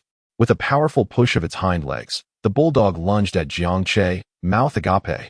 In an instant, Jiang Che vanished, reappearing behind the massive dog, with the enhanced strength of level 2 coursing through him. He seized the fur at the back of its neck and executed a perfect shoulder throw. Boom. The entire building seemed to shudder at that moment. The large dog was unceremoniously thrown to the ground, stars dancing before its eyes. Observing the adversary's continued display of aggression, Jiang Che showed no mercy. Boom. Boom. 2 successive, forceful throws followed, cracking the cement floor like a spider's web, while the giant dog's whimpers grew increasingly faint. Training a dog is thus: if it is fierce, you must be fiercer. Only then will it submit. Do you now comprehend who the true master is? Jiang Che looked down from his elevated position at the limp giant dog, his eyes glinting with cold determination. The bulldog cowered in the corner, lacking even the courage to raise its head, only able to emit pitiful whimpers of surrender.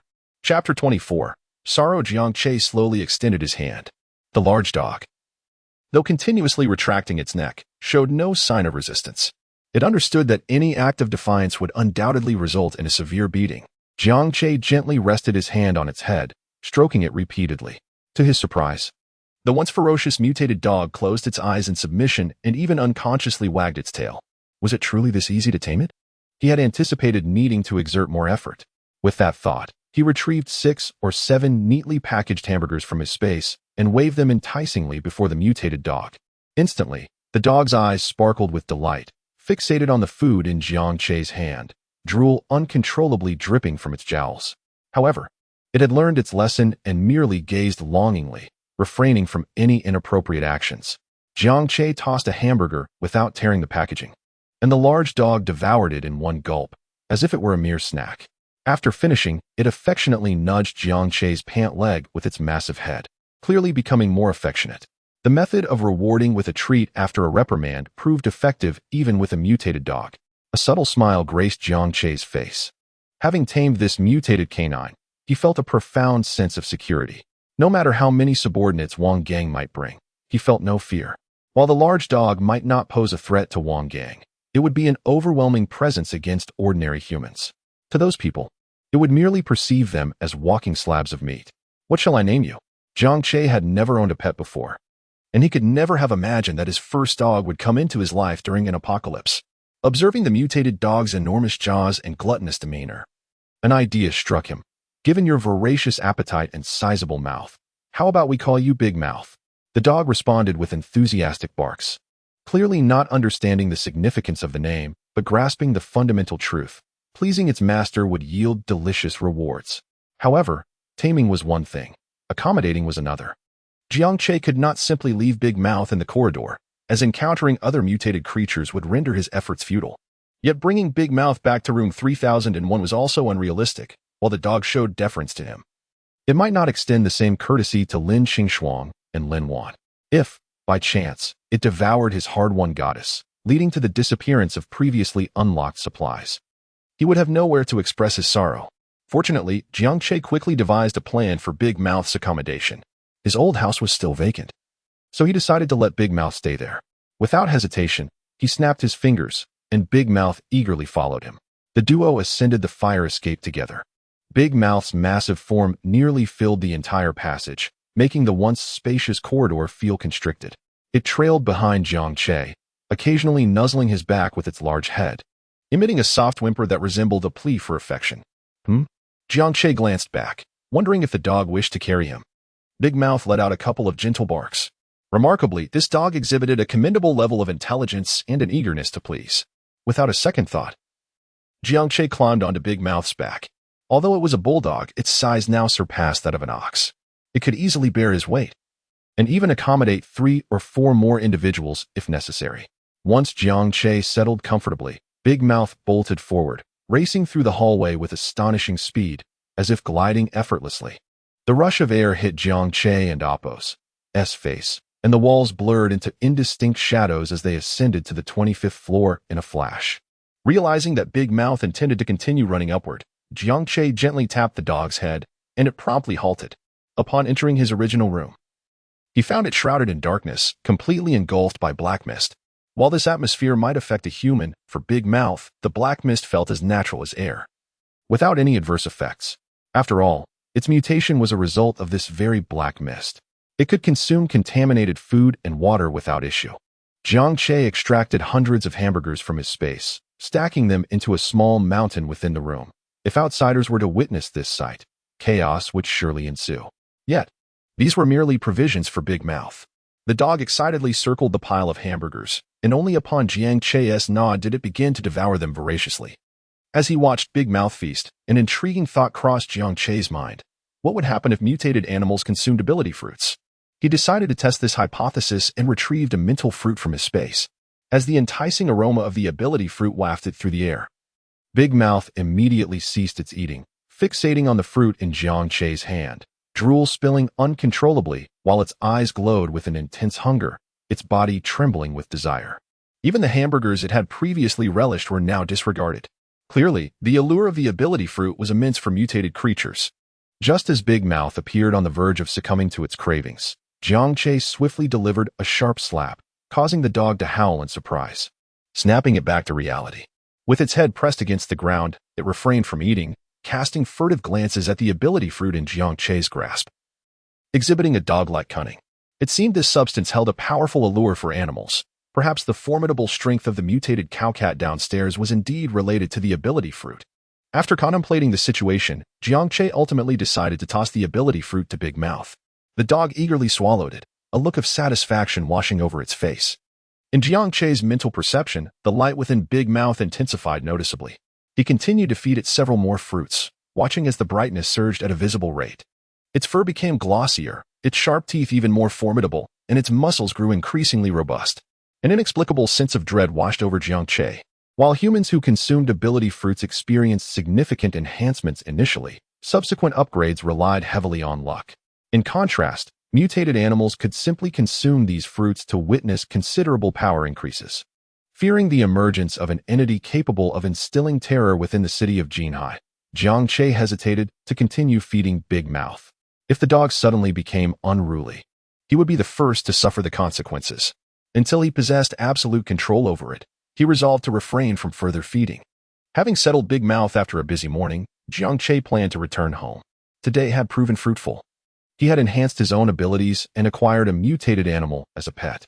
If he were to recount this to others, they would surely think him mad. Meanwhile, within room 3001, the atmosphere was far from harmonious. Since Jiang Che's departure, the two women had exchanged not a single word, leaving the room enveloped in a profound silence. Lin Wan, ever the extrovert, took the liberty of using Lin Qingshuang's premium cosmetics. Her primary objective was to impress Jiang Che, striving to present herself in the most alluring manner possible. As noon approached, Lin Wan took the initiative to enter the kitchen and prepare lunch. Due to her earlier missteps in the kitchen, Lin Qingshuang understood that mastering the culinary arts was not an endeavor that could be accomplished in haste. However, this time she took the initiative to assist rather than merely observe. "I sense a subtle change in you compared to yesterday," Lin Qingshuang remarked, breaking the silence after a prolonged pause. She had noticed Lin Wan's transformation earlier that morning. Her skin had become notably firmer and more radiant, and even her figure appeared increasingly exquisite. Such a metamorphosis was reminiscent of what she had only witnessed in Jiang Che, and a vague suspicion began to stir within her. Though she dared not confirm or even entertain the thought, Lin Wan glanced at her companion, a faint smile gracing her lips as she nonchalantly replied, "Oh, my boss gifted me an ability fruit. I am now an ability wielder." Upon hearing the term ability fruit, Lin Qingshuang's hands, which were deftly preparing the ingredients, froze in disbelief. Why? What justified this? She had arrived first, yet this woman, who had only met Jiang Che once, was bestowed with such a gift. Was it due to her more alluring physique? A profound sense of disparity washed over Lin Qingshuang. What, then, did her efforts amount to? Were they to be deemed insignificant? She had once believed that the fleeting moments they shared had forged some semblance of emotional connection, yet it now appeared to be nothing more than her own misguided sentiments. As these thoughts coursed through her mind, Lin Qingshuang felt her eyes welling with tears, overwhelmed by a sense of injustice. Lin Wan, discerning the shift in Lin Qingshuang's mood, noted her earlier hostility but chose to overlook it, considering her to be merely a naive college student. "Dear sister," she said gently, "I am a few years your senior and have navigated the trials of society for some time now. Allow me to offer you a piece of advice. In this world of desolation, only individuals like our boss are deemed worthy of dignity. Wishing for respect without the means to earn it is nothing but pretentiousness. One must take initiative. Perpetually wearing a cold demeanor will earn you no affection." Given Lin Wan's disposition, her words were already a generous concession, and to elaborate further would only cast her in a more dubious light. Lin Qingshuang remained silent. Her head bowed, leaving Lin Wan uncertain whether her words had resonated. Yet, Lin Wan was unfazed. She merely sought to provide a gentle reminder, as they would inevitably share a life together. Should Lin Qingshuang heed her counsel, all would be well. If not, she would not hesitate to teach her a lesson if any trouble arose. Chapter 25. The trade fair. Suddenly, the sound of footsteps echoed in the room, and both women turned to see Jiang Che's figure. They were not particularly surprised, aware of Jiang Che's elusive nature. "Boss, you're back. Lunch is ready. Shall we begin?" Jiang Che nodded, feeling a twinge of hunger himself. Just as he was about to return to his room to remove his coat, Lin Qingshuang approached him. "I'll help you take it off." A hint of tenderness graced her previously cold and aloof expression. Jiang Che found this rather intriguing. It seemed the sun had risen in the west today, as even the ice princess was showing concern for others. However, he did not refuse and relish the attention from the beautiful woman. After lunch, Jiang Che observed the two beauties bustling about. He opened a chat group to see if anyone had added him as a friend today. Upon opening WeChat, he noticed his main account displaying a staggering 99 notifications, which immediately alerted him to potential trouble. The most frequent messages came from Aunt Shin Rong of the neighborhood committee. "Jiang Che, so you're the fisherman by the river, huh? Relying on your scant resources to act recklessly. I warn you, such behavior will invite divine retribution. The residents will retaliate against you. If you still possess a shred of conscience, bring your supplies to my home. The neighborhood committee will help you explain to the residents, and you won't face any consequences. Do you hear me?" As expected, his identity had been exposed, yet he felt no panic. After all, Besides the milk cow cat in the community, there was nothing he feared. Jiang Che regarded the other party's domineering tone with a cold smile. Before the apocalypse, he had worked under Qin Rong in community services and knew her all too well. She was the type who believed that if she wasn't exploiting others, she was at a loss, treating him like an obedient robot, forcing him to do her bidding. Every task she had was pushed onto him, even her household chores. For instance, while she chatted and munched on sunflower seeds with others, she expected him to pick up her grandson from school after he had toiled all day. Such people filled him with disgust. Jiang Che replied curtly, "You can go eat shit. I wouldn't even feed you to my dog." He promptly deleted her from his friends list. Upon entering the larger group, Jiang Che soon grasped the situation. It turned out that Wang Gang had exposed his information, revealing his name, address, and appearance to the group. Everyone now knew his true identity. However, Jiang Che pondered how they had uncovered his details. He was unsure where he had slipped up. Upon reflection, the only interaction he had with Wang Gang was during the rescue of Lin Wan. Yet, he had been wearing a mask then, leaving no room for identification. At that moment, Lin Wan also saw the messages in the group and hurried over to Jiang Che. "Boss, this is all my fault. I think I know how they found out," she said, divulging the entire incident involving Zhang Xiaoxiao. "Boss, this won't have any repercussions for you, will it?" Having understood the situation, Jiang Che shook his head, realizing it would not greatly affect him. The information Wang Gang held was outdated. The address posted was still on the 27th floor, but he had long since moved. In fact, he now had a large dog in his room. And if anyone dared to confront him, it would merely serve as a feast for his pet. Since his identity was already exposed, Jiang Che decided not to hide anymore and used his main account to promote his venture. "I have plenty of supplies left and am still collecting beautiful women.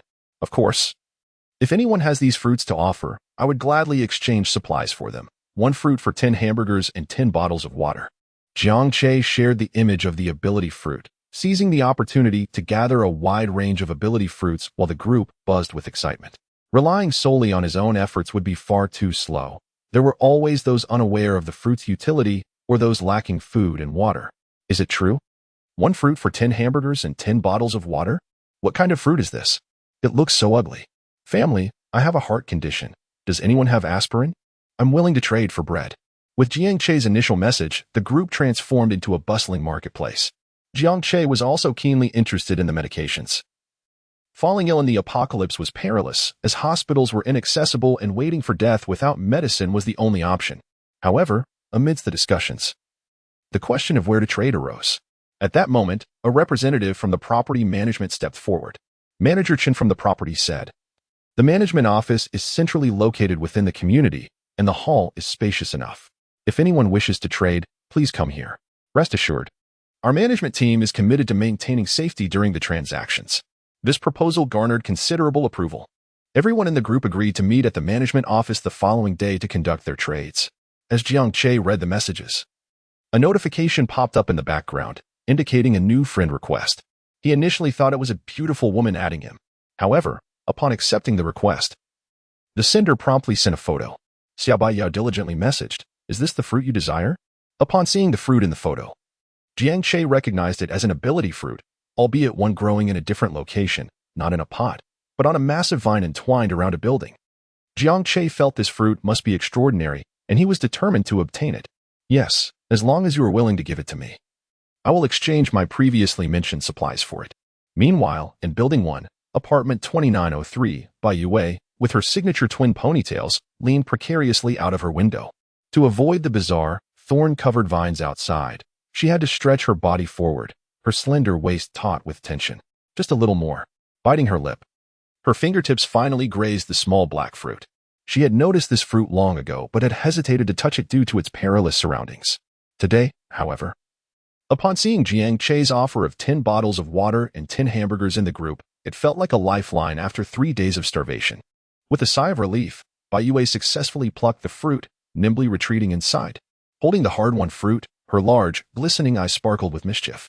As a top influencer with 3 million followers, Bai Yue had once achieved financial freedom through her innocent charm and quirky videos. But now, those luxury bags could not procure a single meal, and her legion of followers could not save her life. Glancing at the message from Jiang Che on her phone, she allowed a slight smile to grace her lips. Her delicate fingers flew across the screen, rapidly typing, "Xiao Baiyao diligently. Not enough. The supplies you mentioned are too little. I need 20 bottles of water and 20 hamburgers.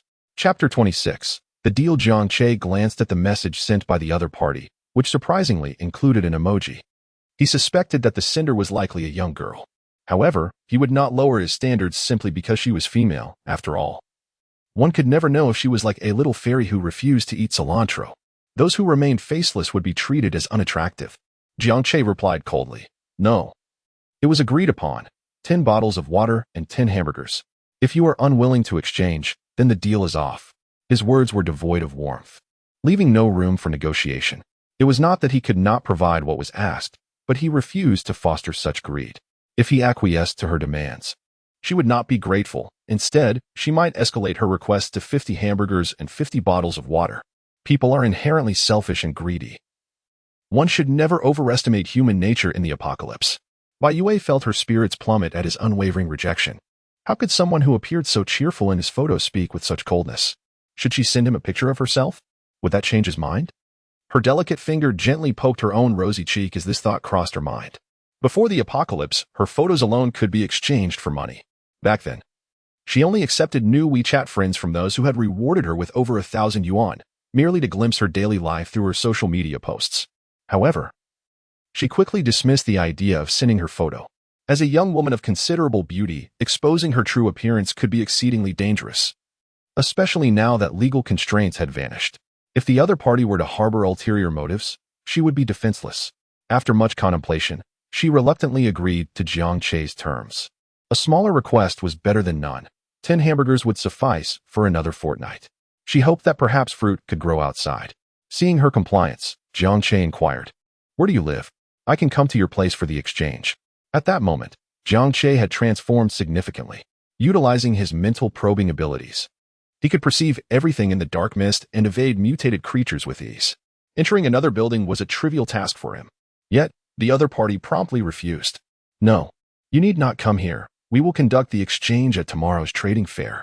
Observing her vehement resistance, Jiang Che understood that she was suspicious and reluctant to reveal her home address. He ceased his inquiries, knowing that he also intended to attend the trade fair the next day to exchange for some medical supplies. Thus he was not in a hurry. Meanwhile, Wang Gang was seething in his room.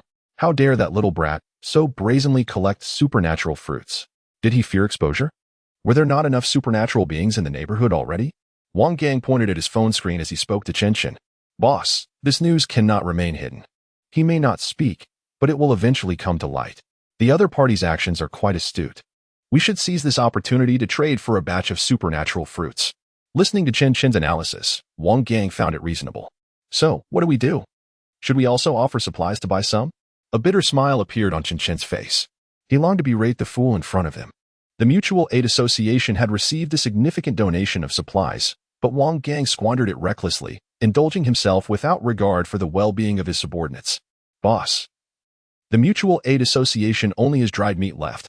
I doubt anyone would be willing to trade for it." The dried meat was made from those whom Wang Gang had harmed. He himself would not touch it.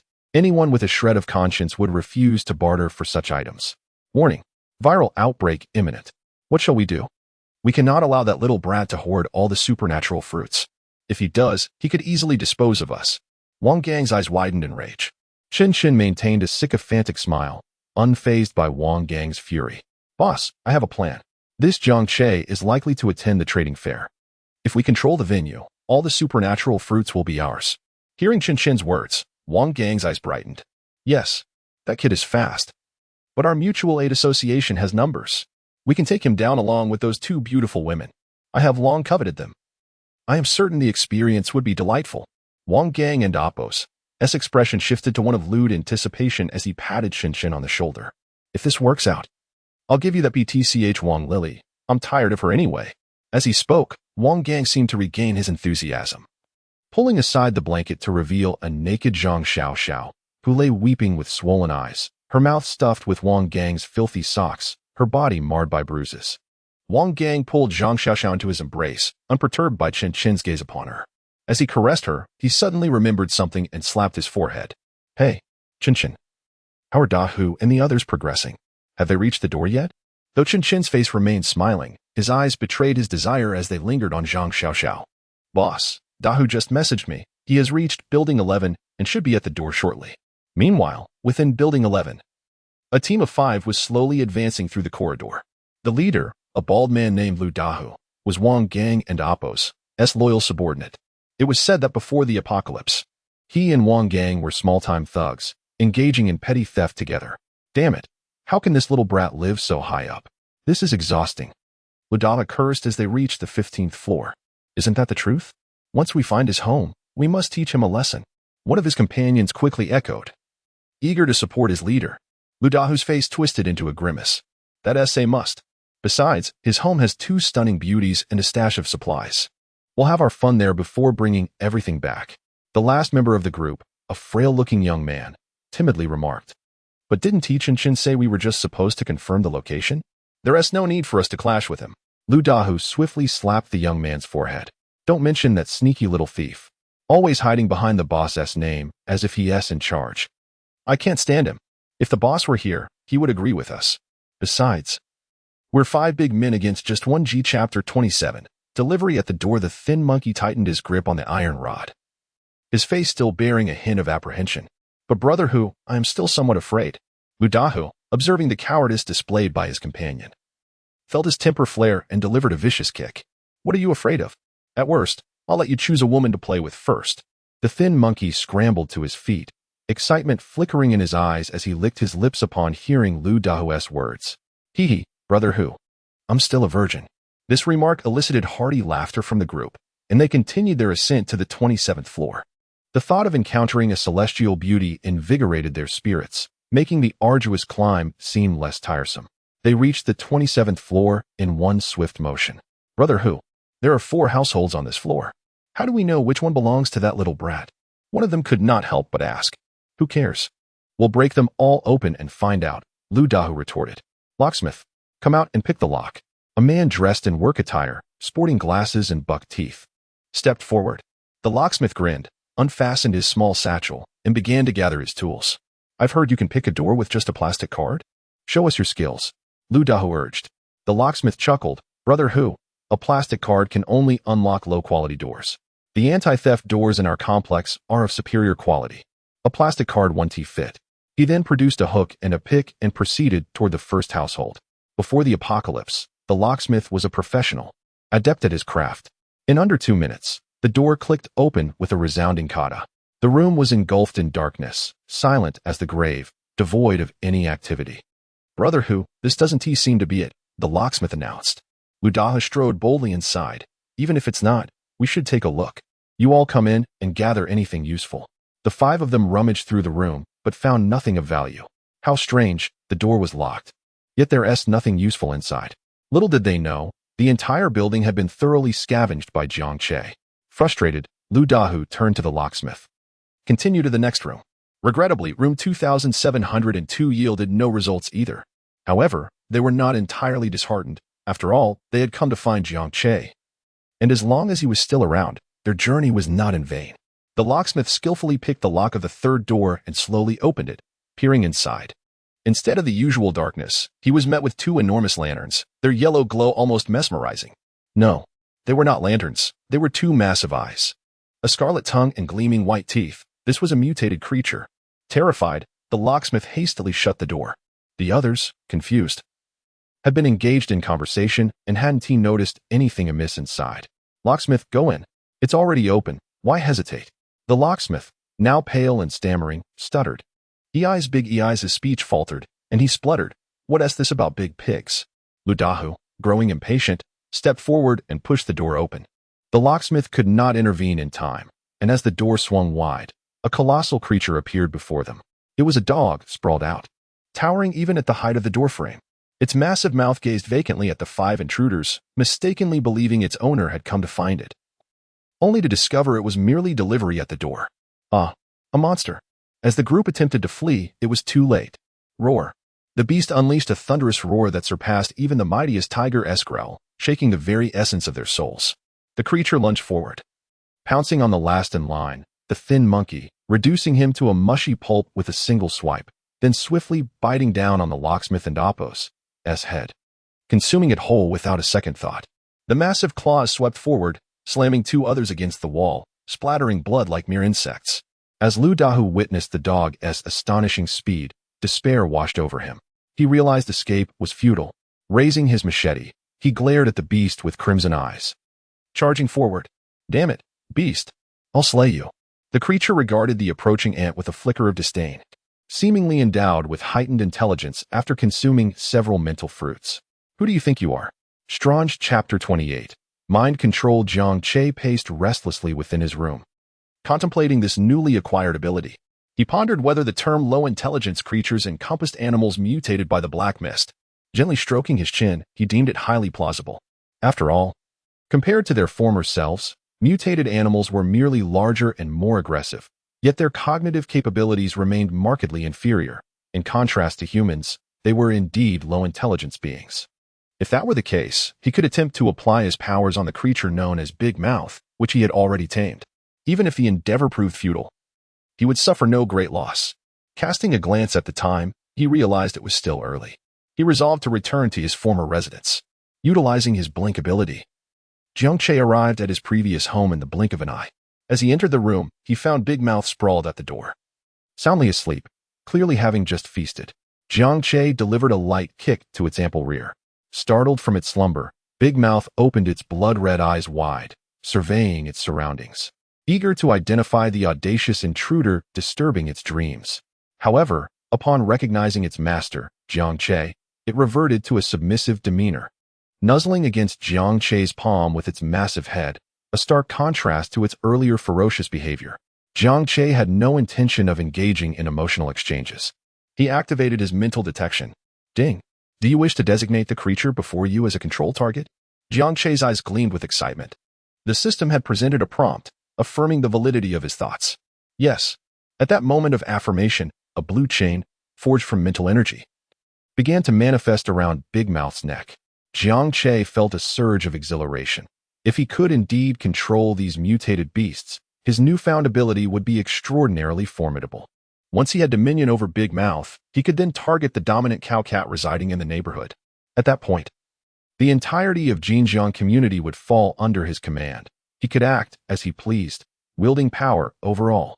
Yet, as the chain neared completion, Big Mouth suddenly sensed an impending threat, baring its teeth and going into a frenzy. It roared, thrashing at the air with its massive claws.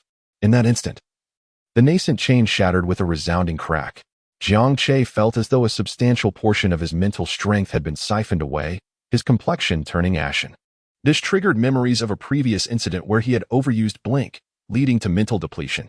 Yet, back then, his mental capacity had been only 25. After days of consuming mental fruits, he had elevated his capacity to 83, yet he found himself in such dire straits again. Clutching his throbbing head, Jiang Che contemplated deeply and soon grasped the underlying truth. It appeared that to control mutated beasts, he must ensure their complete subjugation, devoid of any rebellious inclination. Otherwise, he would suffer tremendous mental backlash. Observing Big Mouth's continued rampage, Jiang Che was not yet ready to concede. No, I must try again. Given his current mental state, he could ill afford another failed attempt at control. This experiment was fraught with peril. Big Mouth, calm down, Jiang Che exclaimed, delivering a firm slap to its head. The impact was just sufficient to jolt the creature awake without inflicting harm. Seeing Jiang Che's stern expression, Big Mouth promptly lay down, adopting a compliant posture. Jiang Che retrieved a mental fruit from his space, waving it enticingly before Big Mouth's eyes. Mistaking it for a treat, Big Mouth attempted to rise. But Jiang Che halted it. Listen carefully, you cannot resist this time. If you obey, there will be fruits to enjoy.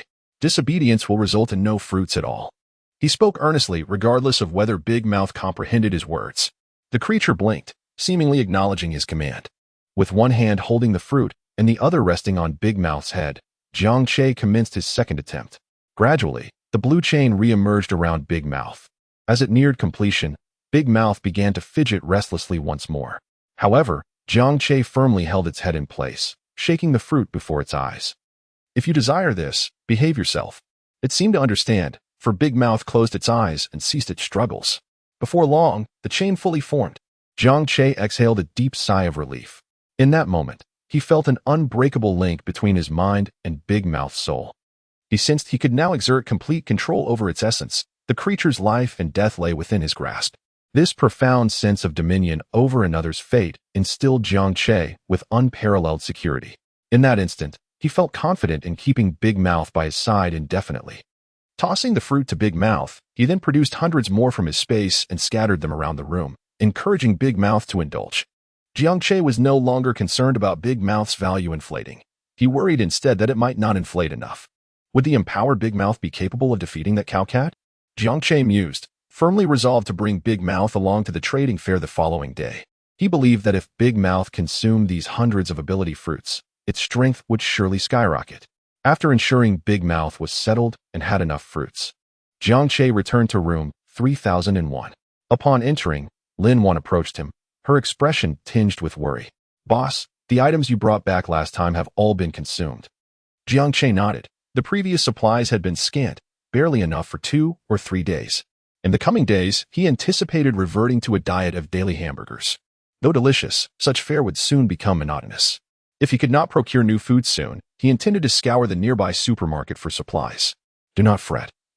I still have plenty of hamburgers and water," Jiang Che assured, gesturing as the table filled with an array of hamburgers and beverages. After dinner, Jiang Che retreated to his room alone. Having expended considerable energy that day, he planned to forego the usual indulgences with the goddesses, opting instead for a quiet evening to prepare for the trading fair. However, fate had other plans. Just as Jiang Che began to drift into slumber, the door to his room creaked open. With his heightened perception, he could detect even the faintest sound. Lifting his gaze toward the entrance, he was instantly transfixed. There stood Lin Qingshuang, clad in red-soled black heels, her long, shapely legs adorned with sensual thigh-high stockings, while a sheer black lace top left little to the imagination. She had eschewed a skirt, opting instead for an audacious outfit that rendered her lower half tantalizingly concealed. The ensemble radiated an allure that was irresistible. An exquisite balance of temptation intertwined with a hint of restraint, enhanced by the icy demeanor of her face that added an enticing, ascetic quality to her allure. Chapter 29. Lin Qingshuang. "You. What is this attire today?" Jiang Che remarked, taken aback by the striking contrast of her outfit. Typically, she donned conservative, neutral clothing, but today, her appearance was utterly captivating. This drastic shift rendered Jiang Che momentarily speechless. Lin Qingshuang, without uttering a word, turned and locked the door. With her long legs, she glided towards Jiang Che, gracefully sitting on the edge of the bed, her large, glistening eyes fixed upon him. Jiang Che instinctively swallowed hard. "Lin Qingshuang, is there something you wish to discuss?" he inquired. She tucked a strand of hair behind her ear, hesitating for a moment before mustering the courage to ask. "Do you still have feelings for me?" Jiang Che found her question somewhat perplexing, yet he answered earnestly, "Of course, I do." He spoke the truth. 90% of men are visual creatures. As long as a woman possesses striking beauty, admiration is inevitable. Lin Qingshuang's current appearance was the most stunning he had ever witnessed, eclipsing even Lin Wan and Li Qingqing. Before the apocalypse, he could scarcely have imagined crossing paths with such an exquisite woman. Without removing her high heels, Lin Qingshuang climbed onto the bed, straddling Jiang Che and wrapping her slender arms around his neck. It was clear she had taken to heart Lin Wan's earlier words, shedding her previous demeanor of aloofness and reserve, now becoming the initiator. With flushed cheeks and pursed lips, she finally asked, "Master, do I look beautiful today?" Just as Jiang Che opened his mouth to respond, she leaned in closer, a vibrant flower encroaching upon him. It was evident that his plans for a serene evening had been utterly disrupted, as he found himself once more engulfed in the tumult of passion. As night fell, Ludala had yet to return. "Qinshin, what exactly did you say to him?" Wang Gang demanded, his face contorted with anger. Ludahu was his most trusted subordinate, more obedient than any other. In many ways, their bond surpassed even that of Wang Gang with Wang Wei. Qinshin dialed Ludahu's number once more. The call connected, but there was no answer, and the implications were clear. "Boss, I followed your instructions. I told him to take a few men to scout the Jiang residence and return as soon as they confirmed the location," Qinshin replied earnestly. "If Dahu hasn't returned, it's likely he has been discovered." Wang Gang scratched his head, flakes of dandruff cascading like snow. "What should we do now? My carefully devised plan has been thrown into chaos." He had intended for Lu Dahu to scout the area, planning to raid Jiang Che's hideout as soon as he left home, seizing both supplies and women. Now, with the plan foiled, his frustration was palpable. "Boss, it doesn't have to be so complicated. Tomorrow at the trading fair, you can simply eliminate that brat. We'll then sweep through Building 11, and all his resources will belong to us." Wang Gang nodded. albeit with a hint of trepidation. But what if he escapes? I've faced him before. He is adept at fleeing, slippery as an oil-coated rat. Shin chuckled. Don't worry, boss. I'll have a group of brothers stationed outside, ensuring he has no chance of escape. Wang Gang laughed heartily. Very well. We shall proceed as you suggest. Jiang Che dreamt that he was savoring a piece of tofu, soft and tender, yet it lodged in his throat, becoming increasingly difficult to swallow. It even began to obstruct his breathing, prompting him to awaken. To his astonishment, what he had thought was tofu was, in fact, Lin Qingshuang's impossibly smooth shoulder. She clung to him like a large octopus, her seductive garments now ripped into shreds scattered across the bed. Lin Qingshuang had been exceedingly eager the previous night, fulfilling his every desire with fervor, indulging him in delightful dishes. However, Jiang Che understood that her fervent advances were undoubtedly motivated by ulterior motives. As he reminisced about the previous night's pleasures, his hand began to wander once more, rousing Lin Qingshuang from her slumber. Unrepentant, he continued his playful exploration, gazing into her eyes, eager to see if she would voice her desires. After a few moments of hesitation, she finally spoke. Master, I have a request. A smile graced Jiang Che's face. Speak freely. I shall do my utmost to fulfill your wishes. To him, acquiring a single ability fruit was negligible, something he could produce in an instant. He had more than he could consume. However, to his surprise, her request was not for an ability fruit. Master, I beg you, can you save my sister? As she uttered those words, her eyes glistened with unshed tears, her voice trembling. Jiang Che felt a pang of empathy at her distress. Yet, he did not immediately acquiesce. Instead, he probed further. Your sister? What has happened to her? This was the first time Jiang Che had learned that Lin Qingshuang had a sister. He had always seen her alone in the neighborhood. My sister is a student at Jinhai University. Lin Qingshuang recounted her sister's circumstances. Jiang Che furrowed his brow. The university was not far from Jinjing community, approximately 10 kilometers away. In the pre-apocalyptic world, that distance could be covered in under 10 minutes by taxi, but in this new reality, who could predict the dangers that awaited along the way? Truthfully, Jiang Che was reluctant to assist. The risks far outweighed any potential benefits. Even if she were a goddess in the system's eyes, unlocking merely a resource was not worth risking his life. Do you have a photo of her? Jiang Che inquired, curious to see what Lin Qingshuang's sister looked like. She nodded eagerly, quickly retrieving her phone to show him a picture of Lin Qingshuang. The moment Jiang Che laid eyes on the image, the system's notification chimed in his mind. Name, Lin Qingshuang, beauty, 97, figure, 93, purity, 100, immaculate, affection level, 0, stranger, ding. Special goddess detected. Successful pursuit may yield rare abilities.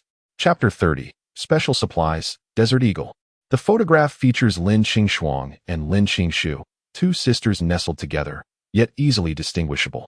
Lin Qingshuang retains her icy demeanor, devoid of even a hint of a smile in this sisterly portrait. In stark contrast, Lin Qingshu boasts a mane of snow-white hair, with brows and irises as white as snow itself. Despite sharing an 8-point resemblance to Lin Qingshuang, she lacks the chilling aloofness. Her gentle smile evokes the warmth of a spring breeze. In terms of beauty, Lin Qingshu surpasses Lin Qingshuang by a slight margin.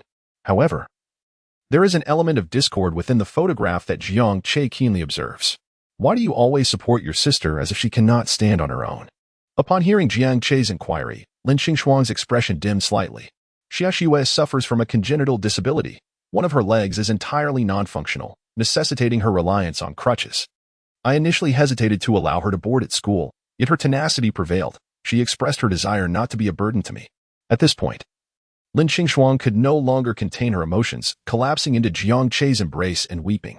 Jiang Che contemplated the necessity of rescuing Lin Qingshu, not solely because of her stunning beauty, but also due to a prompt from the system. Rare abilities can be acquired. This was the first time Jiang Che had seen such a notification. Previously, even the emergence of supernatural abilities had not elicited a similar response from the system. Intrigued, he began to ponder what this rare ability could be. I can assure you, I will save your sister. Upon hearing Jiang Che's words, Lin Qingshuang's face lit up with surprise as she lifted her gaze from his chest. Is that truly the case? I must not be mishearing. Grasping Jiang Che's arm tightly, she feared she had merely imagined it. Jiang Che gently patted her smooth back. Rest assured, you are my woman, and naturally, I will rescue your sister, but it must wait until I have fully resolved matters in the neighborhood. With his mind made up, he decided to utter some sweet words to further elevate Lin Qingshuang's affection for him. Indeed, Upon hearing Jiang Che's affirmative response, joy radiated from her visage. Jiang Che, as long as you bring my sister back, I will do anything you ask, even if it means sacrificing my life. Lin Qingshuang's fervor grew with each word, tears streaming from her eyes. Jiang Che held the tear-streaked Lin Qingshuang close, feeling her trembling form as he gently reassured her. Ding. Lin Qingshuang's affection 10, current affection level has reached 100, bound by life and death, unlocking special supplies. Congratulations, host has acquired Desert Eagle, enhanced version. Jiang Che was momentarily taken aback by the sudden system notification. Wait, so attaining maximum affection can also unlock special supplies? He had assumed that enhancing affection had little practical use. It seems there is now another avenue for unlocking supplies. Suppressing his excitement, Jiang Che entered the storage space. Upon entering, he was immediately captivated by the exquisite desert eagles that adorned the space. He casually picked one up and ejected the magazine, revealing it to be filled with golden bullets. A smile broke across Jiang Che's face. If he were only provided with the gun and not the ammunition, the supply would be rendered useless. Although Jiang Che was not well versed in the legendary handgun, his knowledge was limited to various games. Witnessing it in reality was utterly astonishing. The rugged frame, the large barrel, and the exaggerated ejection port all signified the gun's formidable power. It was said that a standard Desert Eagle could penetrate the hood of a car. He wondered just how much more powerful this enhanced version was. He was eager to take one out for a test, yet the current living environment was ill-suited for gun practice. The loud report could arouse the suspicions of other residents and potentially attract unknown beasts. Thus, Jiang Che restrained his eagerness and exited the storage space. Meanwhile, Lin Qingshuang had regained her composure, diligently using tissues to wipe away the remnants of her tears and snot from Jiang Che's chest. This was all her doing just moments ago. Even she felt a twinge of inexplicable embarrassment upon witnessing it. I apologize. I became a bit too emotional and lost control. Jiang Che was unconcerned by this. Instead, he retrieved a mental fruit from the storage space and offered it to Lin Qingshuang. Although she had not requested it, Jiang Che felt compelled to give it to her. After all, her affection for him had reached its zenith. She was now a loyal supporter, unlikely to betray him. Bestowing her with supernatural abilities could also prove beneficial in the future. Lin Qingshuang stared at the supernatural fruit before her, disbelief etched on her face. Jiang Che, you actually possess a supernatural fruit? At that moment, Lin Qingshuang found herself at a loss for words. Although they had spent some time together, she felt she did not truly know him. He seemed to have grown even more enigmatic, with endless supplies of bottled water and abundance of hamburgers. And now supernatural fruits at his disposal, she felt an overwhelming sense of security, as if being by Jiang Che's side meant she had no worries. Jiang Che nodded. Go ahead and eat. What Lin one has, you shall not lack. Lin Qingshuang was not one to be overly sentimental, given Jiang Che's offer. She promptly accepted the fruit. However, a thought inexplicably surfaced in her mind. If my sister could also be by Jiang Che's side, I believe she too would find immense happiness. This morning, Jiang Che refrained from engaging in their usual playful games and instead promptly washed up and had breakfast. He had a trading meeting to prepare for, necessitating that all matters be arranged in advance. After breakfast, Jiang Che sought out Li Qingqing to check on her leg's recovery. Upon entering Li Qingqing's room, he found her not watching any risque films but rather set up a small table on her bed, using a tablet to draw. Jiang Che noticed upon his first visit that her room was adorned with numerous art-related items. He surmised her identity. She was either a student at an art academy or a reclusive artist. At this moment, Li Qingqing's cheeks were flushed, one hand gripping a paintbrush while the other was hidden beneath the covers, fiddling with something. Jiang Che remained silent, curious to see what had so excited her. As he shifted his gaze to the tablet, he beheld a black and white comic draft. The content was rather inappropriate, depicting a man and woman engaged in an indecent act. The imagery was strikingly vivid and dynamic. However, it must be said that Li Qingqing's artistry was quite impressive. A mere glance could incite desire within the viewer. For a moment, Jiang Che found himself entranced. Yet, inexplicably, the characters in the comic began to seem familiar. The female figure, with her curvaceous pear-shaped figure, particularly the ultra-short skirt and ample rear, seemed to be a perfect likeness of her. The male character, clad in black, possessed a handsome and refined appearance. Though adorned with a mischievous smile, Jiang Che could discern fragments of his own reflection within the figure before him. No. This little seductress had the audacity to employ his likeness in her sketchbook? Despite the protagonist being herself, was this truly appropriate?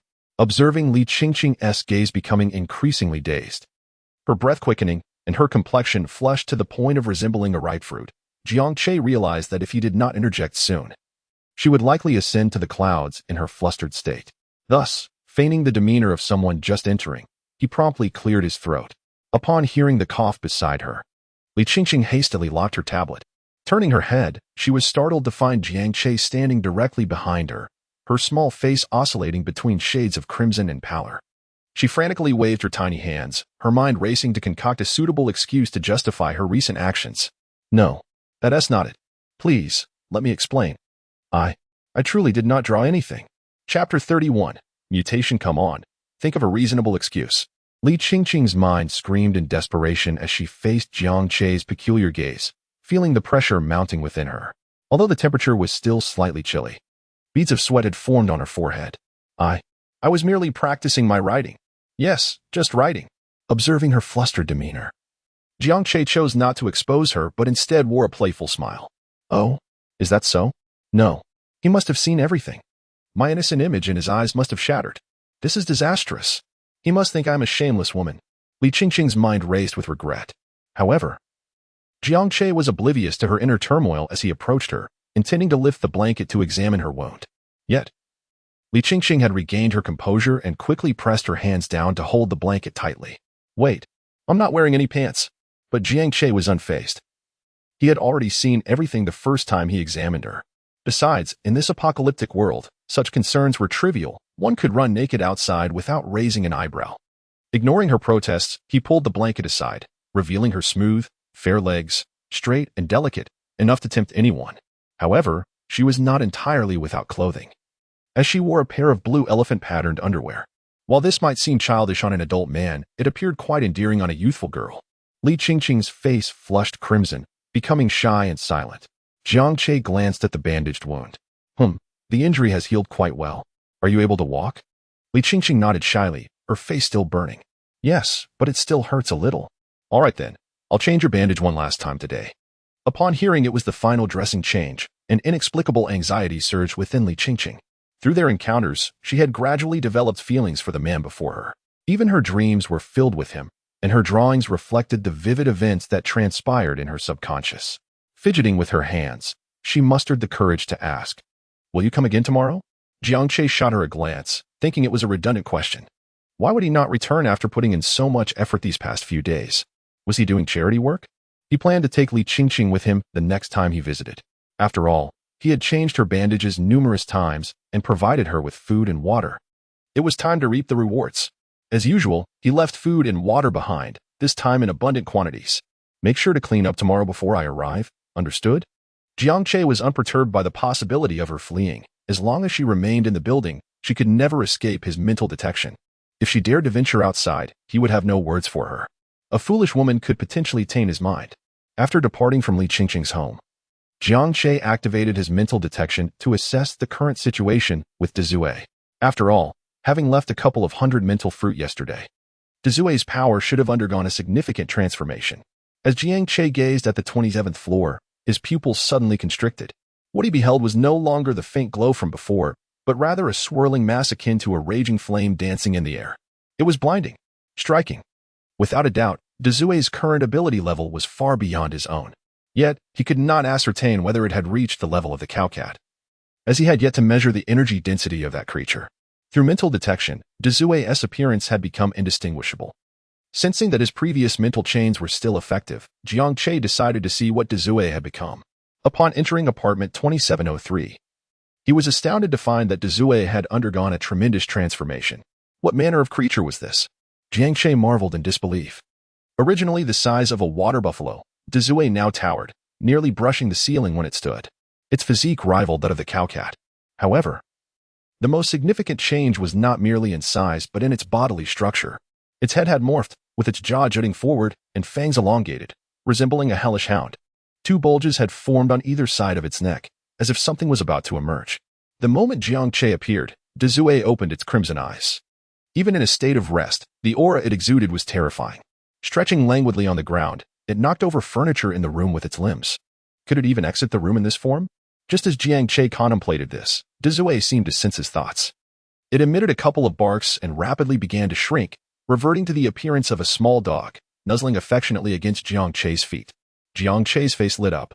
This ability was quite remarkable. Disguising itself as a small dog could provide an unexpected surprise for others, who would suspect that this seemingly harmless pup was, in fact, a formidable beast. Reaching into his space, Jiang Che retrieved several more ability fruits and placed them before Dezue, wishing to help it further enhance its strength. However, Dezue merely sniffed them disdainfully and scampered away. Jiang Che was taken aback. Had it grown so strong that it no longer desired such fruits? Just as he thought this, Dezue barked twice and nodded.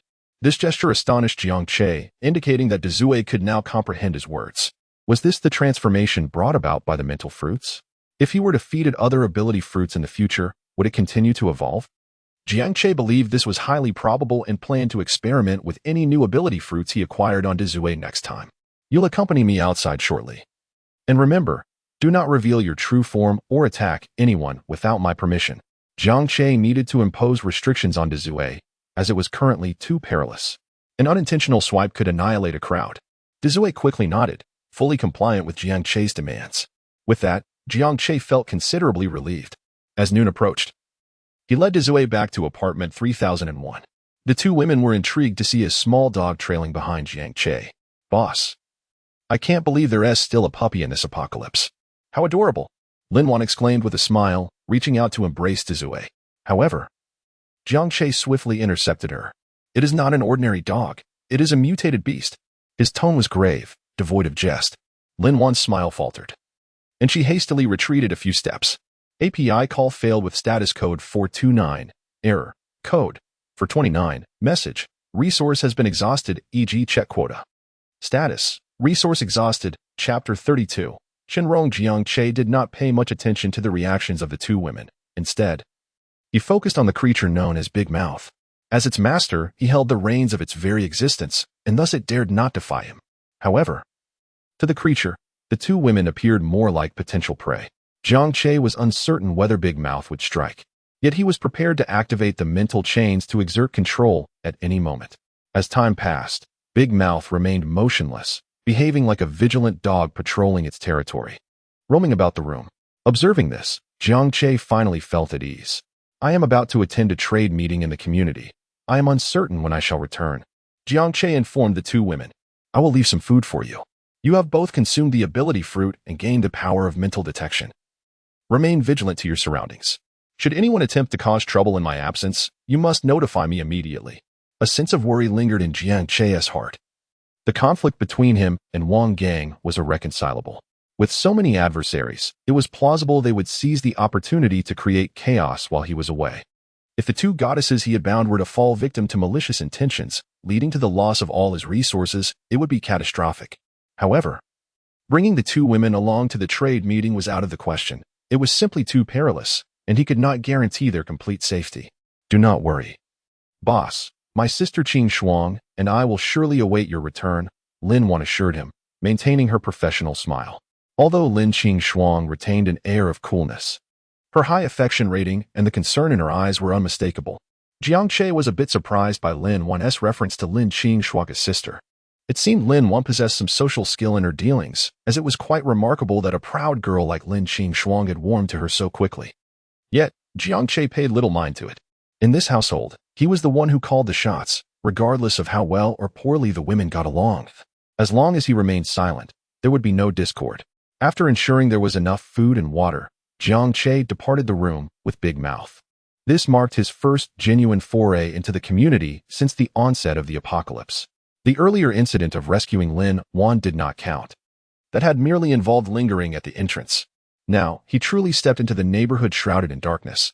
The once familiar environment had undergone a dramatic transformation. Jiang Che noted that the eerie flora had infiltrated the building's interiors and even devastated the ground, resulting in numerous cracks.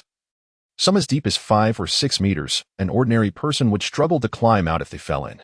Jiang Che activated his mental detection throughout the journey, allowing him to observe all occurrences within a 30-meter radius. This not only helped him navigate but also safeguarded him from potential ambushes by unknown creatures lurking in the shadows. Fortunately, his journey to the property management building was rather smooth. He encountered no beasts along the way. A flicker of doubt arose within him. In Xinjiang community, pet owners were scarce.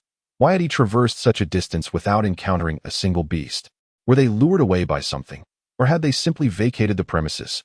Jiang Che pondered, though he chose not to dwell on it, for encountering no beasts was undoubtedly fortuitous.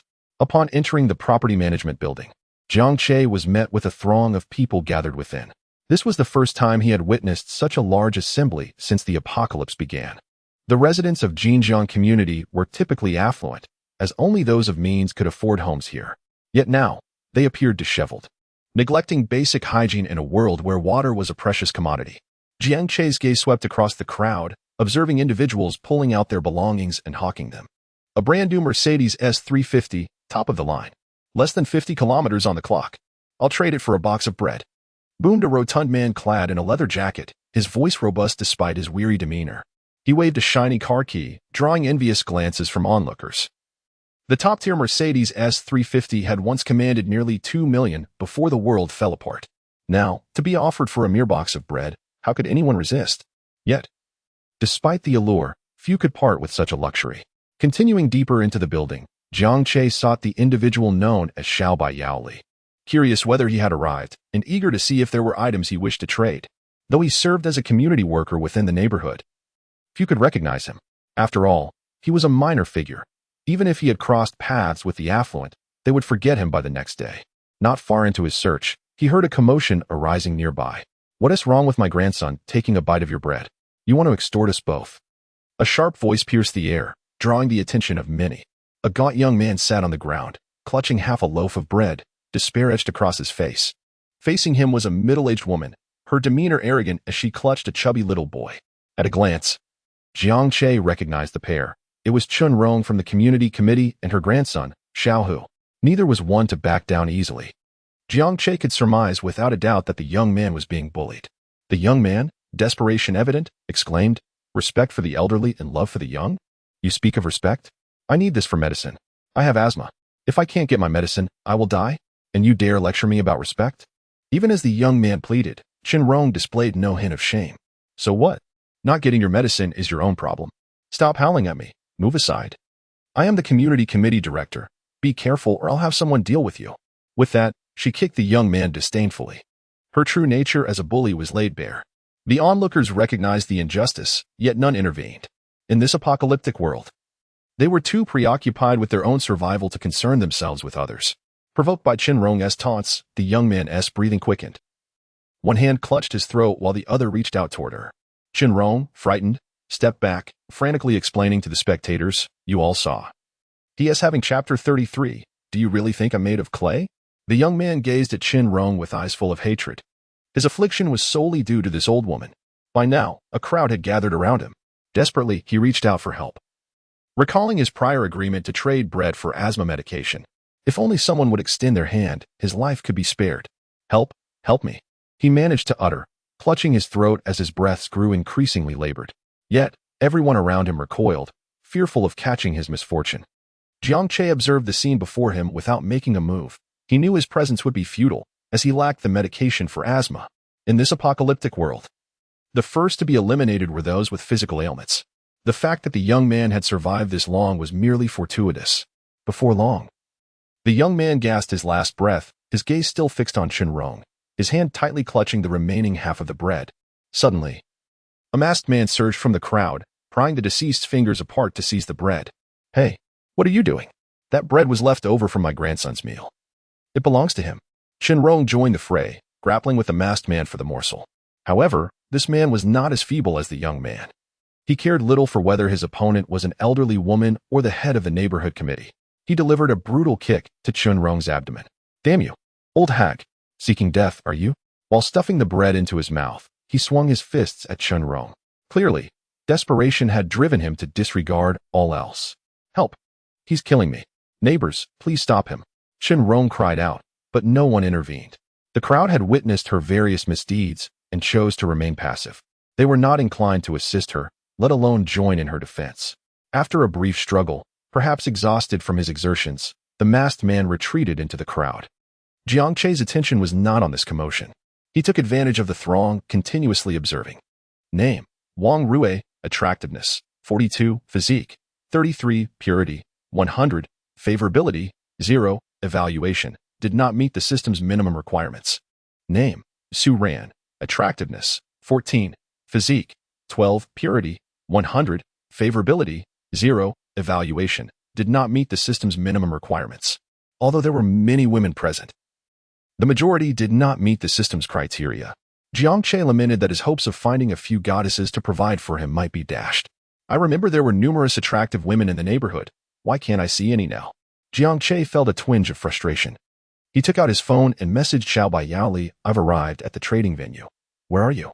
Upon sending the message, he activated his mental detection to continue observing the crowd, hoping to identify his unacquainted contact. He wished to avoid being in a reactive position. Locating the individual in advance would grant him the upper hand in negotiations. Soon, Jiang Che spotted a woman clad in a vintage wool coat and wearing a mask and sunglasses, who was engrossed in her phone. Through her chat history, he confirmed she was indeed his trading partner. "Isn't that so? She's actually an elderly lady." Jiang Che was taken aback to see an old woman using emoticons to appear cute. Disappointment washed over him, just as he was about to withdraw from his mental detection. A notification from the system chimed again.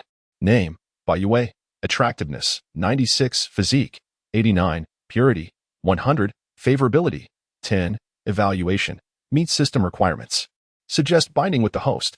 Jiang Che was momentarily stunned by the exaggerated statistics. How could this old woman possess such high attractiveness? Soon, he realized she was in disguise. To obscure her true beauty, she had intentionally aged her appearance. A look of admiration crossed Jiang Che and Appo's face. This girl was quite clever. In a peaceful society, good looks and physique were innate advantages, but in a post-apocalyptic world, such traits could easily become a death sentence. His phone vibrated, indicating a reply from the woman. However, Jiang Che chose not to read it. Instead, he approached her directly to exchange goods. Bai Yue anxiously stared at her phone screen, her impatience mounting. "Why has he replied? I'm about to lose my mind." She had just witnessed a horrifying scene. A living person had died before her eyes, instilling an indescribable fear of the apocalypse. All she wished for was to complete her trade and leave this perilous place.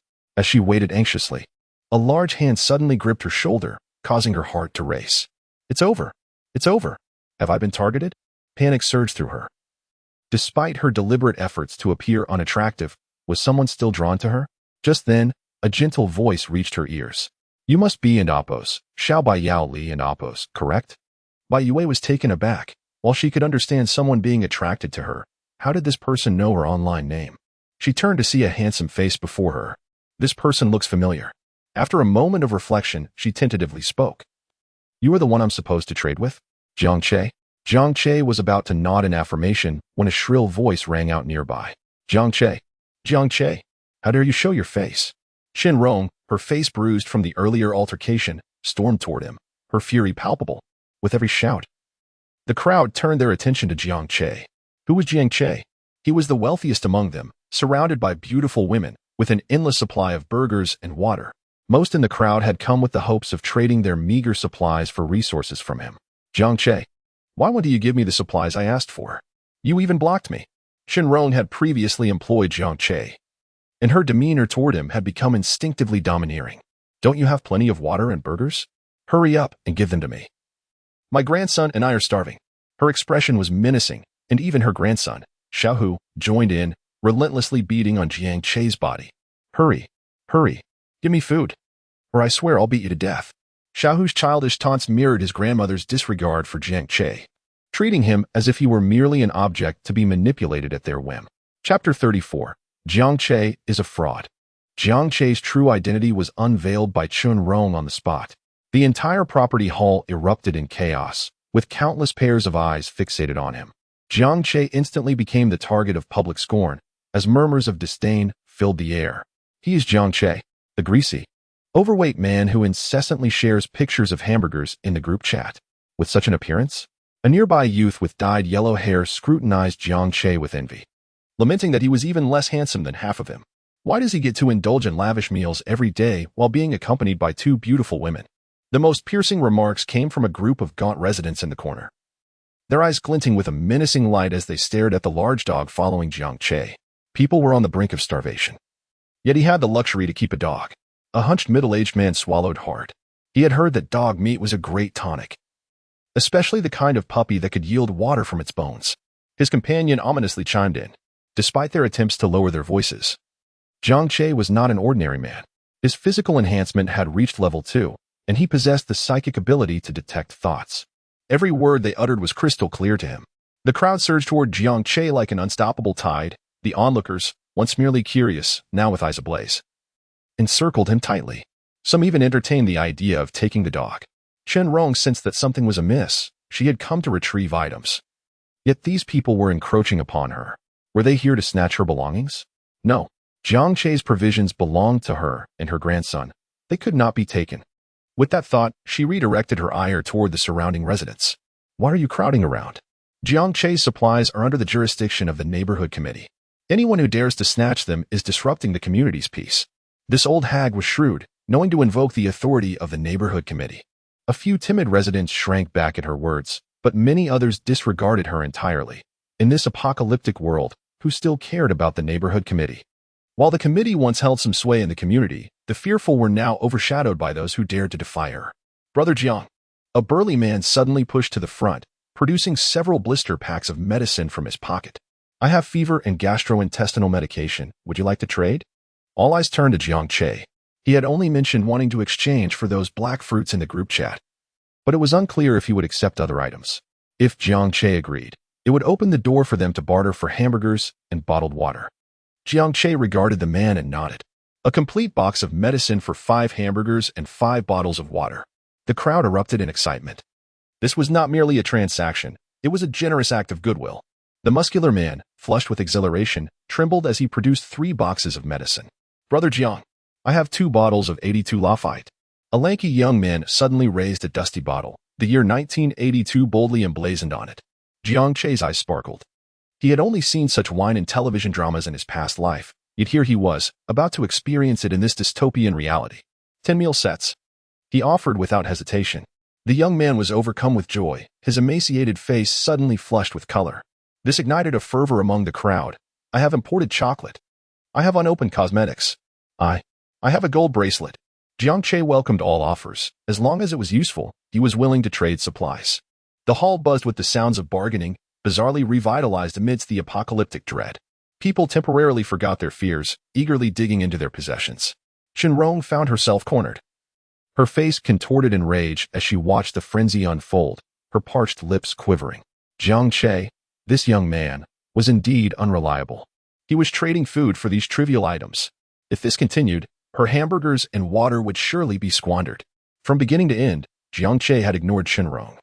Yet she had already claimed all his supplies as her own. Stop shouting. All those supplies are mine. Jiang Che has no right to them.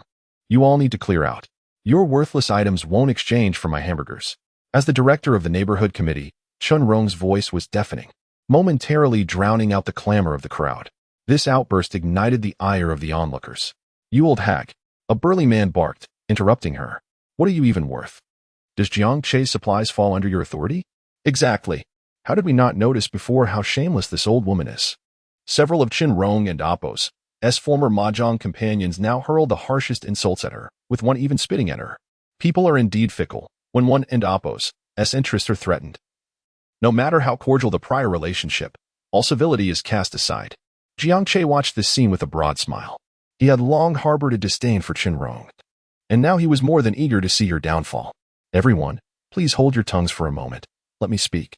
Jiang Che called out loudly, swiftly drawing the crowd's attention back to him. After all, they were all eager to barter with him, and they would certainly give him some respect. I have endured this old crone for far too long. During my time at work, she always made my life difficult. Now, I am placing a bounty. Whoever can teach her a lesson will be rewarded with 10 hamburgers. As soon as Jiang Che uttered this statement, the hall fell into an eerie silence. All eyes turned once more to Chen Rong, now filled with predatory intent, akin to wolves spotting a piece of bloody meat. Chen Rong's face went pale, panic rising as she hurriedly pulled her grandson back. No. What do you intend to do? You cannot listen to him. This is illegal. But the crowd had no time for her protests. They had gone days without food, and the prospect of beating her for 10 hamburgers was far too tempting. Before any young man could act, several middle-aged women surged forward. These women had often allied with Chen Rong, but their strikes were merciless. Slaps rained down upon her face. Hair was yanked, and clothes were torn. Onlookers were taken aback. The crowd parted instinctively, revealing Wang Gang striding forth with a dozen or so subordinates, exuding an intimidating presence. His physique was a tapestry of bulging muscles, and his skin shimmered with an eerie metallic sheen. Chapter 35. The fence-sitter. Wang Gang's influence in the Jinjing community is indeed formidable. This former street thug has transformed into a savior in the post-apocalyptic world. His meticulously crafted persona, which includes sheltering the homeless and sharing scarce resources, has garnered him immense gratitude from many residents. Brother Wang, why do you claim Jiang Che is a fraud? At this moment, no one was inclined to attend to the nearly lifeless Shenrong on the ground. Instead, looking in confusion towards Wang Gang. Consider this, my friends. Wang Gang's voice was laced with seduction. This lad speaks of exchanging resources. Yet what has he brought with him? He circles around Jiang Che empty-handed, seeking to deceive you all and abscond with your precious supplies. With Wang Gang's provocation. The crowd's gaze shifted toward Jiang Che, now tinged with skepticism. Indeed, this is a resource exchange meeting, yet he arrives without any offerings, promising us countless hamburgers and bottles of mineral water. Is he not merely attempting to fool us? Does he even possess such items? The crowd's doubt towards Jiang Che intensified. Even Bai Yue tightened her grip on her bundle, taking a step away from Jiang Che. He promised me 15 hamburgers and 15 bottles of water. It can't be a ruse, can it? If so, that would be utterly despicable. Bai Yue inwardly began to criticize Jiang Che. Wang Gang, witnessing the crowd's reaction, felt a surge of triumph. He spread his arms wide and addressed them. Dear brothers and sisters, our mutual aid society is flourishing. Each member enjoys basic security. I extend a solemn invitation. By contributing your resources, you can join our family. Together, we shall distribute supplies, ensuring everyone enjoys ample food and drink. Wang Gang's words were delivered with righteous fervor, painting a vision that stirred many into action. The prospect of joining the mutual aid society and never lacking for sustenance was undeniably tempting. Noticing the lingering hesitation among the crowd, Wang Gang resolved to stoke the flames further. He retrieved a large black bag from one of his underlings and unveiled it to the spectators. Behold, these are the meats we acquired from hunting the ferocious beasts lurking in the black mist, delicious and untouched by corruption. Should our society continue to grow, we shall have an endless supply of jerky. You can trust me. The glistening fat of the jerky caught the one can only hope that the Mutual Aid Association is indeed as Wang Gang has described it. If that is the case, we shall be content. This thought inevitably surfaced in everyone's mind. With their own supplies having dwindled, there seemed no choice but to refrain from confronting Wang Gang, finding solace in such self-reassurance. However, Jiang Che was not inclined to let these individuals off the hook and sought to cast a shadow on Wang Gang's reputation. You are all aware that Wang Gang previously visited Building 9 to offer warmth, correct? Jiang Che's voice, though not loud, resonated clearly among those present. Yet, confusion enveloped the crowd. Why was Jiang Che broaching such a topic at this moment? A mischievous smile crept across Jiang Che's face as he inquired, surely, there are no residents from Building 9 among us. Upon hearing this, the crowd was momentarily taken aback, quickly followed by a sense of alarm. What could Jiang Che possibly mean? Was he insinuating that Wang Gang had done something to the residents of Building 9? Come now, esteemed residents, do not hesitate. If anyone here hails from Building 9, kindly raise your hand. Jiang Che called out while leisurely enjoying a hamburger, his demeanor exuding utmost ease. The onlookers exchanged bewildered glances, and an uncanny reality unfolded. Not a single hand was raised among the assembly. Chapter 36. Threat indeed, it was true. My cousin originally resided in Building 9, and ever since Wang Gang had gone there, she had ceased to send me any messages. A middle-aged woman murmured softly to those around her, her face already marked by terror. With her words, the crowd began to stir with agitation.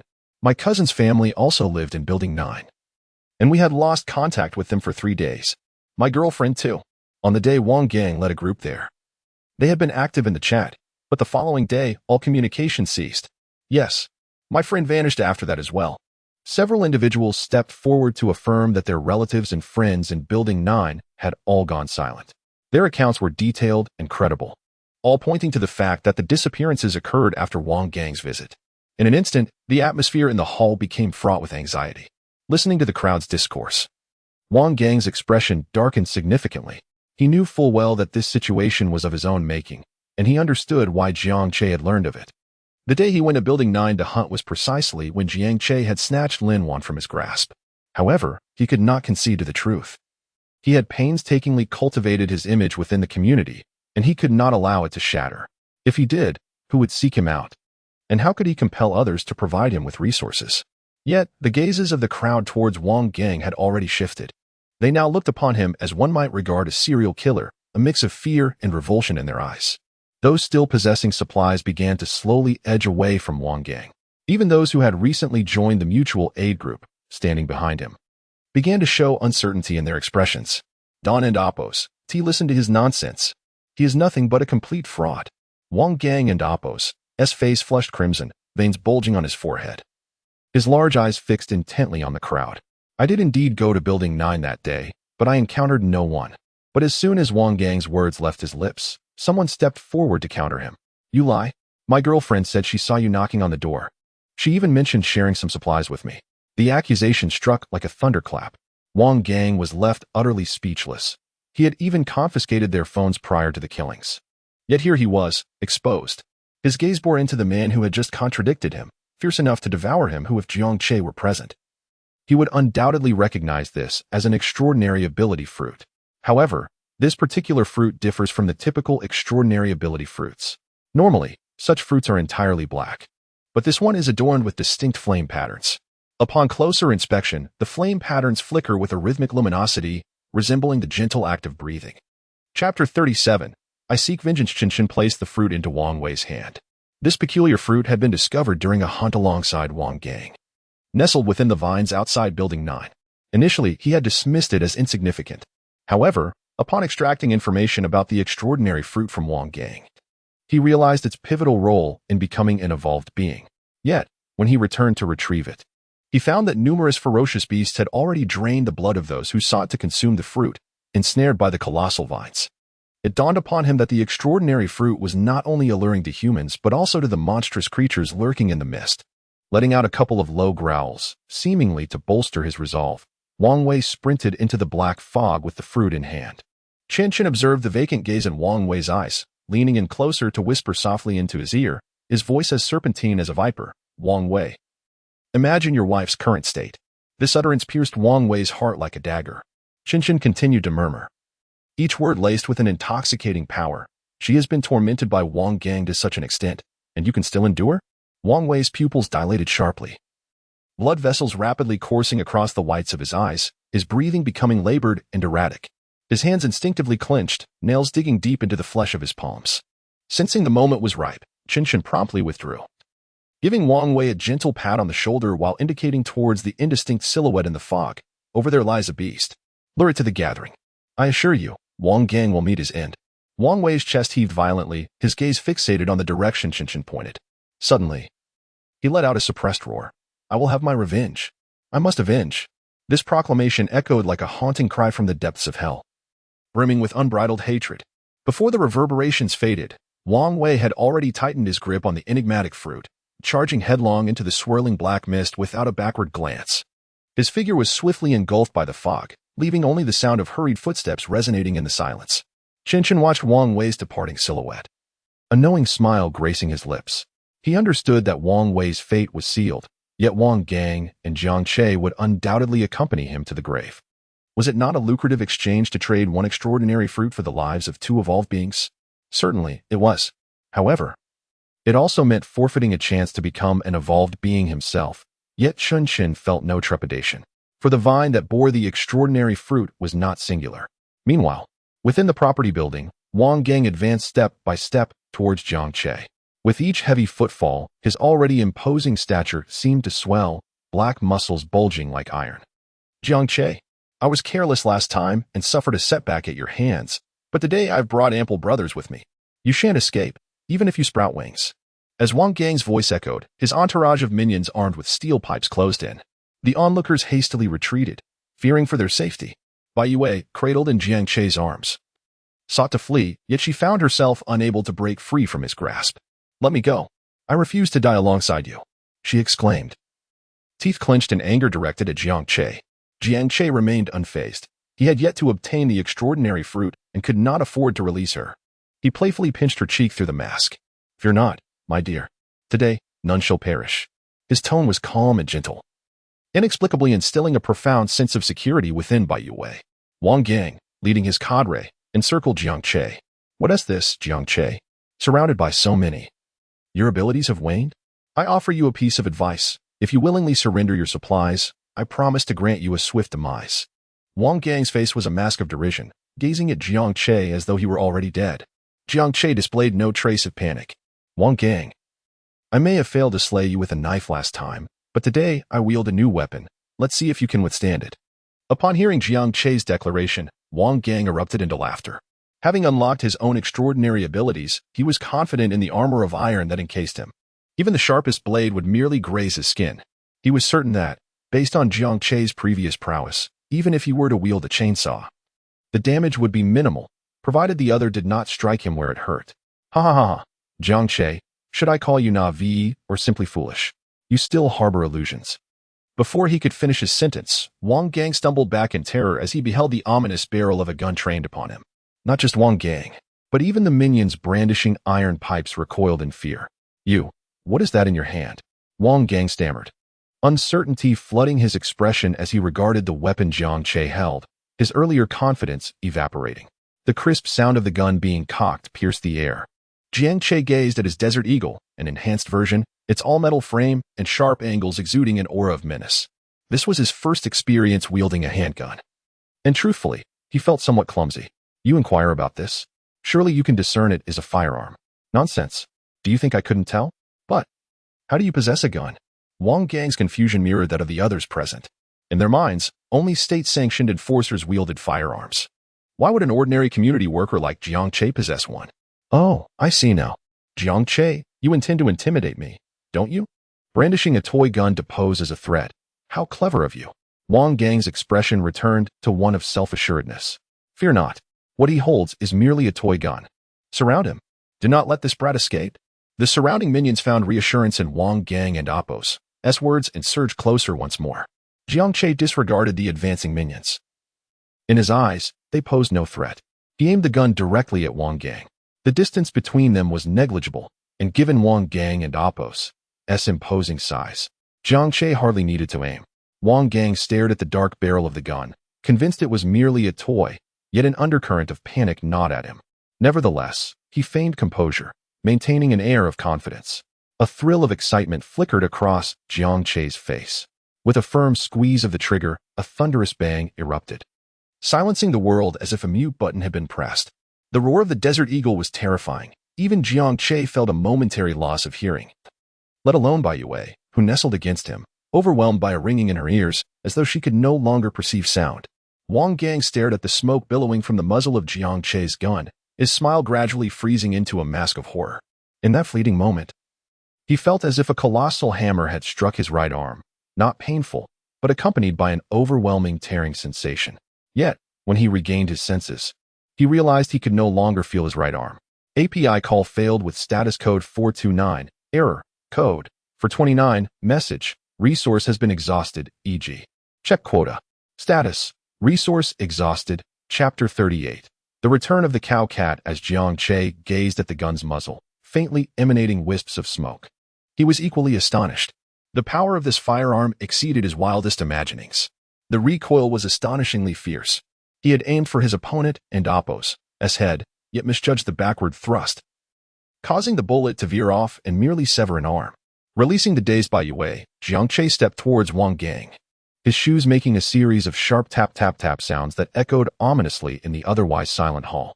A relaxed, almost serene smile adorned Jiang Che's face, yet in Wang Gang's eyes, it was unmistakably the smile of a devil. Don't come near me, Jiang Che. I was wrong. I shouldn't have opposed you. I deserve to die. Please, spare my life. Wang Gang and Appo's face contorted into a grotesque semblance of a smile as he frantically apologized. Struggling against the pain, he rose and repeatedly bowed before Jiang Che, pleading for mercy. At that moment, he had cast aside all notions of dignity, consumed only by the instinct to survive. I am an ability user.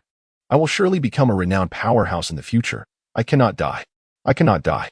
Wang Gang's mind raced with desperate thoughts. In contrast, Jiang Che felt no compassion. He understood that Wang Gang did not regret his actions. He merely feared death. You deserve to die. From the moment you harbored intentions to kill me, your fate was sealed. Jiang Che crouched before Wang Gang, striking his head with the guns, but his words piercing Wang Gang's heart like a chilling gust of wind. Jiang Gu, Jiang Dad, Jiang Grandfather. I was wrong. I am an ability user. If you spare me, I will serve you faithfully, obeying your every command. I will be of use to you. Jiang Che offered no reply, standing once more to raise the Desert Eagle, this time aiming at Wang Gang's other arm. He pulled the trigger again. Bang! The deafening roar reverberated, causing the onlookers to instinctively recoil. This time, Jiang Che was mentally prepared and withstood the terrifying force of the Desert Eagle. The proximity of the shot obliterated Wang Gang and Appo's entire left arm into a gruesome mess. With the last vestige of support gone, Wang Gang collapsed, howling in agony. Jiang Che, you will die a miserable death. I curse you to an untimely demise. Wang Gang's earlier frantic apologies morphed into a torrent of vile curses, spewing forth obscenities as if he were possessed. Perhaps realizing his fate was SE Chapter 39. Alliance to slay the cat. The form of the cow cat had grown even more formidable since Jiang Che last beheld it. Its fur shimmered faintly, a clear indication that its power had escalated to a terrifying level. With its massive frame, it shattered the glass door and surged toward Jiang Che at an alarming speed. At that moment, Jiang Che had intended to snatch the mutated fruit from Wang Wei. But time was no longer on his side. His strength was utterly insufficient against the cow cat. With a thunderous bark echoing from the ground, the cow cat swiftly approached, obliterating the scene with its sheer presence. It squeezed itself into the property building, opening its cavernous maw to devour Wang Wei and Wang Gang in one fell swoop. In the face of the cow cat, they resembled two newborn mice, swallowed whole without a second thought. As the cow cat appeared, despair flooded the eyes of the residents within the building. Faced with Wang Gang's intimidation, they had no choice but to concede. Jiang Che drew his weapon, igniting a flicker of hope among them. Yet against such a horrifying mutated beast, they realized that this time, escape seemed impossible. As the cow cat consumed the two men, the energy fruit also descended into its belly. Others may not perceive it yet, but through Jiang Che's mental scanning, he could discern the energy density within the cow cat escalating at a terrifying rate. The fiery pattern fruit was indeed extraordinary, its energy density surging far too rapidly. Jiang Che had witnessed the process of energy fruits being consumed before. While the energy density within his own body increased, the pace was rather slow, and the enhancement from a single fruit was quite limited. Soon, the cow cat underwent a dramatic transformation. Its once glimmering fur erupted with sparks, and ominous black patterns manifested across its body. To everyone's astonishment, the cow cat began to exhale searing flames.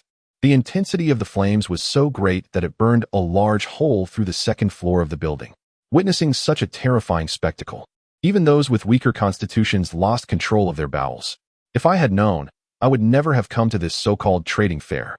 I still have a box of cookies at home, lamented a young man in a shirt, crumpling to the ground in tears. How could it breathe fire? Have mutated animals evolved to such an extent? Is there still hope for humanity? Even Bai Yue, who had just blended into the crowd, appeared pale, clenching the fruit in her hand, her heart heavy with disappointment. She had once hoped to savor the taste of a hamburger, but now it seemed that opportunity had vanished. Jiang Che, taken aback by the cow cat's terrifying transformation, felt a surge of panic. His first instinct was to flee. With the power of his teleportation, he was confident he could evade the cow cat's assault. However, at that moment, the creature in his arms, Big Mouth, began to bark furiously at the cow cat. It struck him then that Big Mouth was also a formidable entity in its own right. Perhaps the cow cat had consumed a few special energy fruits. But Big Mouth's accumulation was beyond comparison. He set Big Mouth down, and the creature began to expand uncontrollably. Its once rotund head elongated, its jaw jutted out, and its fangs grew ferociously. It resembled a hellish hound. What? Another monster has emerged. Look, this creature seems to have transformed from Jiang Che's little dog. Big Mouth's stature now rivaled that of the cow cat, and to the onlookers, it appeared even more fearsome. The cow cat, now aware of Big Mouth's presence, unleashed a torrent of flames, charging at it. Big Mouth, undeterred, engaged in a fierce battle of teeth and claws. Jiang Che observed the energy densities of both beasts. In his estimation, Big Mouth was nearly equivalent to that of the cow cat, possibly even slightly higher. However, due to the cow cat's command of fire abilities, Big Mouth found itself at a disadvantage in their clash. Jiang Che realized that relying solely on Big Mouth would be futile. He swiftly drew his Desert Eagle and, utilizing his teleportation ability, positioned himself beside the cow cat, emptying the magazine into it. The cow cat let out a piercing wail, intending to lunge at Jiang Che, only to be pinned to the ground by Big Mouth. The enhanced Desert Eagle possessed sufficient lethality, though it could not incapacitate the cow cat as Wang Gang had done. It could certainly create a significant wound. Satisfied with the damage inflicted, Jiang Che felt invigorated by the prospect of defeating the strongest mutated creature in the vicinity. His sharp claws tore through the air, striking the cow cat's face and leaving deep gashes. The cow cat retaliated by unleashing a torrent of flames upon Big Mouth. At that moment, Jiang Che appeared beside the cow cat's head, brandishing a fresh Desert Eagle and aiming for its eye, pulling the trigger without hesitation. The eyes are far more vulnerable than other body parts. One bullet shattered its eye, a mixture of white and red oozing forth. In immense agony, the cow cat struggled to rise, charging toward the crowd huddled in the corner. The onlookers, previously transfixed by the battle, scattered in sheer terror. Yet the cow cat's intent was clear. It disregarded the fleeing individuals, making a beeline for the corner. Jiang Che felt a jolt of alarm. No, it's heading for Bai Yue. He realized that Bai Yue still possessed an energy fruit. The cow cat must have sensed its location amidst the chaos of battle and was now closing in. Jiang Che chastised himself for underestimating the intelligence of mutated beasts. He and Big Mouth were already struggling against the cow cat. Allowing it to consume another energy fruit would spell disaster. Without a moment's hesitation, he surged forward, channeling all his energy into teleportation, racing toward Bai Yue's position. Chapter 40. In Peril. As Chen Shun gazed at the flickering flames emanating from the property building, a relaxed smile graced his face. The cat had become exceedingly powerful after consuming the extraordinary fruit. It was likely that no one would survive the entire transaction meeting. A subordinate nearby, upon hearing this, quickly chimed in. With Wang Gang and Jiang Che gone, this community is now under your command, Big Brother Chen. The rest of us have long been dissatisfied with that fool Wang Gang and have been eager to follow you. This young man, named Guisu, had been Chen Chen's trusted informant, previously a minor leader in a company before the apocalypse, adept at flattery. With Wang Gang's demise, he felt emboldened to lavish praise upon Chen Chen without hesitation. Chen Chen's smile widened at the flattery. No one dislikes words of praise, he thought as he patted Guisu's shoulder with an appreciative gaze. Wang Gang was indeed unfit to lead. He had no understanding of how to manage an organization. Under his leadership, the Mutual Aid Society would have perished in no time. Guisu, hearing this, dared not contradict him. Of course, Wang Gang never regarded us as human. Only you, Big Brother Chen, think of us. Under your wise leadership. Noticing Guisu was about to continue his sycophantic tirade, Chen Chen quickly interrupted. We can indulge in flattery later. We have more pressing matters at hand. Return now and absorb all of Wang Gang's former subordinates. Eliminate anyone who resists. After a moment's thought, Chen Chen recalled another matter. Oh, and keep a special watch on Zhang Xiao. She is now under my protection. Ensure the brothers do not mistreat her. As for Wang Wei's wife, let the brothers have their way. I know they are also feeling pent up. Chen Chen, an aging bachelor, had never been popular in his previous company, his unseemly appearance having deterred romantic pursuits. Upon first laying eyes on Zhang Xiao, her tear-streaked visage had stirred something within him. Previously, he had refrained from acting due to Wang Gang's presence. Now that he was in charge of the Mutual Aid Society, Zhang Xiao was effectively his possession.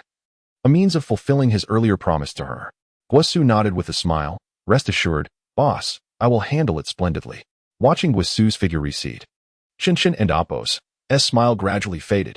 He turned and walked in the opposite direction, entering a residential building.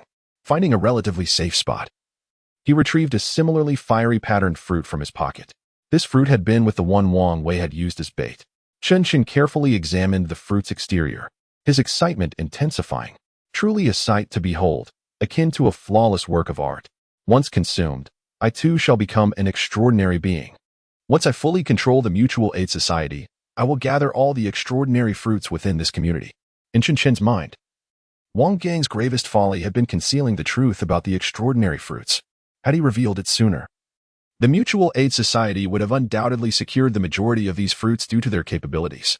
At that time, they would have been formidable enough to face ferocious beasts and even explore areas beyond the community. However, that was all in the past. Once he ascended to power, he would rectify all the mistakes Wang Gang had made. My rise begins now.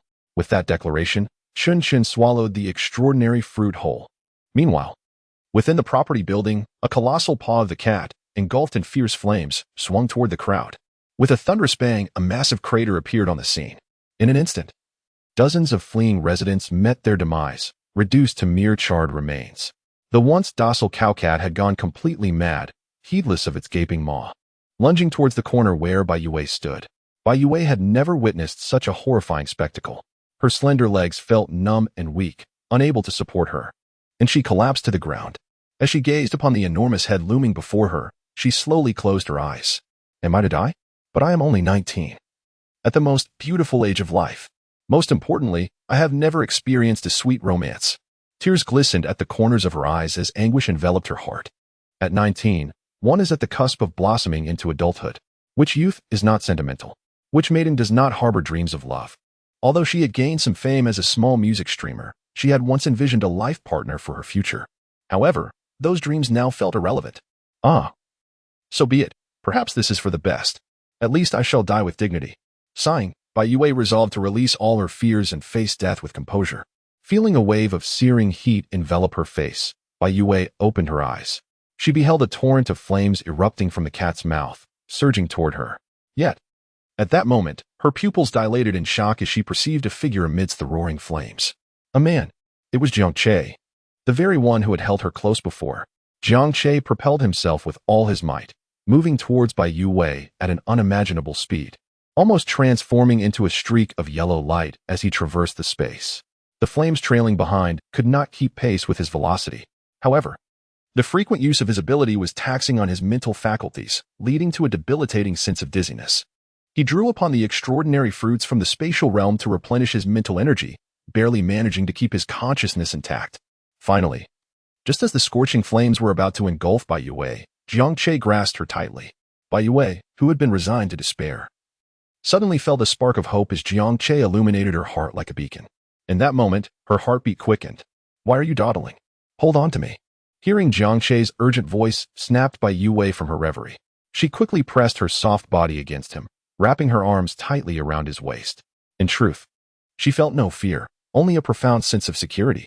She thought to herself that even if they were to perish together in the sea of flames, she would embrace it willingly. Moments later, a pair of large hands gently patted her head. It's all right, you are safe now. Upon hearing Jiang Che's voice, Bai Yue gradually opened her eyes. As she surveyed her surroundings, she realized they had been transported to another corner of the property building. API call failed with status code 429. Error. Code 429. Message. Resource has been exhausted, e.g. check quota. Status. Resource exhausted. Chapter 41. Awakening new abilities. I survived? In a moment of peril, escaping death, a vast surprise spread within Bai Yue's heart, illuminating her delicate face with a radiant smile. I truly have come back to life. Yet, her joy was short-lived as a fit of violent coughing erupted beside her. Turning her head, she found Jiang Che, whose eyes were bloodshot and complexion alarmingly pale, relentlessly stuffing black fruits into his mouth. Bai Yue, not lacking in intelligence, understood that he had transformed in this manner due to his efforts to save her. Jiang Che, are you all right? Jiang Che continued to cram the spirit fruits into his mouth, too preoccupied to respond. Ding. Mental strength 1. Ding. Mental strength 1. The system and oppos. S prompt echoed in his ears, but he dared not cease his actions. He could feel his mental energy was critically depleted, his eyelids waging a relentless battle against each other. Jiang Che realized that should he stop consuming the spirit fruits, he would likely succumb to unconsciousness at once. His gaze remained fixed on the fierce struggle between Dezue and the cowcat. The cowcat had gone completely berserk, having fully suppressed Dezue now that there were no distractions nearby. Jiang Che understood that his immediate priority was to restore his mental strength and rush to Dezue's aid. However, the rate at which he recovered his mental energy by merely consuming spirit fruits was painfully slow.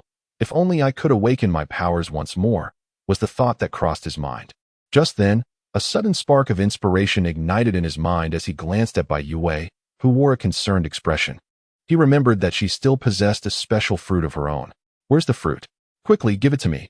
Jiang Che urgently extended his hand towards Bai Yue. She hesitated for a moment, but without a second thought, retrieved the black fruit from her pocket. Here, is this what you need? Though she remained oblivious to the fruit's purpose, she was acutely aware that her life had been saved by Jiang Che, and she would grant him anything he desired. Jiang Che seized the fruit with determination. Upon holding it, he instantly sensed something was amiss. This fruit was entirely different from the previous two he had consumed, resembling more closely the one Wang Wei had held, which bore fiery patterns. The fruit in his hand, however, displayed a distinctly clear eye pattern. Why is this? Could it be that these fruits are all born from mutated plants? Jiang Che pondered this notion, but time was of the essence. Dizue awaited his rescue. Without hesitation, he swallowed the fruit whole. In stark contrast to the gentle and cool sensations he had experienced before, a fierce torrent of heat surged through his body. The heat raced through his limbs at breakneck speed, ultimately converging in his eyes. Jiang Che felt an excruciating pain, as if his eyeballs were being crushed into fragments before reassembling. What on earth is happening? Is this not the spirit fruit? Doubt clouded his mind. As time trickled by, the agony in his eyes did not diminish. Instead, it intensified with every passing moment. Witnessing Jiang Che's torment, Bai Yue became frantic. What is happening? Please don't scare me. Her timid nature made her nearly weep at the sight of his suffering. If her presence had led to the demise of her savior, she could not bear to continue living. She extended her slender arms, embracing J. Chapter 42. Fong Fong, a searing laser beam, pierced the cranium, instantaneously carving 2 more skylights into the property building with its crimson brilliance. Bathed in the laser's glow, the entire edifice resembled a scarlet inferno. The calico cat's burgeoning flames dissipated into nothingness. The feline, despite its dual evolutions, succumbed to the laser's might due to its fatally vulnerable brain. Yet, Jiang Che's laser persisted, its trajectory shifting downwards. Sizzle. The cat's immense physique was effortlessly bisected by the surging laser. Viscera and blood cascaded onto the ground, while the acrid scent of burning flesh permeated the air. Upon closer inspection, the cat's severed edges were charred to a crisp. Witnessing the demise of the formidable beast that had once pushed him to the brink, Jiang Che felt elation coursing through him. Nearby, Bai Yue stood transfixed, muttering, "So powerful." She had observed Jiang Che's journey from awakening his abilities to vanquishing the monstrous cat. Intelligent as she was, she surmised that the fruit she had given him was the catalyst for his newfound power. She now understood that the fruit born from the strange vine possessed the potential to bestow extraordinary abilities upon those who consumed it. Though a tinge of disappointment lingered, as this power could have been hers, she harbored no resentment towards Jiang Che. Had he not risked his life to save her, she would have been reduced to ashes. However, a resolution solidified in her mind. Since Jiang Che had acquired such potent abilities through her fruit, she would attach herself to him, ensuring that she would partake in his successes. Bai Yue, with her chin held high and hands on her hips, declared this as her rightful due. "What did you just say?" A detached voice echoed beside her. Bai Yue looked up to see Jiang Che approaching. Instantly, her bravado waned. "And nothing," she stammered. "I said nothing at all." Jiang Che shook his head, dismissing her, and headed towards Big Mouth, concerned about its injuries. Bai Yue trailed behind him like a shadow. Within the property hall, numerous residents had survived. Upon witnessing the demise of the frenzied calico cat, they erupted in cheers. "We survived. I thought we were doomed. It's all thanks to Jiang Che. Without him, we would have been devoured by that cat." The survivors nodded in agreement. While most were self-serving, they couldn't deny the truth. The remaining residents huddled together, seeking solace in numbers. Seeing Jiang Che approach the colossal mutated dog, they hesitated to approach, but remained nearby. Jiang Che reached Big Mouth's side, discovering that its injuries were far more severe than he had anticipated. Most of its fur was singed off, and its body bore numerous grievous wounds. A gaping tear rent its abdomen, exposing its internal organs. A severed cat claw protruded from its neck. Such injuries would have been fatal to a normal animal without immediate care. Yet, Big Mouth nuzzled against Jiang Che, emitting a plaintive whimper. Through the psychic link established by the blue chain, Jiang Che understood Big Mouth's desires. "You want the cat's heart?" Sensing Big Mouth's thoughts, Jiang Che was intrigued. Did a primal predator-prey relationship exist among these mutated beasts? Without hesitation, Jiang Che agreed. If it could enhance Big Mouth's strength, he would retrieve it. With a flash of yellow light, Jiang Che materialized beside the calico cat's carcass. Due to its immense size, he struggled to locate its chest cavity. His eyes emitted a fierce laser beam, bisecting the corpse once more, revealing the cat's heart. It was Jiang Che's first glimpse of a mutated animal's heart. It was the size of 2 or 3 people, and astonishingly, it still pulsed faintly despite the cat's demise. Jiang Che unsheathed his katana, severing the connecting arteries and extracting the massive heart. Upon seeing Jiang Che approach with the heart, Big Mouth barked excitedly and began tearing into it voraciously, relishing every bite. Jiang Che could sense its immense satisfaction. Jiang Che watched with amusement, his own stomach beginning to rumble. His laser eyes drew heavily upon his physical reserves, leaving him ravenously hungry and weak. However, this was a minor inconvenience, as he had an ample supply of food. He retrieved a double cheeseburger and began to devour it. Just then, he felt a tug on his sleeve. Turning, he saw Bai Yue. Assuming she was also hungry, Jiang Che produced another burger from his storage and offered it to her. Having decided to make her his woman, he couldn't let her go hungry. Bai Yue's eyes lit up, and she eagerly accepted the burger. Thank you. But, Brother Jiang, I wasn't asking for a burger. I wanted to tell you that the group behind us seems to want to speak with you, she explained sheepishly. Yet her actions were swift as she unwrapped the burger and began to devour it. Her petite mouth, smeared with meat and juices, made a stark contrast to the massive burger. Wow, it's so delicious. I've never tasted such a delectable burger. Bai Yue's eyes sparkled with delight, and she gazed at Jiang Che with adoration. It was then that Jiang Che noticed the group of residents gathered in the distance. As he approached, they greeted him with fawning smiles. Regardless of their age, they addressed him as Brother Jiang, awed by his overwhelming power. Why haven't you fled? What do you want from me? Jiang Che's voice was devoid of emotion. A man stepped forward from the crowd. Brother Jiang, my name is Fong Feng, and I speak on behalf of the surviving residents to express our gratitude. Fong Feng, with his mature countenance, appeared to be in his late 30s or early 40s, and his words were delivered with a disarming sincerity.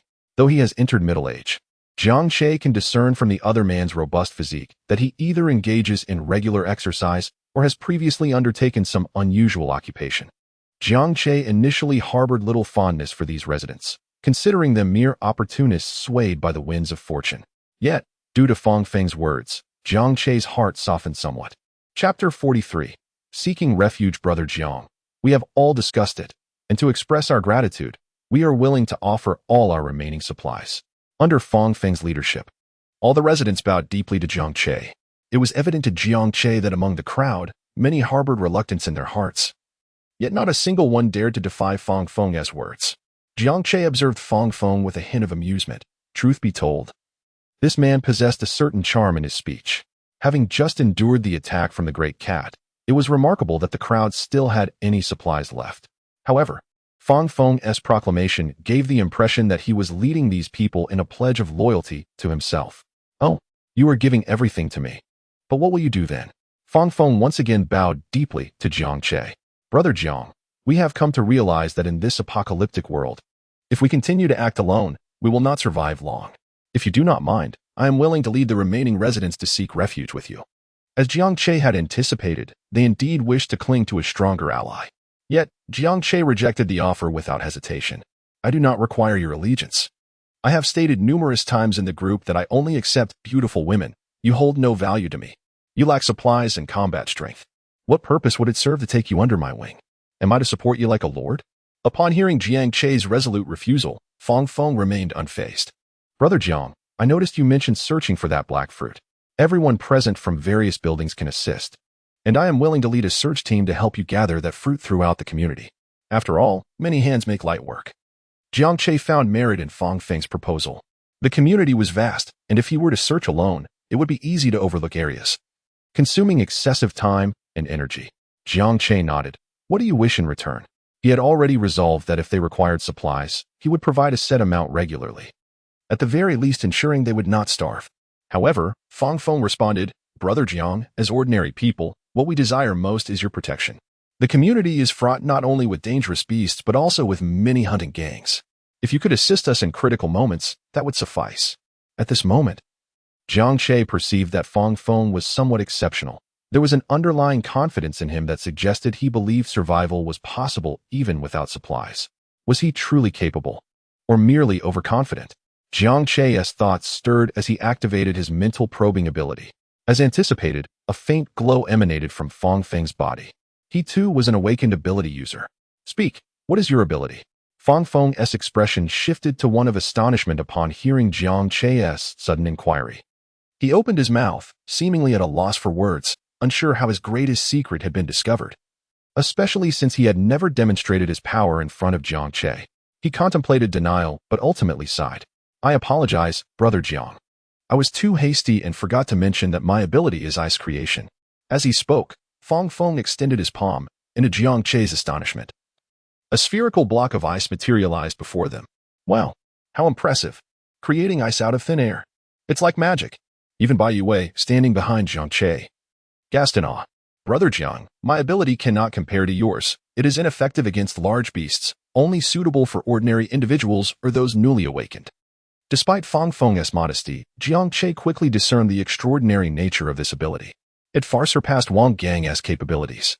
The ice produced was pure and transparent, indicating it was untainted by the black fog, an invaluable resource. As long as Fang Feng remained alive, he would have a continuous supply of water. Had it not been for Jiang Che's own acquisition of infinite water resources, he might have had to rely on Fang Feng to address the water crisis. Jiang Che felt a growing fondness for this ability user who sought to ally with him. He nodded, "I accept your request, from now on. You will liaise with me directly." Upon hearing Jiang Che and Appo's agreement, not only did Fang Feng light up with excitement, but the residents behind him also rejoiced. They understood the implications. Having a powerful ally capable of swiftly dispatching large beasts would significantly mitigate their dangers within the community. And what about food? Jiang Che inquired. Pondering the issue at hand, with Fang Feng's presence, water resources were assured, yet food remained a pressing concern. Fang Feng replied promptly, "Brother Jiang, you may not be aware, but the flesh of mutated beasts is not contaminated by the black fog. If you have no objections, the great cat would suffice to feed us for quite some time." This was news to Jiang Che.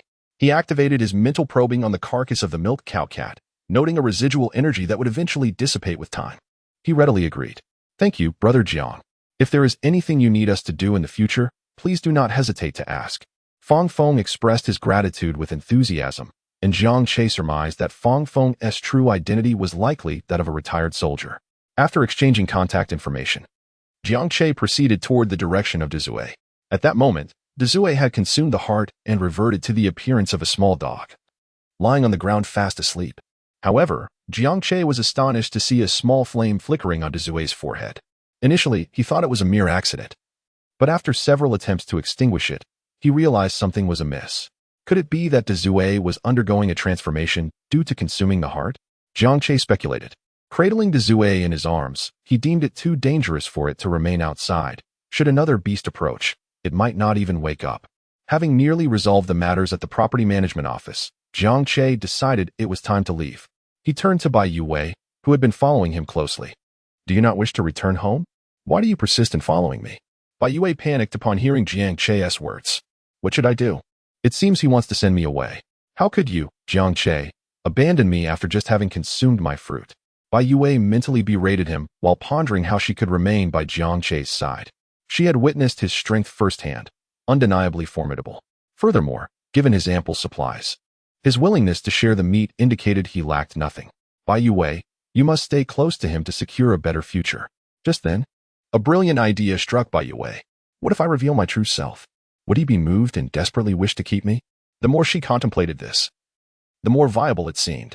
API call failed with status code 429. Error. Code 429. Message. Resource has been exhausted, e.g. check quota. Status. Resource exhausted. Chapter 44.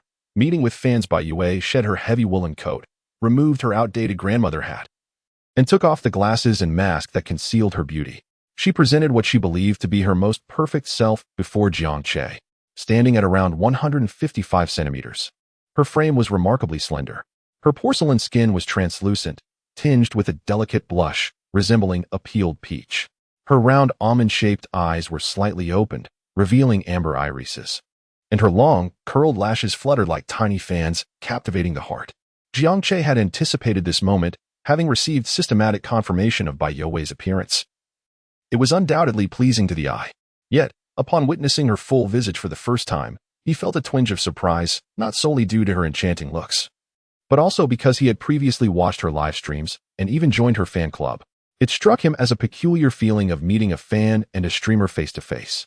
He had assumed her on-screen beauty was enhanced by filters, yet in reality, she appeared even more alluring than during her broadcasts.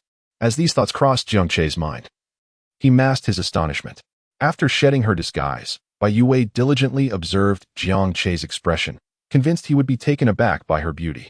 Initially, she harbored a sense of vanity, fully aware of her allure and the fact that out of her 3 million fans, over 2 million adored her for her looks.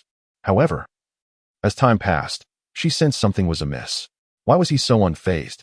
Could it be that he found her unappealing? Bai Yue, who once feared drawing attention to her beauty, now dreaded the thought of Jiang Che overlooking her charm and departing. She instinctively pushed her chest forward. Yet Jiang Che remained indifferent, scanning her figure with an impassive gaze. This made Bai Yue's cheeks flush crimson. What was he implying? Showcasing her flatness? Upon hearing Jiang Che's indifferent remark, Bai Yue felt as if a cat's tail had been stepped on, erupting in anger. Hey, your words are too harsh. What do you mean by flat? I have a B cup, thank you very much. Besides, I'm only 19. I still have time to develop. Her cheeks burned. Not from shyness, but from indignation. She despised comments about her figure, as she diligently consumed winter melon soup and milk daily. Yet her growth was stunted. Could she truly be blamed for that? Nonetheless, realizing she sought his companionship, she suppressed her anger and stammered. I forgot where I live. Can I stay at your place for a while? Her clumsily uttered request elicited a chuckle from Jiang Che. Forgetting where she lived? Clearly, she desired to stay with him but was circling around the point. This situation, however, aligned perfectly with Jiang Che's intentions.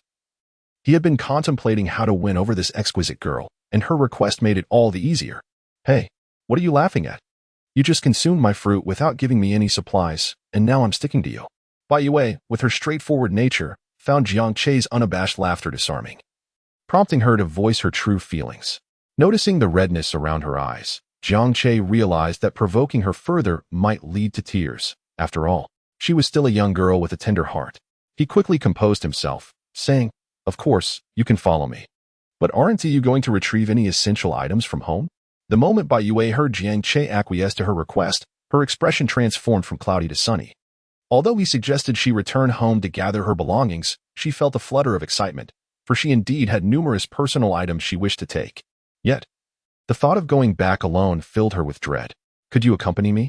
She asked, recalling her earlier trepidation when she arrived at the property. All right, I'll accompany you, Jiang Che agreed with a smile, having awakened the rare ability of laser vision. He felt confident that no one in the vicinity could rival his strength. Accompanying Bai Yue to fetch her belongings would pose no burden. Upon receiving his agreement, Bai Yue's excitement bubbled over, causing her to bounce joyfully and even wrap her arms around Jiang Che's. Seeing that he did not recoil, she tightened her grip, as if fearing he might slip away. Meanwhile, at home, Lin Wan found herself devoid of ingredients and thus no longer needed to cook. Having spent numerous years in the company, she understood the importance of keeping herself busy, lest her boss perceive her as useless. She resolved to begin tidying up the spacious 270-square-meter apartment. As she approached Lin Qingshuang's room to invite her to assist, she found Lin Qingshuang in a state of panic, fixated on her phone and repeatedly attempting to dial a number. Qingshuang, what is wrong? Lin Wan inquired out of concern. It's over. My sister has gone silent. Lin Qingshuang exclaimed in utter disarray. I must go to the school to find her. It appeared as though she were possessed, hastily packing her belongings. Realizing the urgency of the situation, Lin Wan felt compelled to intervene. She recognized Jiang Che's regard for Lin Qingshuang, and she could not allow her to leave the house without a plan, lest she face Jiang Che's ire. Gently, she placed a hand on Lin Qingshuang's shoulder, clasping her icy hand. Qingshuang, please calm down. Tell me what happened, and I can help you analyze it.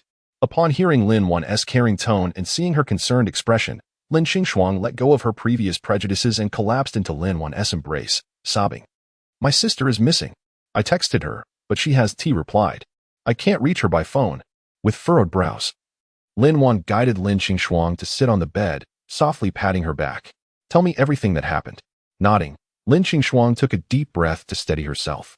She recounted the events of the morning, when Jiang Che had promised to rescue her sister from Jinhai University, and how she had eagerly shared the news with her sibling. Initially, she had not received a reply, assuming her sister was simply busy. API call failed with status code 429, error, code 429. Message, resource has been exhausted, e.g. check quota. Status, resource exhausted, chapter 45, disappearance. My sister is very well behaved. She replies to every message I send her promptly, and she would never ignore my calls. Lin Qingshuang, tears streaming down her cheeks, recounted the events with great distress. Lin Wan casually handed her a tissue and inquired, could it be that your sister lost her phone, which is why she hasn't replied? Lin Qingshuang shook her head.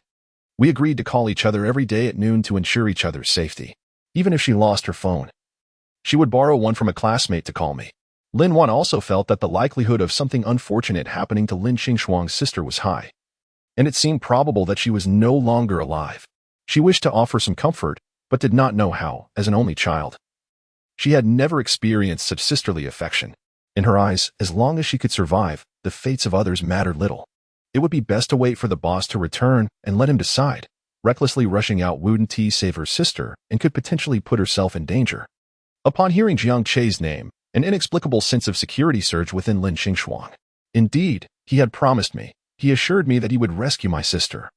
And he would never deceive me. Lin Qingshuang kept repeating this phrase, her gaze subconsciously drifting to the window, her eyes filled with hopeful brilliance. At that moment, Jiang Che arrived at building number 1, accompanied by Bai Yue. I live on the 29th floor. It may be a bit of a climb for you, she said. Of course, if you're too tired, you can wait here for me. I will be down shortly. Bai Yue observed Jiang Che's expression as she spoke, ready to change her words if she sensed any displeasure from him. However, Jiang Che merely smiled. No need for such trouble. Just hold on tight. With that, Jiang Che reached out and wrapped his arm around Bai Yue's delicate waist. Sensing the unique fragrance of youth emanating from her, Jiang Che felt a flutter of emotions. Bai Yue instinctively wrapped her arms around Jiang Che's waist, the familiar sensation flooding back to her. She recalled the moment when Jiang Che had saved her from the inferno. In her anxiety, she had been oblivious to the embrace, only feeling an overwhelming sense of security that made her unafraid of death. Now, as she experienced this warm embrace again, new feelings welled up within her. His body was remarkably sturdy, solid in every way, feeling that the girl had a firm grip. Jiang Che initiated his teleportation, swiftly moving them together. The energy consumption of carrying someone while teleporting was significantly greater, approximately 4 to 5 times that of his own usage. Nevertheless, with his mental energy at 120 points, he could bear the expenditure. In a mere few seconds, they ascended from the first floor to the 29th. Bai Yue felt as though the scenery around her was racing past, far more exhilarating than a roller coaster ride. All right, we've arrived at the 29th floor. You can open your eyes now. Jiang Che playfully pinched her soft, round face, which felt incredibly delightful, making him reluctant to let go. Finally, Bai Yue dared to open her eyes and surveyed her surroundings, releasing her grip on Jiang Che. Taking a deep breath, she said, "Please wait a moment. I'll open the door now." Approaching the door of apartment 2903, she retrieved her key from her pocket, but as she was about to insert it into the lock, her expression froze. She noticed numerous chaotic scratches on her door lock, and the previously shut lock cover had been pried open. Panic surged through her as she exclaimed to Jiang Che, My lock has been tampered with. Could someone have already intruded into my home?" After the emergence of the dark fog, she had seen numerous reports in the group chat of homes being broken into, with the homeowners brutally murdered. She understood that in a society lacking restraint, such incidents would only increase. Yet, she never imagined that this would happen to her. If she had not brought Jiang Che back today, she shuddered to think of what fate awaited her. "Brother Jiang, what should we do now?" Jiang Che's expression remained calm.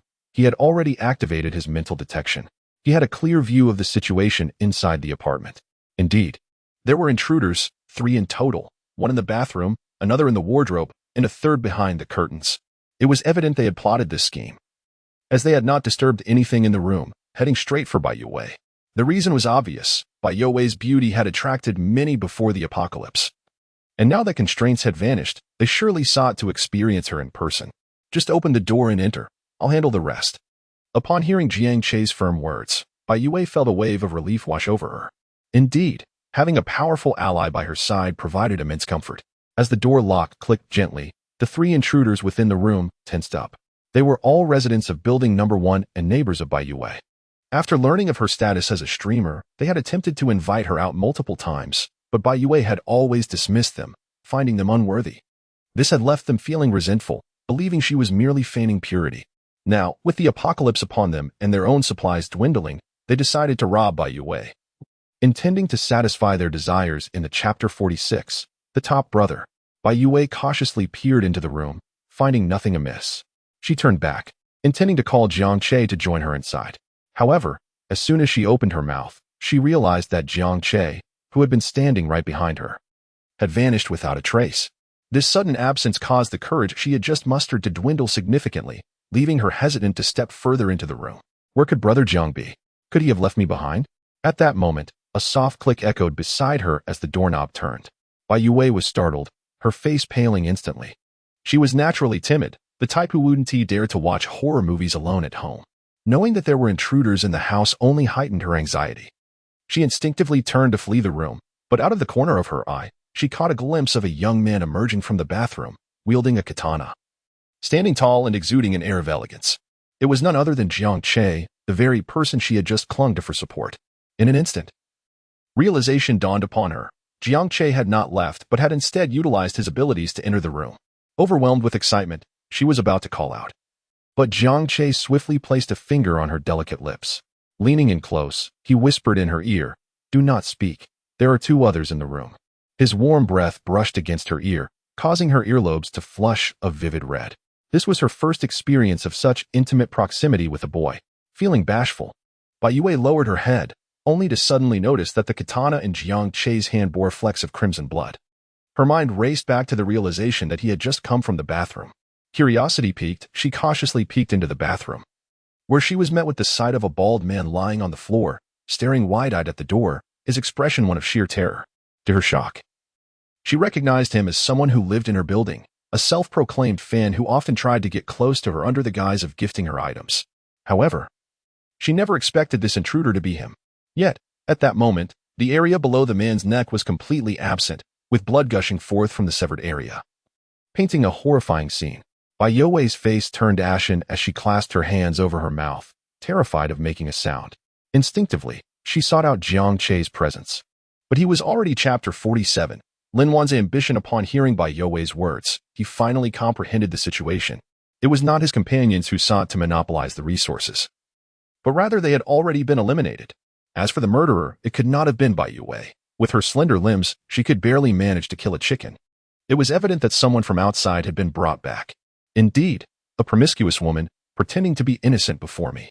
Even in this apocalypse, she dares to bring men home. Ma Kaming cursed inwardly, while simultaneously devising an escape plan from this place. Wait, brothers outside, hear me out. Do you know Wang Gang from the Mutual Aid Society? Cold sweat broke out on his forehead. He was beginning to regret bringing 2 extra people along to deal with Bai Yue. He never anticipated that he would end up in such a predicament. At that moment, Jiang Che had raised his Desert Eagle, aiming at the wardrobe door, ready to pull the trigger when he heard the other party's words. A playful smile appeared on Jiang Che's face. After all, he recognized Wang Gang, having seen him perish not long ago. Wang Gang? Isn't he the leader of the Mutual Aid Society? How do you know him? Hearing the response, Ma Kaming let out a sigh of relief. Wiping the cold sweat from his forehead, he said, "Little brother, Wang Gang and I share a bond akin to brothers. I came here today at his request. If you kill me, Wang Gang will undoubtedly seek vengeance." Upon hearing this, Jiang Che's expression turned somewhat disappointed. He had hoped for more valuable information. Wang Gang? What does he amount to? I, Jiang, could eliminate him with a single hand. Before Jiang Che could speak further, Bai Yue had already interjected. Yet, she was not wrong. Jiang Che had nearly killed the other party with one hand while holding a gun. Humph. Little brother, she is merely a novice streamer, utterly clueless. Don't believe her. I assure you, if you deliver this girl to Wang Gang, your future will be bright. Becoming the second in command of the Mutual Aid Society will be a piece of cake. Jiang Che nodded indifferently, revealing no hint of emotion. Then you may inquire with Wang Gang if he can comply with your request. Ma Kaming was taken aback at first. Was this fellow a bit too arrogant, asking the leader of the Mutual Aid Society for a guarantee? A cold smile crept onto his face. You want me to seek Wang Gang for you? Who do you think you are? Once I leave here, I shall bring people to deal with you too. Though he thought this, he still excitedly replied, Rest assured, with my connections, I will definitely. Before he could finish, Jiang Che pulled the trigger. A thunderous roar erupted. Dust filled the room. The wardrobe was instantly reduced to splinters, and even the wall behind it was blasted open. As for the person hidden within, there was nothing left but charred remnants. Since the other party wished to see Wang Gang, Jiang Che decided to send him on his way. The moment Jiang Che drew his firearm, Bai Yue had already covered her ears. Watching Jiang Che fire so effortlessly, she was momentarily captivated by his charm. What are you waiting for? Hurry and pack your things. Do you plan to spend the night here? Seeing Bai Yue lost in thought, Jiang Che reminded her directly. Upon hearing the mention of spending the night, Bai Yue trembled in fear. 3 people had just died in this house, even with 10 times her courage. She would not dare to stay. She hurriedly dragged out a small suitcase to start packing. While Bai Yue packed, Jiang Che continued to observe the room. He had another purpose for being here, to locate the rare fruit of abilities. Comparing it to the first photo Bai Yue had sent him, he quickly spotted the source from the eastern window. Just as in the photo, massive vines twisted and coiled outside, adorned with countless barbs. activating his mental perception. He examined the vine. Unfortunately, there was no second fruit, but numerous carcasses of mutated beasts were strewn across it. The remains of mutated cats and dogs were scattered in large quantities upon the vine, their flesh devoured, leaving only tattered skins behind. It was no wonder so many animals had vanished from the garden. They had all fallen prey to these mutated plants. Under the influence of the dark mist, plants appeared to be far more perilous than animals. Jiang Che initially contemplated exploring further, but recalled the gruesome scene of the black tree killing and promptly dismissed that thought. He could not ascertain whether the vine possessed some strange method of attack. Before long, Bai Yue approached, pulling a small suitcase. "Brother Jiang, I'm done packing." Originally, she intended to gather her clothes, but most had been reduced to debris by Jiang Che's gunfire, expediting her packing process. Jiang Che nodded, stowing the suitcase into his storage space, and led Bai Yue out of Building 1. After a brief moment, a flash of golden light reappeared in room 3001 of Building 11. Even after experiencing it once, Bai Yue was still somewhat unsettled. The sensation of rapid weightlessness made her heart race. Upon seeing the decor of the room, Bai Yue felt a wave of astonishment. "Brother Jiang, do you live here?" It looked so luxurious. Although she was a popular influencer with 3 million followers, she could only afford a down payment on a modest apartment in Xinjiang community. The notion of a top-tier duplex loft like Lin Qingshuang's was beyond her wildest dreams. In the living room, Lin Wan spotted Jiang Che's arrival and hurriedly ran over. "Boss, you're back." She greeted Jiang Che with a sweet smile, then glanced at the exquisite young woman beside him. However, unlike Lin Qingshuang's initial cold reception, she understood that Jiang Che would not be limited to just a few women in the future. More beautiful women would undoubtedly join this household. She aimed to gain recognition from others to secure her position of influence beyond Jiang Che. In simpler terms, she aspired to be the matriarch of the harem. "My name is Lin Wan. May I ask how to address this sister?" Lin Wan smiled and extended her hand to Bai Yue. Feeling a bit shy at Lin Wan's graceful demeanor, Bai Yue extended her hand in return. "Why you?" "Hello, I'm Bai Yue." After a brief chat with Bai Yue, Lin Wan turned to Jiang Che and said, "Boss, there might be an issue with Qingshuang." Jiang Che furrowed his brow. He found it unexpected that there could be trouble at home.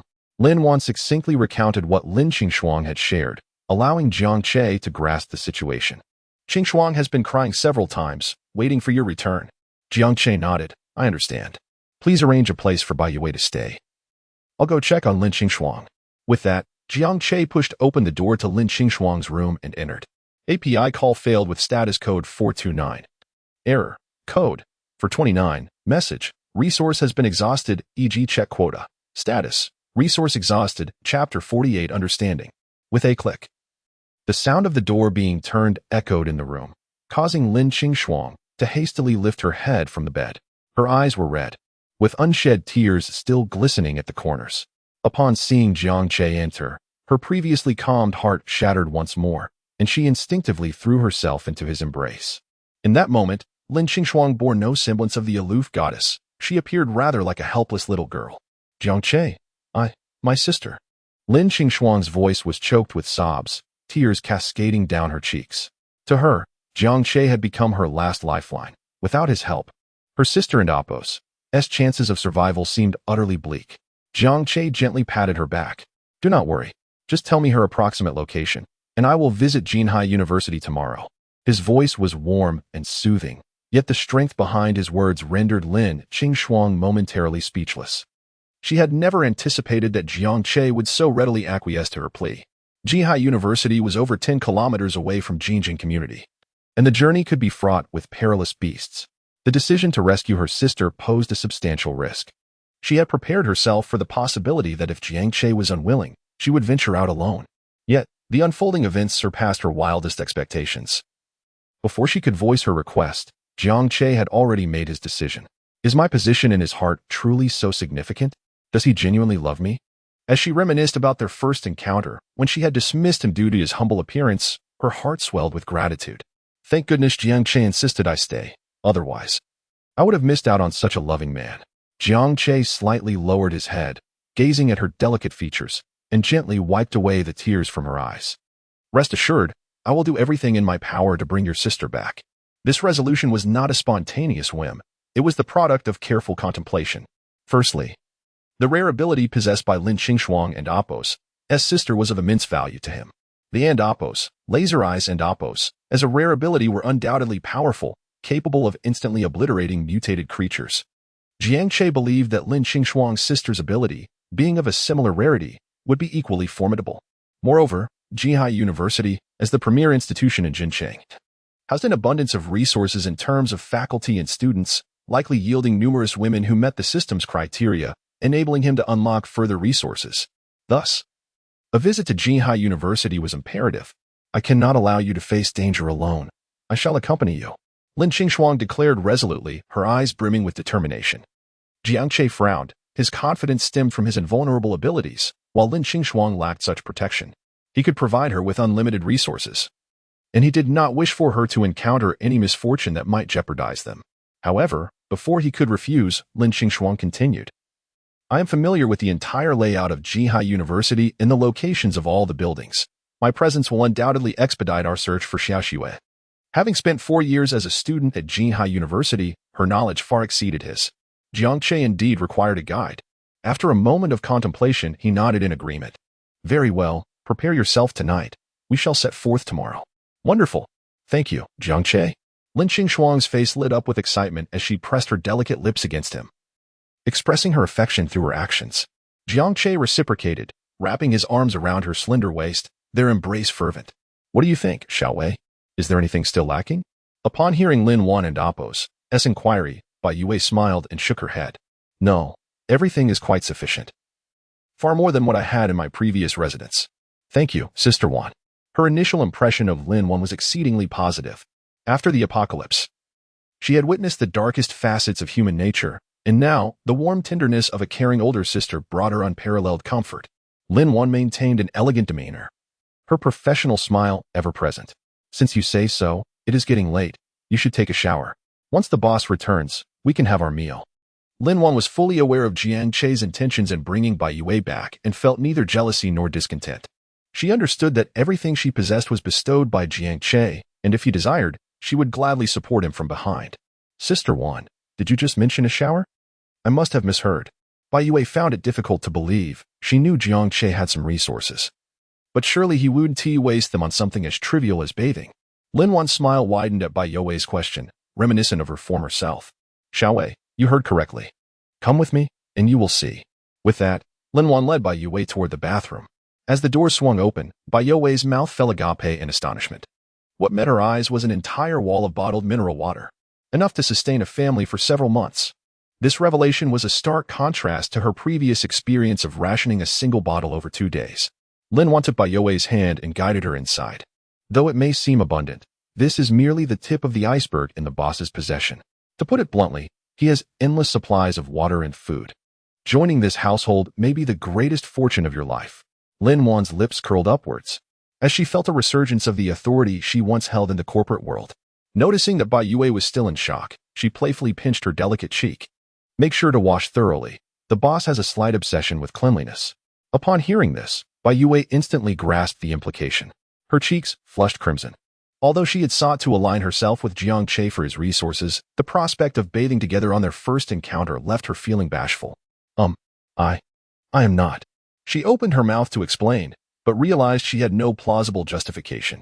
Let me share a little secret with you. The boss favors the guava-scented shower gel. If you wish to win his favor, use that one. Lin Wan said with a smile, delivering her final piece of advice before departing the bathroom. Left alone, Bai Yue felt a mix of confusion and trepidation. At just 19, she had never had a boyfriend and felt utterly inexperienced. After a brief internal struggle, she steeled herself, locked the bathroom door, and began to cleanse herself, utilizing the very guava-scented shower gel recommended by Lin Wan. Chapter 49. Energy Drinks. After a tender moment, Jiang Che and Lin Qingshuang emerged from the room. Thanks to the enhancement from the fruit, Lin Qingshuang's skin radiated with a newfound luster and elasticity, captivating Jiang Che even more. However, he was aware that there were 2 matches scheduled for the day, with the evening game being the main event, so their playful exchange had to remain just that, playful. Upon entering the living room, Jiang Che noticed Bai Yue sitting on the sofa, her cheeks flushed. Clad in loose-fitting bare pajamas, her damp hair cascading down her back. Lin Wan was behind her, gently drying her hair. Occasionally, they whispered sweet nothings to each other, causing Bai Yue's blush to deepen. As Jiang Che approached, Lin once stood to greet him, while Bai Yue also rose but kept her head bowed, unable to meet his gaze. Jiang Che nodded and remarked, "It's getting late. Let us prepare for dinner." With a casual wave of his hand, a dozen steaming double-layer beef burgers appeared on the dining table, emanating an enticing aroma that wafted through the air.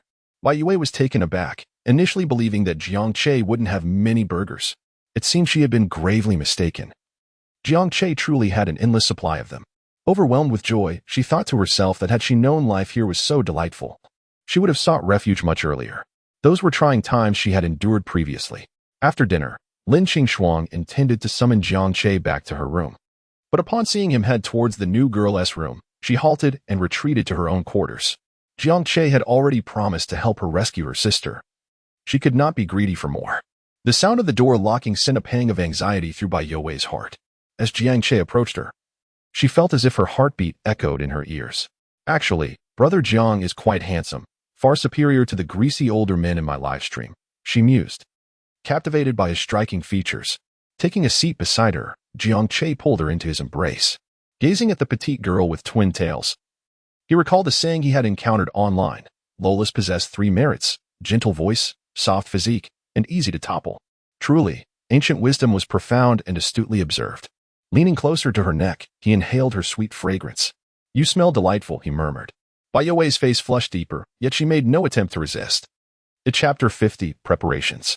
Apartment 1802, Building 11. Li Qingqing's gaze drifted towards the door intermittently.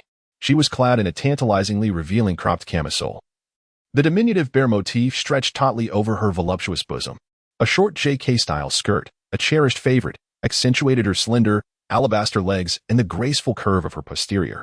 This ensemble, paired with her visage of innocent allure, exuded an irresistible charm. "It's already 8 o'clock. Why hasn't he arrived? Could he have forgotten?" Li Qingqing pouted, murmuring to herself. She vividly recalled Jiang Che's parting words. "Be sure to be thoroughly cleansed when I arrive tomorrow. Understood?" These words, and the intensity in Jiang Che's eyes, echoed incessantly in her mind, even permeating her dreams. Thus, upon awakening, she hastened to the washroom, meticulously cleansing herself with the mineral water Jiang Che had provided previously, even adding a touch of perfume. With a gentle gait, Li Qingqing descended from the bed, her legs still tender. She moved gingerly to the door, peering through the peephole. Only an expanse of impenetrable darkness met her gaze, devoid of any discernible movement or sound. "Hey, Li Qingqing, what are you looking at?" A detached voice reverberated from behind. Catching her off guard, the suddenness startled Li Qingqing, sending a jolt of fright through her. "Ah, help!"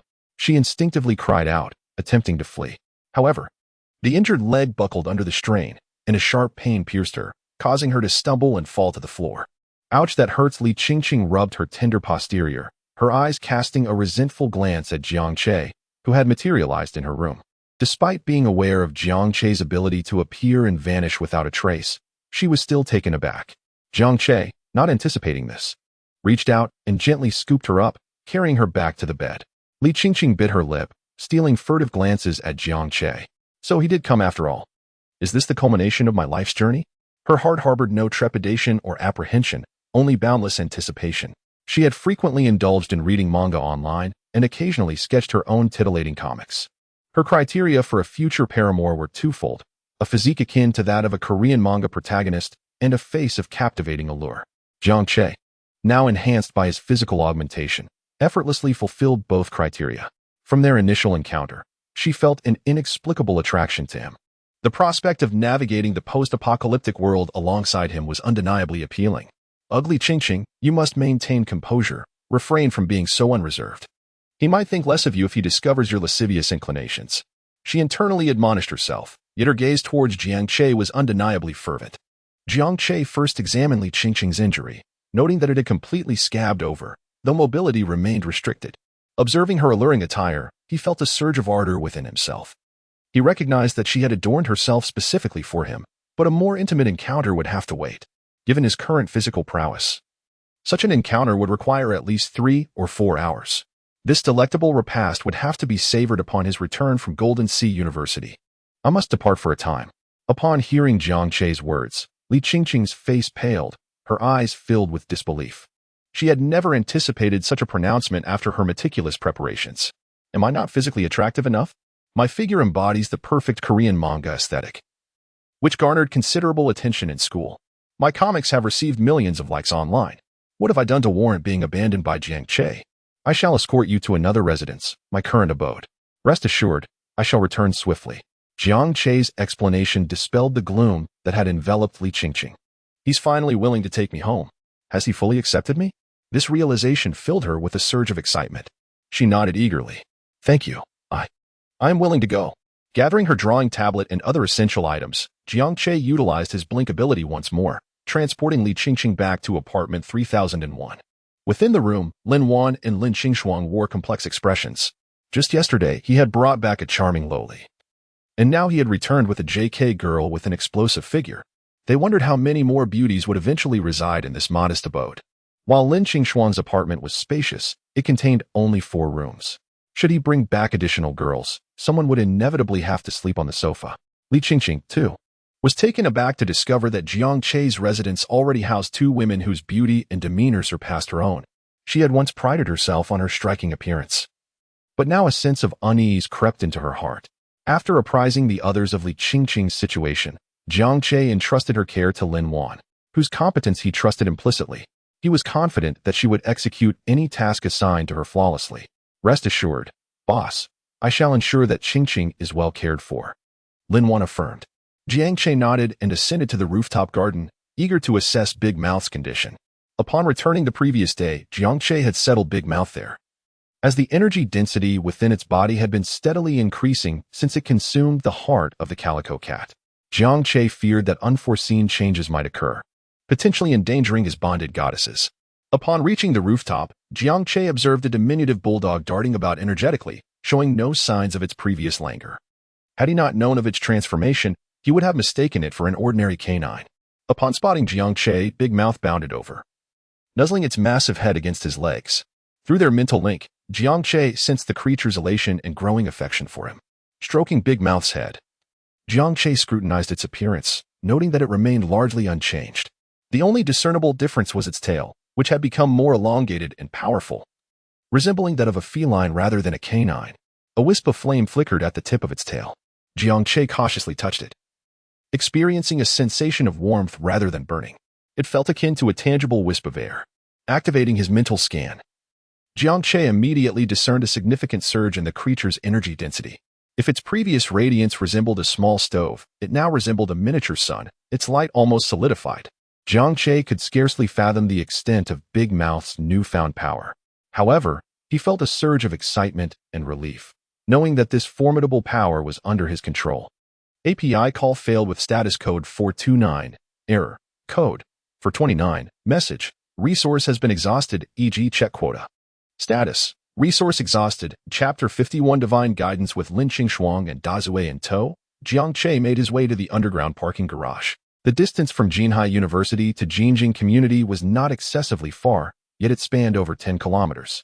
If the two were to walk, it would consume a considerable amount of time. Just then, Lin Qingshuang mentioned that she had a car, prompting Jiang Che to immediately decide to drive.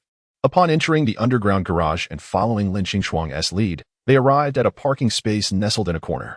As Lin Qingshuang pressed the car key, 2 piercing beams of light pierced the darkness of the garage. Before them stood a sleek, obsidian beast of steel, its angular body, with the iconic 3-bar chrome grille adorning the front, prominently showcased a massive 3-pointed star emblem, epitomizing its grandeur. The exposed hinges on the car doors were rugged and sturdy, resembling the armored seams of a war chariot, unapologetically flaunting its mechanical beauty. Every young man harbors a dream of owning a luxury car, and Jiang Che was no exception. Although he could not afford one, he was familiar with many models on the market.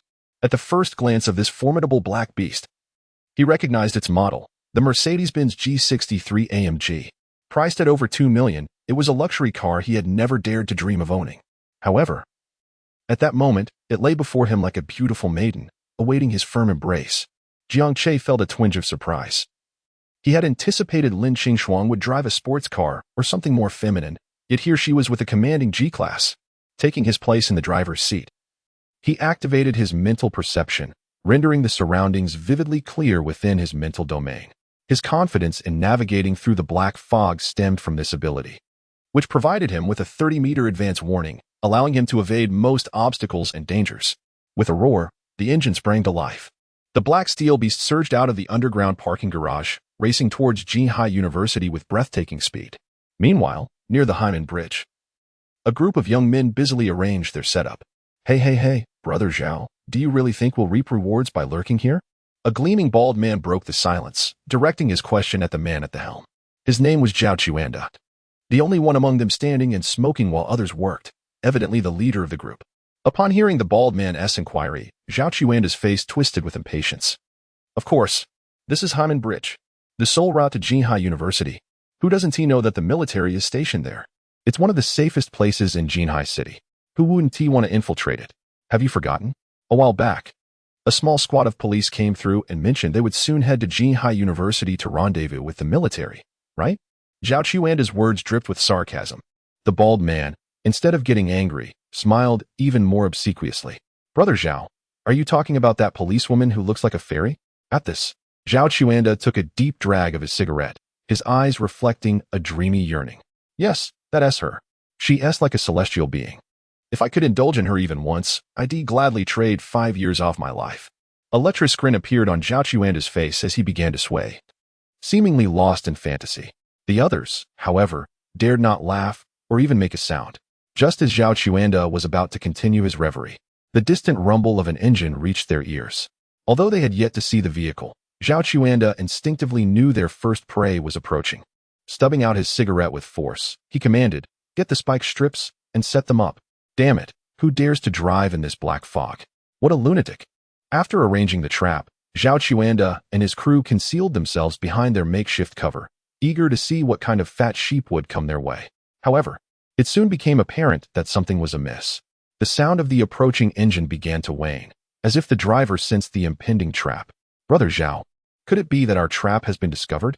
The bald man, familiar with Zhao Chuanda, leaned in to inquire. Zhao Chuanda's expression darkened. Impossible. The black fog obscures vision. How could they see anything? They must be out of fuel. Once their tires burst, we'll pounce. The others nodded in agreement. Understood, Brother Zhao. Before long, 2 blinding beams of light pierced through the fog, revealing the formidable silhouette of a vehicle. Damn it, it's a G-Class. Another wealthy target. They must have supplies. We're going to hit the jackpot this time. Zhao Chuanda's excitement surged. Before the apocalypse, he had been a mediocre salesman, harboring a deep resentment for the affluent. The thought of preying on the wealthy filled him with a thrilling exhilaration. As the car drew nearer, Zhao Chuanda's anticipation grew. Closer, closer, just 2 more meters, and those tires will burst. Gazing at the imposing vehicle, a flicker of hesitation crossed Zhao Chuanda's mind. No man could resist the allure of a G-Class, and he was no exception. In this apocalyptic landscape, a burst tire would render the vehicle useless. As he wrestled with his thoughts, the car came to a halt just half a meter from the trap. Huh? Brother Zhao, why did they stop? Should we still go out? The bald man scratched his head in confusion. Enraged, Zhao Chuanda delivered a sharp blow to his head. What a foolish brain. Get out there and surround that car. Responding to Zhao Chuanda's furious command, the group surged forward, encircling the Mercedes-Benz G-Class. The bald man was the first to strike, swinging a steel pipe down onto the hood, creating a deep dent. Damn it, everyone get out of the car. He aimed to impress Zhao Chuanda, but before he could finish, another blow landed on his head, again from Zhao Chuanda. Confused and aggrieved, the bald man protested, "What did I do wrong this time? Damn it. You could at least go easy on me. This car is mine from now on. Don't you dare damage my ride."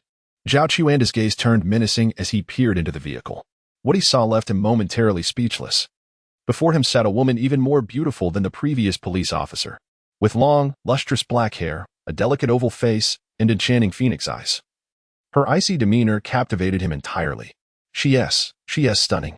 In that instant, he resolved that he must possess this woman at all costs. After regretting missing out on the previous policewoman, he could not let this breathtaking ice queen slip away. This was a divine compensation, and he could not betray the signs from above. Chapter 52. I will protect you. Not only Zhao Chuanda, but also the surrounding henchmen were captivated by the ethereal beauty in the car, their eyes glinting with predatory desire. Lin Qingshuang, unaccustomed to such attention, felt a surge of panic within her. Instinctively, she turned to glance at Jiang Che beside her. His expression was inscrutable, as if the dozen men surrounding them could not instill even a flicker of apprehension in him. In his eyes, she sensed a chilling resolve. It dawned on her that Jiang Che was indeed enraged. She reached out, placing her hand on his shoulder. Jiang Che, there are too many of them. We should avoid confrontation if possible. She had witnessed Jiang Che's elusive prowess and his ruthless efficiency in dispatching Jiang Qing and his wife. Yet, she doubted his chances against such a sizable group. In the back seat, the large dog let out a couple of barks, conveying a sentiment entirely contrary to Lin Qingshuang's. Master, let me handle this. 10 of them are hardly enough to satisfy me. Jiang Che chuckled softly, patting Lin Qingshuang's small hand reassuringly. Do not worry. I will take care of everything. He then turned to ruffle the dog's head. You must not act without my command, no matter the circumstances. Understood? The dog, feeling somewhat aggrieved, nodded its small head in compliance.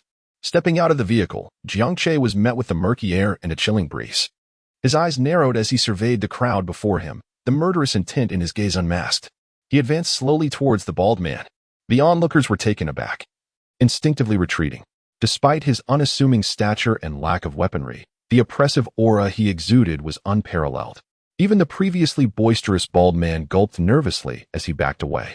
What was up with this guy? His gaze was as terrifying as that of a mutated beast. Among the crowd, only Zhao Chuanda retained his composure.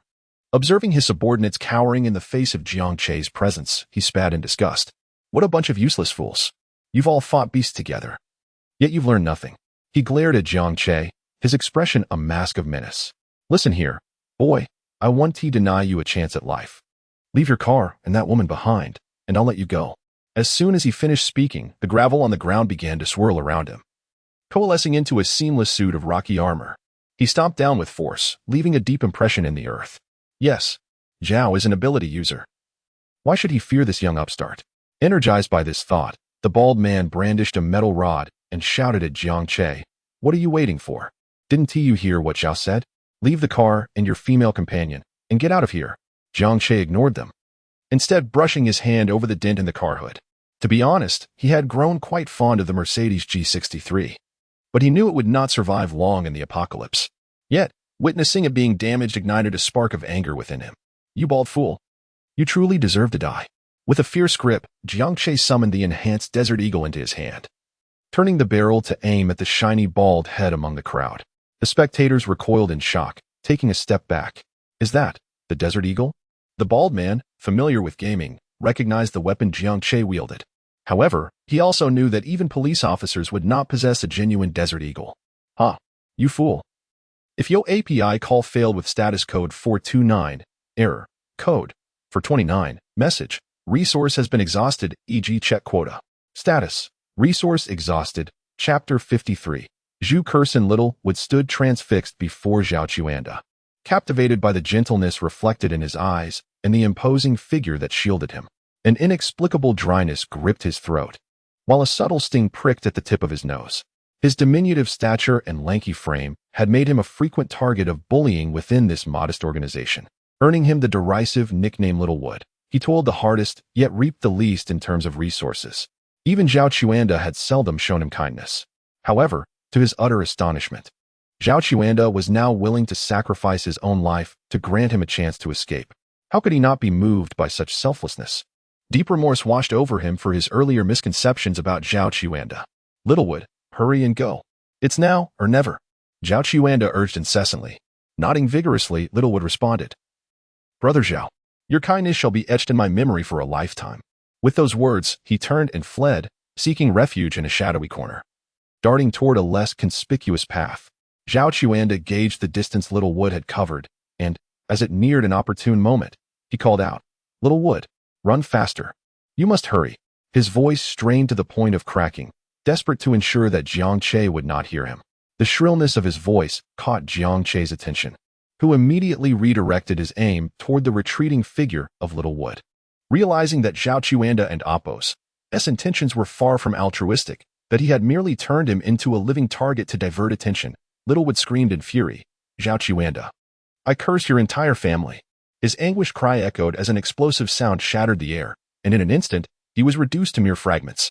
Zhao Chuanda remained vigilant, observing Jiang Che's every move. As Jiang Che prepared to pull the trigger, he recognized it was the perfect moment to flee. Channeling his powers to the fullest, he was swiftly drawn underground, leaving behind a subtle bulge on the surface as he sped toward the Hyman Bridge. This was the assurance that fueled his audacity to lead a team solo. With the ability to traverse the earth, he believed he could escape any adversary. Jiang Che noticed the use of powers and remained unperturbed. With a few shots, he dispatched the last two thugs, confirming that no one was left alive. He opened the car door and slid inside. The sound of the door closing echoed like a bullet being chambered, rousing Lin Qingshuang from her stunned silence. She had witnessed the gruesome scene unfold before her eyes. It would be a lie to claim she was unafraid, as a sheltered young lady born into privilege. She had never encountered such horror. Yet, she understood that Jiang Che's fury stemmed from the disdainful remarks directed at her. Adjusting the driving mode to sport, the exhaust valves opened fully, transforming the low growl into a roaring beast awakened from slumber. The dashboard numbers surged as the oil temperature climbed, 80°C, 90°C. In the next moment, he slammed down on the accelerator. The four high-performance tires screeched briefly before gripping the ground, unleashing nearly 600 horsepower without reservation. Jiang Che activated his mental detection, racing toward the traces left by Zhao Qiuanda. In that instant, Lin Qingshuang grasped Jiang Che and Appos' intent. Jiang Che, they have already fled. We needn't pursue them further. They are undoubtedly backed by other organizations, she cautioned. Jiang Che understood her concern, but felt no trepidation. He was confident that with his current strength, no organization of ability users could match him. If they dared to provoke him, they must be prepared for annihilation. Cutting down the grass, without uprooting, it only allows it to regrow. Fear not, I shall be fine. He placed his hand on Lin Qingshuang's delicate thigh, tenderly caressing it, savoring the youthful vitality that radiated from her. Lin Qingshuang did not resist. Instead, she shifted her leg closer, allowing him greater ease. Meanwhile, within the Jinhai City Police Department, a striking figure emerged from the supply room. Her name was Zhu Kersen, the captain of the community security team. Her skin bore a healthy tan, her brows sharp, and her eyes twinkled like stars. With a high ponytail cascading behind her, she exuded an air of competence. Her posture was straight and commanding, clad in a black tactical vest that accentuated her lean physique without appearing frail. Her long, powerful legs, encased in tactical pants, revealed faint muscle contours, a testament to a body sculpted by combat, a beauty tempered by resilience. Upon stepping out, she promptly inquired of a nearby officer. What was that sound just now? The young officer, not daring to be lax, reported, Captain, it sounded like gunfire, but not quite. It seemed more like cannon fire. The source appears to be distant. Cannon fire? Zhu Kersen's brows knitted in concern. How could there be artillery in the city? Could it be the stationed troops from Jinhai University? That seems even more implausible. Their primary duty is to protect the top experts within the university. And they would never abandon their post, the officer replied. The more Zhu Kersen pondered, the more suspicious it seemed. From which direction did the sound originate? The officer hesitated, then uncertainly suggested, it should be near Hyman Bridge. ISNT the Rongxin supermarket, which previously supplied us, also in that vicinity? Zhu Kersen's expression grew more serious as a thought struck her. The officer nodded affirmatively. In that case, notify the others. We must depart immediately to reach the scene and ensure the store owner remains unharmed. She harbored gratitude for the Rongxin supermarket's owner, who had willingly provided supplies to her team amidst the encroaching darkness. Now, sensing potential danger, she felt compelled to investigate personally. On the expansive Hyman Bridge, a peculiar mound of earth rapidly traversed the cracked surface of the bridge. Zhao Qiuanda, truly fearing for his life, exerted every ounce of his strength to flee. He had not anticipated that his first target would prove to be such a formidable opponent. Regret not at him. I should have distanced myself enough. That kid should not be pursuing me any further. After all, I haven't done anything overly outrageous. I merely exchanged a few words with him. And I did not damage his vehicle. Surely he wouldn't be relentless in his pursuit. As Zhao Qiuanda's earth-shifting speed began to wane, fatigue from prolonged exertion set in. However, just as he relaxed for a moment, he sensed a faint tremor behind him. Panic surged through him. That wretched kid is truly chasing me. Heart racing, he hastily urged his powers to propel him toward his stronghold. It's all right. As long as I reach my base, with Xiaohao's protection, I will surely be safe. Chapter 54 Feng Hao crossed the Hyman Bridge, and soon a cluster of dilapidated residential buildings came into view. However, the entire community was engulfed in darkness, devoid of any glimmer of light. Only a supermarket at the intersection emitted a faint glow. Through the window, the sign Rongxin supermarket was discernible. Before long, a small mound of earth appeared at the entrance of the supermarket. A disheveled figure emerged from underground, covered in dirt and ragged clothes. None other than Zhao Chuanda, who had narrowly escaped from Jiang Che's clutches. Upon Zhao Chuanda's arrival, the robust men patrolling the supermarket immediately noticed him. Adorned with tattoos of dragons and phoenixes, they wielded gleaming machetes, exuding an intimidating aura. Brother Zhao. The group of sturdy men bowed in unison, their expressions filled with utmost respect. Where is Xiao Hao? Is he here? Zhao Chuanda inquired, his voice strained from prolonged exertion, both mentally and physically drained. The others, sensing his distress, instinctively surmised that something was amiss outside. Brother Hao is still in the office upstairs. Before Zhao Chuanda could finish, he hurriedly dashed up the stairs. One of the men attempted to stop him, but was restrained by a companion. Don't worry, they are relatives. It doesn't matter if they see each other. But if you delay vital matters, just wait for your doom. Brother Hao will not care whether your intentions are good or not. Nodding in agreement with the advice, the man ceased his protest. Zhao Chuanda stumbled up to the second floor, where the eerie silence was shattered by the haunting screams of a woman. Without a moment's hesitation, he rushed to the office, kicking the door open. The anguished wails of the woman, the furious curses of the man, and the sharp cracks of a whip resonated through the air. Inside the room, a pair of individuals caught his eye. The woman, voluptuous and still possessing delicate, fair skin despite having crossed 30, was tethered to the bed with a dog chain, her pristine skin marred by crimson welts. The man, equally unclothed and muscular, wielded a whip, striking the woman with fervor. You filthy wretch! Still daring to bite me? Your dead husband has been chopped up and tossed into the cold storage. Do you wish to join him? Despite her weakened state, the woman's eyes burned with unquenchable fury as she gazed at the man, hearing the door's disturbance behind him. Feng Ha Chapter 55. I bet your gun is empty. On the first floor of Rongxin's supermarket, the crowd that had been standing or sitting began to converge, fixating on the ominous black mist outside. Was that the sound of a car? Surely I must have misheard. No, it seems I am not mistaken. I hear it too. How audacious to drive in such thick fog. Don't they fear encountering the beast lurking within? The sound grows louder, seemingly approaching us. At that moment, heavy footsteps echoed behind the crowd. People turned to glance and instinctively lowered their heads to part a path. How go? How go? The crowd bowed to Feng Hao, their eyes betraying a flicker of fear. Everyone, grab your weapons. Someone's coming to stir up trouble. Feng Hao's voice was gruff and laced with menace.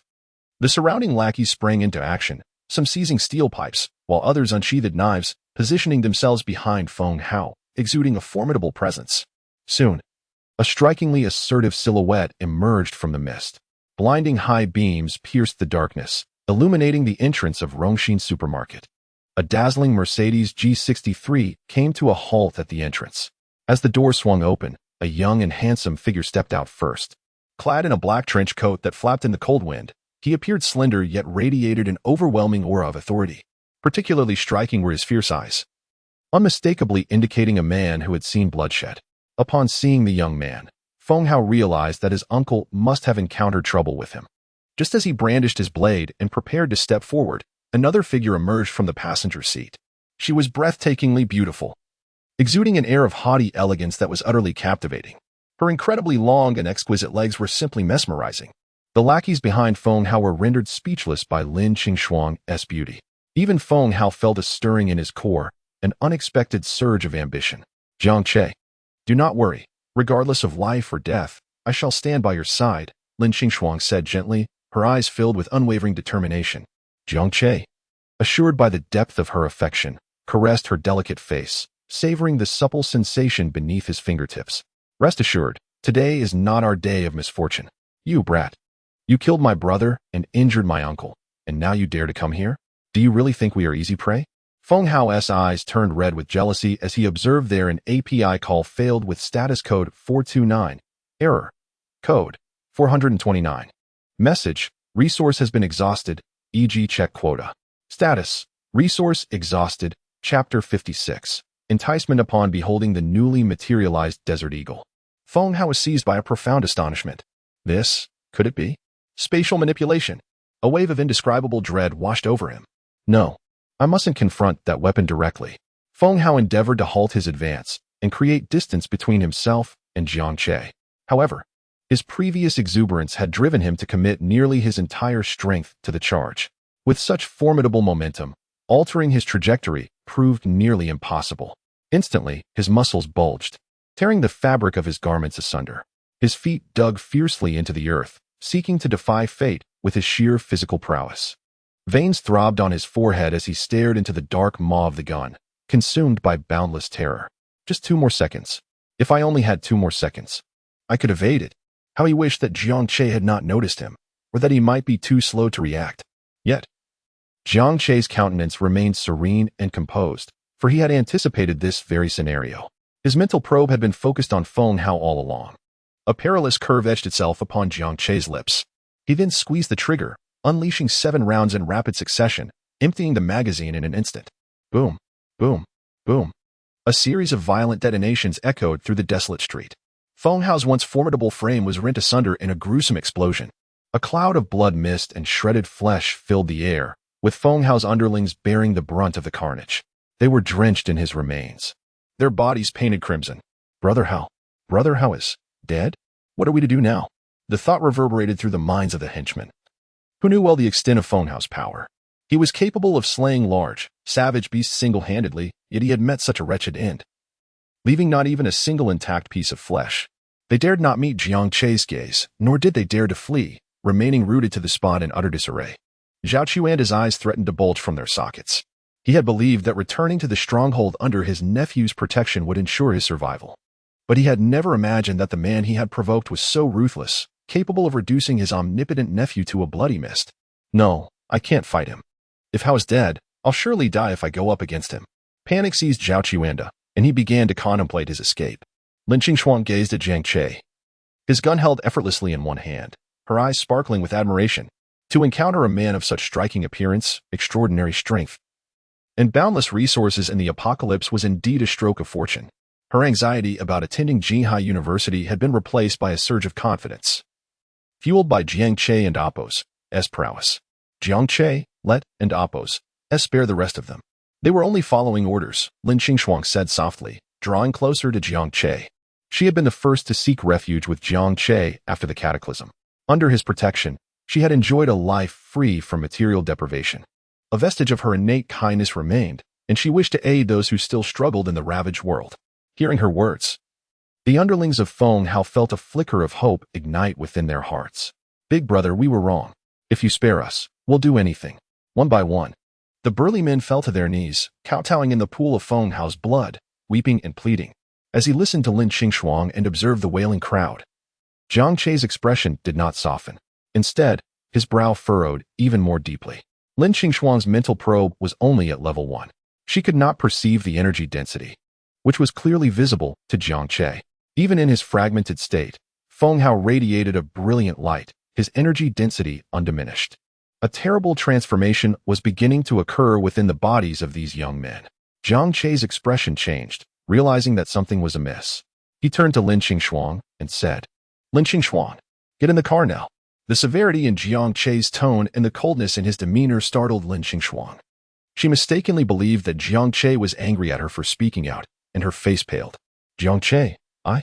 Before she could explain, Jiang Che urged, I told you to get in the car. Are you deaf? Lin Qingshuang felt a pang of injustice, tears welling in her eyes. She bit her lower lip and nodded before hurrying into the vehicle. As the car door slammed shut, a ghastly transformation unfolded before their eyes. The burly men who had been kowtowing writhed in agony, emitting tormented groans. Ah, it hurts. What's happening to me? Zhao Chuan, who had been preparing to flee, halted in his tracks and stared at the pool of blood. He had witnessed everything that had transpired and knew that the pool contained the remains of Feng Hao. A chilling thought crept into his mind. Could it be that Hao is still alive? A glimmer of hope ignited in his eyes. He knew his limitations. His only strength was his ability to escape. If he could live under his nephew's protection, he would not choose to wander aimlessly. Threads of crimson, resembling blood vessels, emerged from the pool. They snaked through the bodies of the young men, devouring their flesh and blood. Slowly, a large face composed of blood and flesh formed in the pool.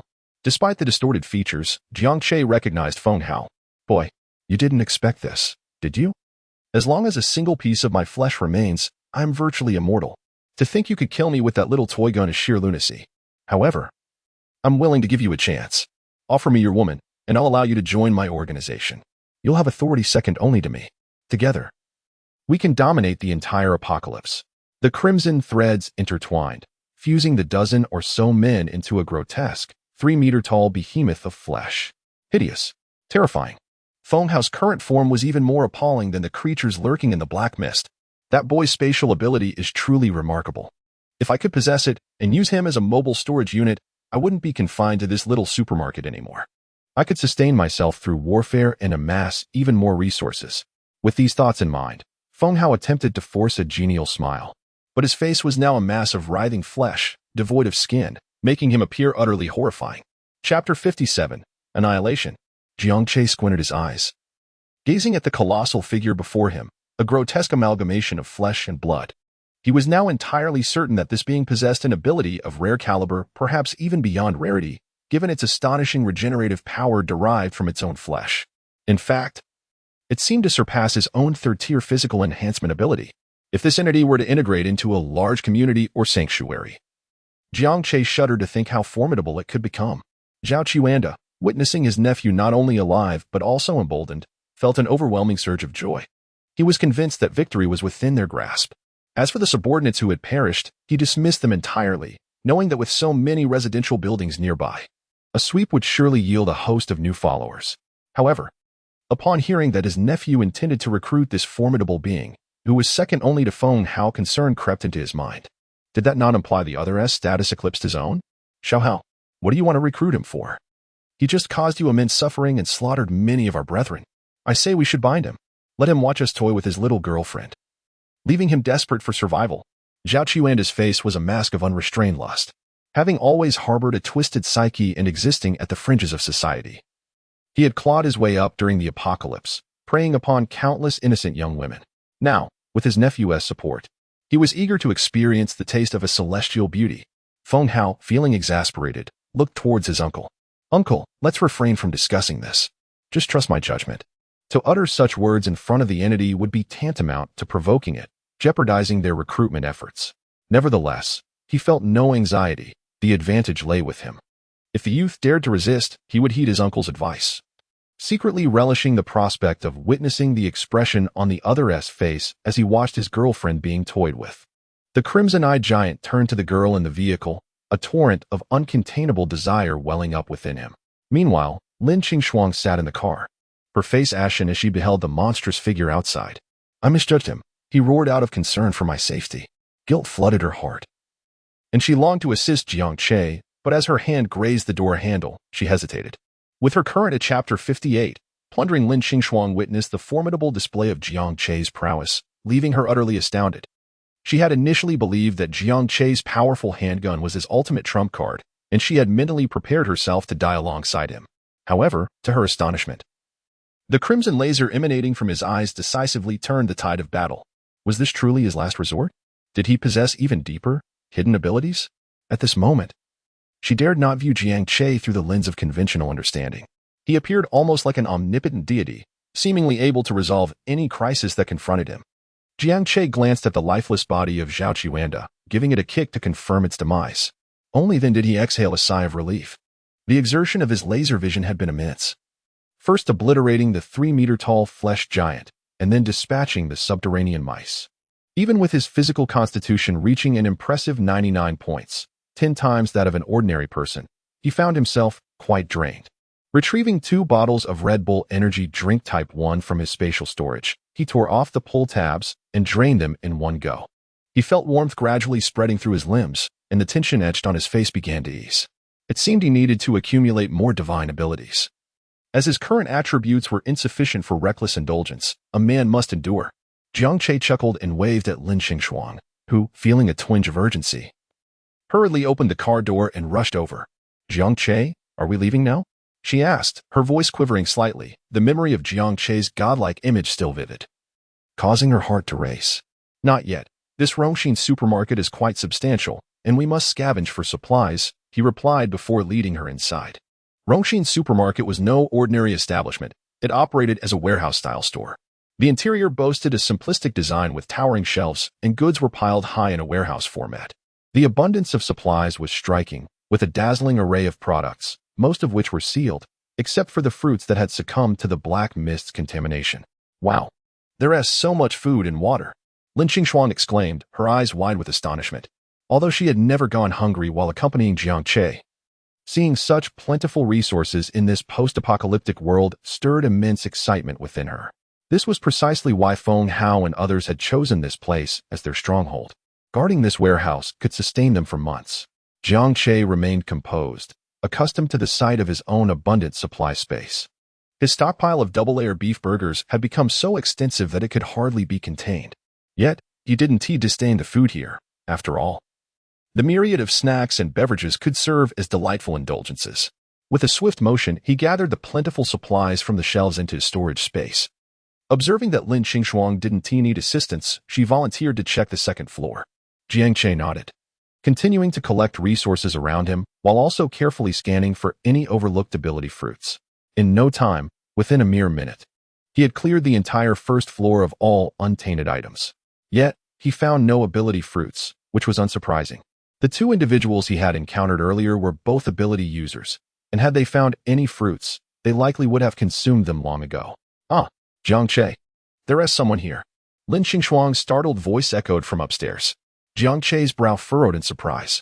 Could there still be stragglers? He swiftly activated his flickering ability, transforming into a streak of yellow light that appeared on the second floor. The second floor was spacious but not cluttered like the first. It felt rather vacant, containing only a cold storage room and an office. Lin Qingshuang stood before the office door, her expression one of sheer terror as she gazed into the room. Jiang Che entered and was met with a gruesome sight. A young woman, perhaps in her 30s, lay on the bed, her neck and limbs shackled by dog chains, utterly exposed with no fabric to cover her. Her pristine skin lay bare against the air. However, this scene evoked not a flicker of desire in Jiang Che, only profound sympathy and compassion. Her body was marred by ghastly scars and yellowish-white substances. Chapter 59. Misunderstanding. The other officers emerging from the vehicle were equally astounded. The deep furrows in the road, the shattered craters in the walls, and the scattered remains of bodies and gore all testified to a fierce and tragic battle that had unfolded there. Everyone, search for any survivors. Zhu Kersen, as the captain, composed herself swiftly and began assigning tasks. Under her direction, the squad systematically scoured the scene.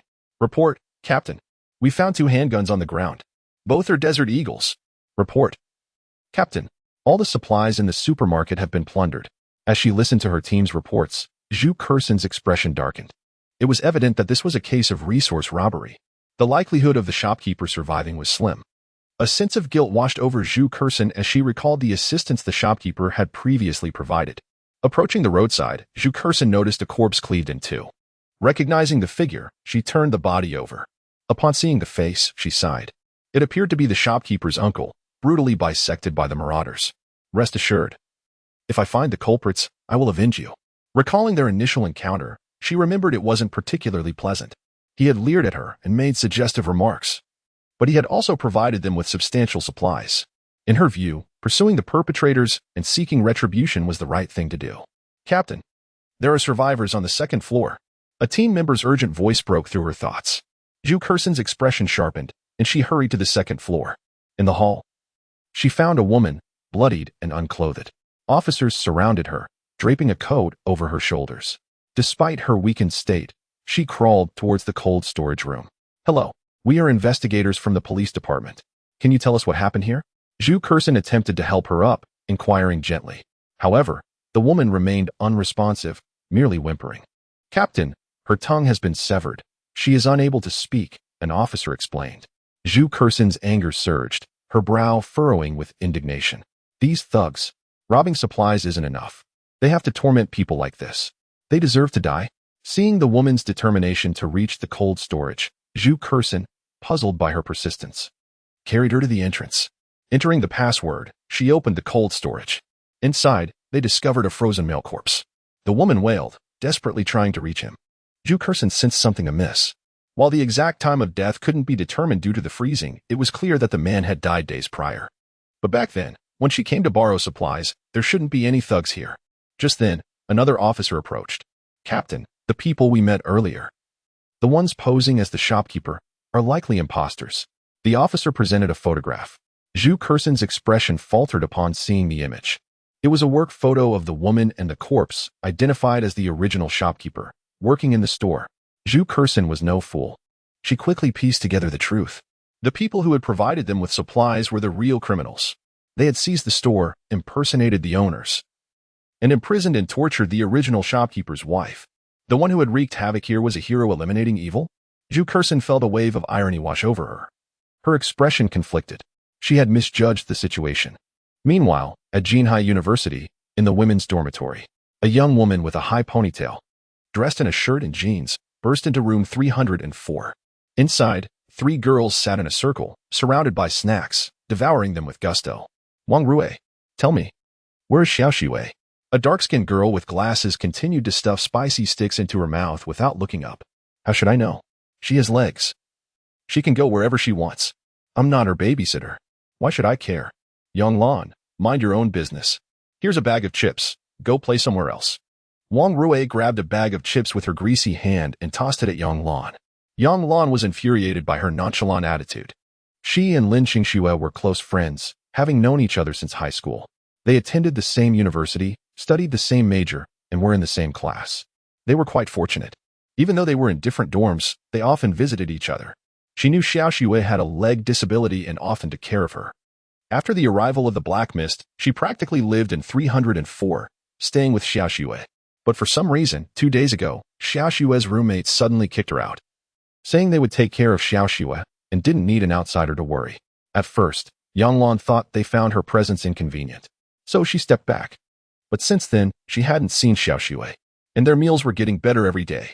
Even a fool could tell something was amiss. Just then, a phone rang. Yang Lan looked towards the sound. It was a pink phone on Wang Rui's bed. Yang Lan recognized it as Lin Qingshuang's phone. As she reached out, she saw Wang Rui skillfully hang up and put the phone away. Wang Rui, that's Xiao Xue's phone, isn't it? Wang Rui, losing patience, said to Yang Lan in a harsh tone. Yang Lan, I'm warning you. Mind your own business, or we'll beat you to death. As Wang Rui spoke, the other 2 girls stood up, glaring at Yang Lan. Yang Lan, frightened, took a few steps back. She was just an ordinary girl, scared by this situation. You just wait. I'm going to tell the counselor. Yang Lan ran out of room 304. Wang Rui scoffed at her fleeing figure. So what if you tell the counselor?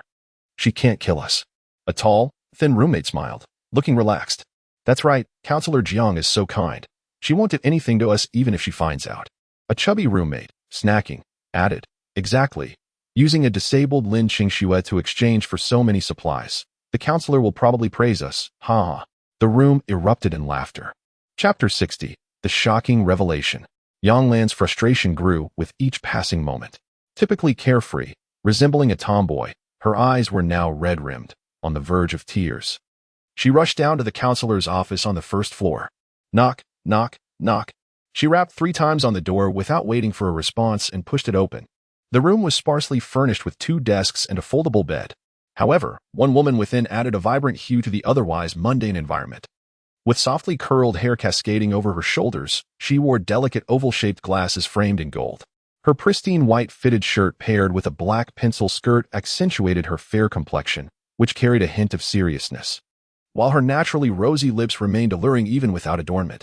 Though youthful in appearance, she exuded a subtle maturity akin to a ripe peach. Upon seeing her counselor, Jiang Che, Yang Lan felt an overwhelming urge to collapse into her embrace and pour out her grievances. However, Jiang Che raised a hand to halt her, gesturing for her to wait as she spoke into the phone. Principal Yang, I did not quite grasp your earlier message. Are you suggesting that the school intends to reduce the food rations for the students? A man's sharp intake of breath echoed through the receiver, followed by a calm response. Xiao Jiang, you must understand the school's predicament. Resources are currently scarce. I've heard you've become an ability user. Haven to you? If it comes to it, perhaps you could lead the students to search for food outside. Please, be gentle. The peculiar sounds emanating from the phone made Jiang Che's brows furrow deeper. Principal Yang, sending a group of first-year female students outside is tantamount to sending them to their doom. Jiang Che attempted to articulate further, but the voice on the other end grew increasingly chaotic. Xiao Jiang, I still have work to attend to. We can discuss this later. With that, the call abruptly ended. Listening to the busy tone resonating from the receiver, Jiang Che felt a throbbing headache, her delicate fingers massaging her temples. Food was already in short supply. She and the students had been enduring hunger, and now the school planned to further cut resources. She was at a loss for what to do. At that moment, she lifted her gaze to Yang Lan, recalling that a student had sought her out. A gentle smile returned to her face. Yang Lan, what brings you here? Upon witnessing that warm smile, Yang Lan exclaimed and leaped into her arms. Having graduated from the same institution, Jiang Che shared a close bond with the students. Resembling more of a senior sister than a mere teacher, gently patting Yang Lan's back, she spoke softly. There, no need to cry. Tell me what happened. Jiang Che, Xiaoshui, she has gone missing. Yang Lan's voice trembled, yet Jiang Che heard her clearly, her expression shifting instantly. Missing? Did I not instruct everyone to remain in their dorms and refrain from wandering? Jiang Che's thoughts raced. Had an outsider breached the female dormitory? What of Xiao Shui's roommates? How are they? Yang Lan recounted everything she knew. As Jiang Che absorbed the tale, her expression froze. As a graduate of a prestigious university, she understood the implications of Yang Lan's words. Yet, she could scarcely believe that one of her students would betray a classmate for a mere morsel of food. Was this truly the caliber of students at such an esteemed institution? She had a fond connection with Lin Qingshuang, recognizing her as an exemplary and optimistic young woman. She was acutely aware of the allure Xiao Shui's beauty held for the male gaze. No, I must confront them myself. Jiang Che's indignation mounted as she led Yang Lan upstairs. Arriving at the door of dormitory 304, she could hear laughter and chatter emanating from within. A stark contrast to the sorrow one would expect following a friend's disappearance. Jiang Che pushed against the door, but it wouldn't budge. Who is it? We're resting and cannot open the door right now, came the teasing voice of Wang Rui from inside. Yang Lan felt her anger surge. With the counselor's support, she felt emboldened and threw her weight against the door. Bang! The door burst open. Inside, the three girls were gathered around a table, merrily playing cards. Each holding a bottle of juice, clearly enjoying themselves more than the average dormitory resident. Upon seeing Yang Lan and her counselor, they exhibited no hint of panic. Jiang Laosher, look what Yang Lan has done. She broke my door. What if a beast comes in tonight? Wang Rui exclaimed, feigning outrage as she set down her cards. However, Jiang Che remained unfazed, her expression stern as she demanded, Speak. Where have you sent Xiao Shui? The trio feigned innocence, their faces a mask of confusion. Teacher, you must have misunderstood. We have no idea where Xiao Shui has gone. Don't trust Yang Lan. She is just jealous and trying to slander us. Exactly. Don't believe her. They corroborated one another seamlessly, their performances flawless. Yang Lan trembled with anger. You, how can you lie like this? Explain why you have so much food and why Xiao Shui's phone is with you. The girls had clearly rehearsed their lines, responding without a hint of anxiety. The snacks? We brought them back long ago, we just kept them hidden. As for Xiao Shui's phone, you must be mistaken. Observing the trio's blatant deception, Jiang Che began to piece together the truth. It was likely just as Yang Lan had described. Now genuinely furious, her gaze turned steely, her long hair beginning to shimmer with a faint blue aura. You will tell me Xiao Shui's whereabouts, and I will consider this matter forgotten. Her voice was icy, her demeanor intimidating. The room shuddered as the girls instinctively recoiled. Witnessing the counselor unleash her powers, Wang Rui and her companions began to weep. Teacher, we truly know nothing. If you must punish us, then do so. Without your protection, we would have been killed by the mutated dogs long ago. Their cries were a mix of indignation and despair. Yang Lan recognized the charade for what it was. They were betting on Jiang Che's unwillingness to act violently. Having spent a year with her, they understood her well. She was a quintessential soft-hearted individual who would relent at the sight of tears. As the three girls sobbed, Jiang Che sighed, retracting her aura and departing the room, leaving the matter unresolved. Sister Jiang, please do not. Yang Lan sought to unveil the facade of her opponent, yet upon witnessing Jiang Che walk away without a backward glance, she hastily followed suit. As Jiang Che and Yang Lan distanced themselves, the three individuals erupted into laughter. Did you see that? I told you, once we employ this tactic, Counselor Jiang would certainly cease her inquiries. Indeed. I noticed there are still quite a few attractive individuals in our dormitory building. Should we reach out to that chubby fellow to see if he remains interested? That is a splendid idea. If it were up to me, I would suggest selling off that wretched Yang Lan first. Ha ha ha. Chapter 61. Jiang Che and the dog are not allowed inside. Yang Lan followed Jiang Che down the stairs. Sister Jiang, what should we do? We can't just ignore Xiao Shui, can we? Jiang Che felt an overwhelming sense of agitation. I don't know. We can't. We can't really kill those three, can we? That would be 3 lives. This matter would have to be addressed later. Perhaps if we engage in some psychological persuasion with the 3 of them, they might divulge information, and then I can rescue Xiao Xue. Jiang Shuyan sighed and revealed her last resort. However, this method was evidently the least effective. Who could tell if Xiao Xue would still be alive by then? A peculiar silence enveloped the two. Upon reaching the first floor of the apartment, they were just about to enter the counselor's office when they heard the sound of steady footsteps echoing in the hall. Jiang Shuyan furrowed her brow, glancing towards the lobby. Who could possibly be visiting the girls' dormitory at this hour? Could it be a school leader? As they approached the hall, they spotted a man and a woman walking in from outside the apartment building. The man was ruggedly handsome, his demeanor cold and formidable. Upon seeing him, Jiang Shuyan inexplicably recalled the moment she first encountered a ferocious beast, a feeling of indescribable panic washing over her. The woman was strikingly beautiful, tall and elegant, exuding an aura of extraordinary nobility, unmistakably a woman of high status. Following them was a small dog, strutting confidently and rather arrogantly. Seeing this odd pairing, alarm bells rang in Jiang Shuyan's mind. They don't appear to be affiliated with the school. Could they be the ones who took Xiao Xue? For the safety of the students, she stepped forward, positioning herself in front of the duo. Who are you? What brings you here? The atmosphere in the hall grew tense as both parties scrutinized one another. Jiang Shuyan remained vigilant, prepared to defend her students at any cost. Just then, a voice filled with surprise rang out from behind. Sister Qingshuang, you really came. Upon seeing Lin Qingshuang, Yang Lan's face lit up with delight. Jiang Shuyan, new to her role as a counselor, may not have recognized Lin Qingshuang. But as Xiao Xue's close friend, Yang Lan had certainly met the ethereal campus beauty before. Lin Qingshuang's eyes sparkled with joy upon spotting Yang Lan. Acknowledging her as Xiao Xue's dear companion, the two embraced tightly, a reunion of old friends. Jiang Che, meanwhile, observed the sudden appearance of the two women with keen interest, his ears picking up the long-forgotten system notification. Name, Yang Lan. Age, 20. Appearance, 89. Physique, 88. Purity, 100. Evaluation, does not meet the system's basic requirements. Yang Lan was not unattractive. She possessed a tall figure and fair skin. However, her modest bust and lack of curves, coupled with her penchant for androgynous attire, made her appear somewhat boyish. Before meeting Xiao Xue, she had always been the belle of the class, even attracting the attention of several female admirers. Yet, under the system's stringent criteria, she fell short.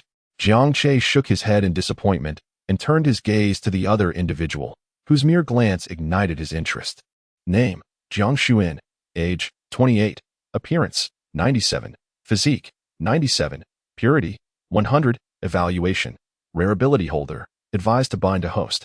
Her beauty and figure were truly exceptional, with curves that captivated, reminiscent of a prime neighborly matron. Though still youthful, she exuded an alluring charm, especially accentuated by her gold-rimmed glasses, which added an air of enticing restraint. Coupled with her position as a counselor at Jinhai University, Jiang Che found himself unable to suppress a gulp. The allure she presented was undeniable, even more potent than that of Lin Qingshuang. The thrill of professional impropriety made her irresistible. Once, he too was a university student, harboring youthful fantasies upon glimpsing beautiful female teachers. Jiang Che licked his lips, contemplating how to win over this enticing counselor, akin to a succulent peach. Lin Qingshuang and Yang Lan exchanged pleasantries before Lin Qingshuang inquired, Yang Lan, how is Xiao Xue? Is she still here? Upon hearing Xiao Xue's name, Yang Lan's earlier joy vanished, and she recounted her ordeal to Lin Qingshuang in full detail. When Lin Qingshuang learned that her sister might have been betrayed by her roommate, her face turned pale. No. Take me to see them. Her voice trembled with the threat of tears. The thought of her sister potentially suffering at the hands of evildoers shattered her heart. Yang Lan nodded, ready to lead Lin Qingshuang upstairs. Yet at that moment, Jiang Shuyan stepped forward. You cannot go up. Yang Lan was taken aback. Sister Jiang, why not? Yang Lan, do you realize the consequences of bringing strangers into the dormitory? What if they harm other students once inside? Jiang Shuyan's expression was frosty, unyielding. Having already lost one student due to her negligence, she could not bear the thought of allowing unknown individuals in, risking further harm to her charges. Realizing her earlier oversight, Yang Lan finally introduced the two. Sister Jiang, this is Lin Qingshuang, Xiao Xue's sister, and a student at our university. Sister Qingshuang, This is our counselor, Jiang Che. Upon hearing Yang Lan's explanation, Lin Qingshuang regarded Jiang Che with newfound warmth. Xiao Xue had mentioned her counselor on the phone, expressing gratitude for her protection. Lin Qingshuang presented her student ID, explaining, "I am Xiao Xue's sister, and she spoke highly of your assistance. I sincerely thank you." Jiang Che carefully verified the ID, confirming her student status. Yet, she remained reluctant to allow them entry, fully aware of their intent. A confrontation with the other students in room 304 was inevitable. But as Xiao Xue's sister, she felt she had no right to refuse. Reluctantly, she acquiesced and permitted them to enter. However, she turned to Jiang Che, her gaze imbued with skepticism and mistrust. She could enter, but this man and his dog were not permitted. Her tone was resolute, while Jiang Che observed her. She scrutinized him in return. From his aura, she discerned that he, like her, was an ability wielder, likely having faced beasts and perhaps even taken lives. Such a dangerously unstable individual could not be allowed into the girls' dormitory, akin to a wolf among sheep. Her greatest concern remained the dog accompanying him. Within the school grounds, numerous stray cats and dogs roamed, transformed into formidable beasts of destruction at the onset of the dark mist. It seemed implausible that any ordinary dog remained. She harbored a profound suspicion that the dog in question was, in fact, a disguised monster. Though her doubts were well-founded, how could Jiang Che endure such an affront? What did she mean by that? Was he not permitted entry alongside a dog? He was no longer the inconspicuous Jiang Che who could be easily trampled upon. He was now a top-tier ability wielder endowed with 4 distinct powers. He could no longer tolerate this indignity. Raising an eyebrow, Jiang Che fixed his gaze upon Jiang Che and inquired, "What if I insist on entering?" "Then you may attempt to do so," Jiang Che retorted, her temper flaring. The day's myriad frustrations had left her seething, and she sought an outlet for her pent-up ire. Around her, arcs of lightning began to manifest, causing her hair to stand on end in response to the crackling energy. "Do you know what became of the last person who impeded my path?" Jiang Che's voice grew increasingly chilling, as if a gust of frigid wind had pierced Jiang Che's very being, making her shudder involuntarily. He was already contemplating the repercussions of his actions on his future. Lin Qingshuang, witnessing Jiang Che's impending fury, felt a surge of panic. She was acutely aware of the consequences of his wrath. It would be no exaggeration to say Chapter 62, "If you can't win, should you sleep?" Before Jiang Che, a tempest of thunderous light coalesced, nearly materializing into substance. With a decisive motion, she plunged her hand into the storm of lightning and emerged with a tang dao. Measuring 3 feet and 7 inches in length, the blade curved gracefully, its lines exuding elegance. The surface was not as reflective as a silver mirror. Rather, it displayed a mesmerizing pattern of deep blue intertwined with silver gray, reminiscent of relentless bolts of thunder entwined upon its surface. The power that Jiang Che awakened was not merely thunder. It was this Tang Dao forged from the essence of lightning itself. Though untrained in the art of wielding the Tang Dao, the formidable enhancement of her rare ability allowed her to dominate several ferocious beasts lurking within the black mist, thus providing protection for the female students in her charge. "Jiang Che, please don't act this way." He came with Qingshuang Jia. "He can't be a bad person." As the conflict escalated, Yang Lan, drenched in sweat, desperately approached Jiang Che, hoping to dissuade her. Yet, Jiang Che remained resolute, impervious to her pleas. "Yang Lan, you have no idea how dangerous he truly is. If he enters the dormitory, who will ensure the safety of the others?" Jiang Che asserted, her unwavering gaze reflecting her conviction that her actions were justified. Yang Lan felt exasperated, recognizing the truth in her counselor's words even as she felt powerless to change her mind. Resigned, Yang Lan moved to comfort Lin Qingshuang. "Qingshuang Jia, you needn't worry. Teacher Jiang is inherently kind-hearted. Though your friend might be injured, he will certainly not face life-threatening danger." Seeing Yang Lan's reassuring demeanor, Lin Qingshuang managed a strained smile. Her concern, however, was not for Jiang Che but rather for the female counselor opposing him. Through her mental probing, Jiang Che sensed the immense energy density emanating from his opponent. Yet, he felt little trepidation. It was evident she struggled to master her own abilities. Akin to a child wielding an extraordinary weapon without the strength to unleash its true power. A smirk played upon Jiang Che's lips. "Is this your prized asset? It seems rather unimpressive. How can someone like you protect anyone? No wonder Lin Qingshuang vanished under your watch. Enough of this nonsense. Leave here at once." Jiang Che, now genuinely incensed, gently brushing aside the strands of hair, I beheld a face that was already somewhat swollen and a pair of stubborn eyes. I extended my hand, delicately caressing the contours of the face. Despite the absence of a cleansing ritual for some time, the skin remained remarkably supple and refined, offering an exquisite tactile sensation. Jiang Che, is it? You cannot even land a blow on me, yet you dare to impede my progress? What grants you such audacity? My purpose for approaching this time was merely to inquire about Lin Qingshuang. Should you dare to obstruct me again, I shall ensure the complete annihilation of everyone within this building. Do you comprehend? As Jiang Che spoke, a warm smile adorned his face. Yet the words that escaped his lips were chillingly ominous. The mere notion of extinguishing the lives of all within the edifice sent shivers down Jiang Che's spine, leaving her to ponder the extent of this young man's past transgressions. Chapter 63. The game continues. Experiencing the man's caress upon her face, Jiang Che felt a peculiar stirring within her, a tingling sensation, as if countless ants were crawling over her skin, and something was on the verge of erupting from within. Speak. Did you comprehend my words? I grant you 30 seconds. Failure to comply will result in the demise of the student you brought. Young Lan, I believe. Observing Jiang Che's unwavering gaze, devoid of a nod or verbal response, Jiang Che gradually intensified his grip, brandishing a gleaming desert eagle in the direction of Yang Lan. Upon hearing this, Yang Lan's face instantly drained of color, her body trembling uncontrollably. Had anyone else been wielding the firearm, she might have dismissed it as a mere replica. However, given the adversary's formidable strength, capable of subduing a fellow adept with ease, she was certain the weapon was genuine. Lin Qingshuang, though somewhat apprehensive, remained composed. Having known Jiang Che for quite some time, she surmised that his words were merely a tactic to coerce Jiang Che. Whether it was the stinging sensation on her face or the anguish within her heart, Jiang Che finally succumbed, tears streaming down her cheeks. Jiang Che's smile broadened. Tears? Those count against the time, you know. 10, 9, 8. Witnessing Jiang Che slowly raise the pistol, counting down, Jiang Che could no longer contain herself, crying out. I yield. I was wrong. I won't obstruct you any longer. Is that satisfactory?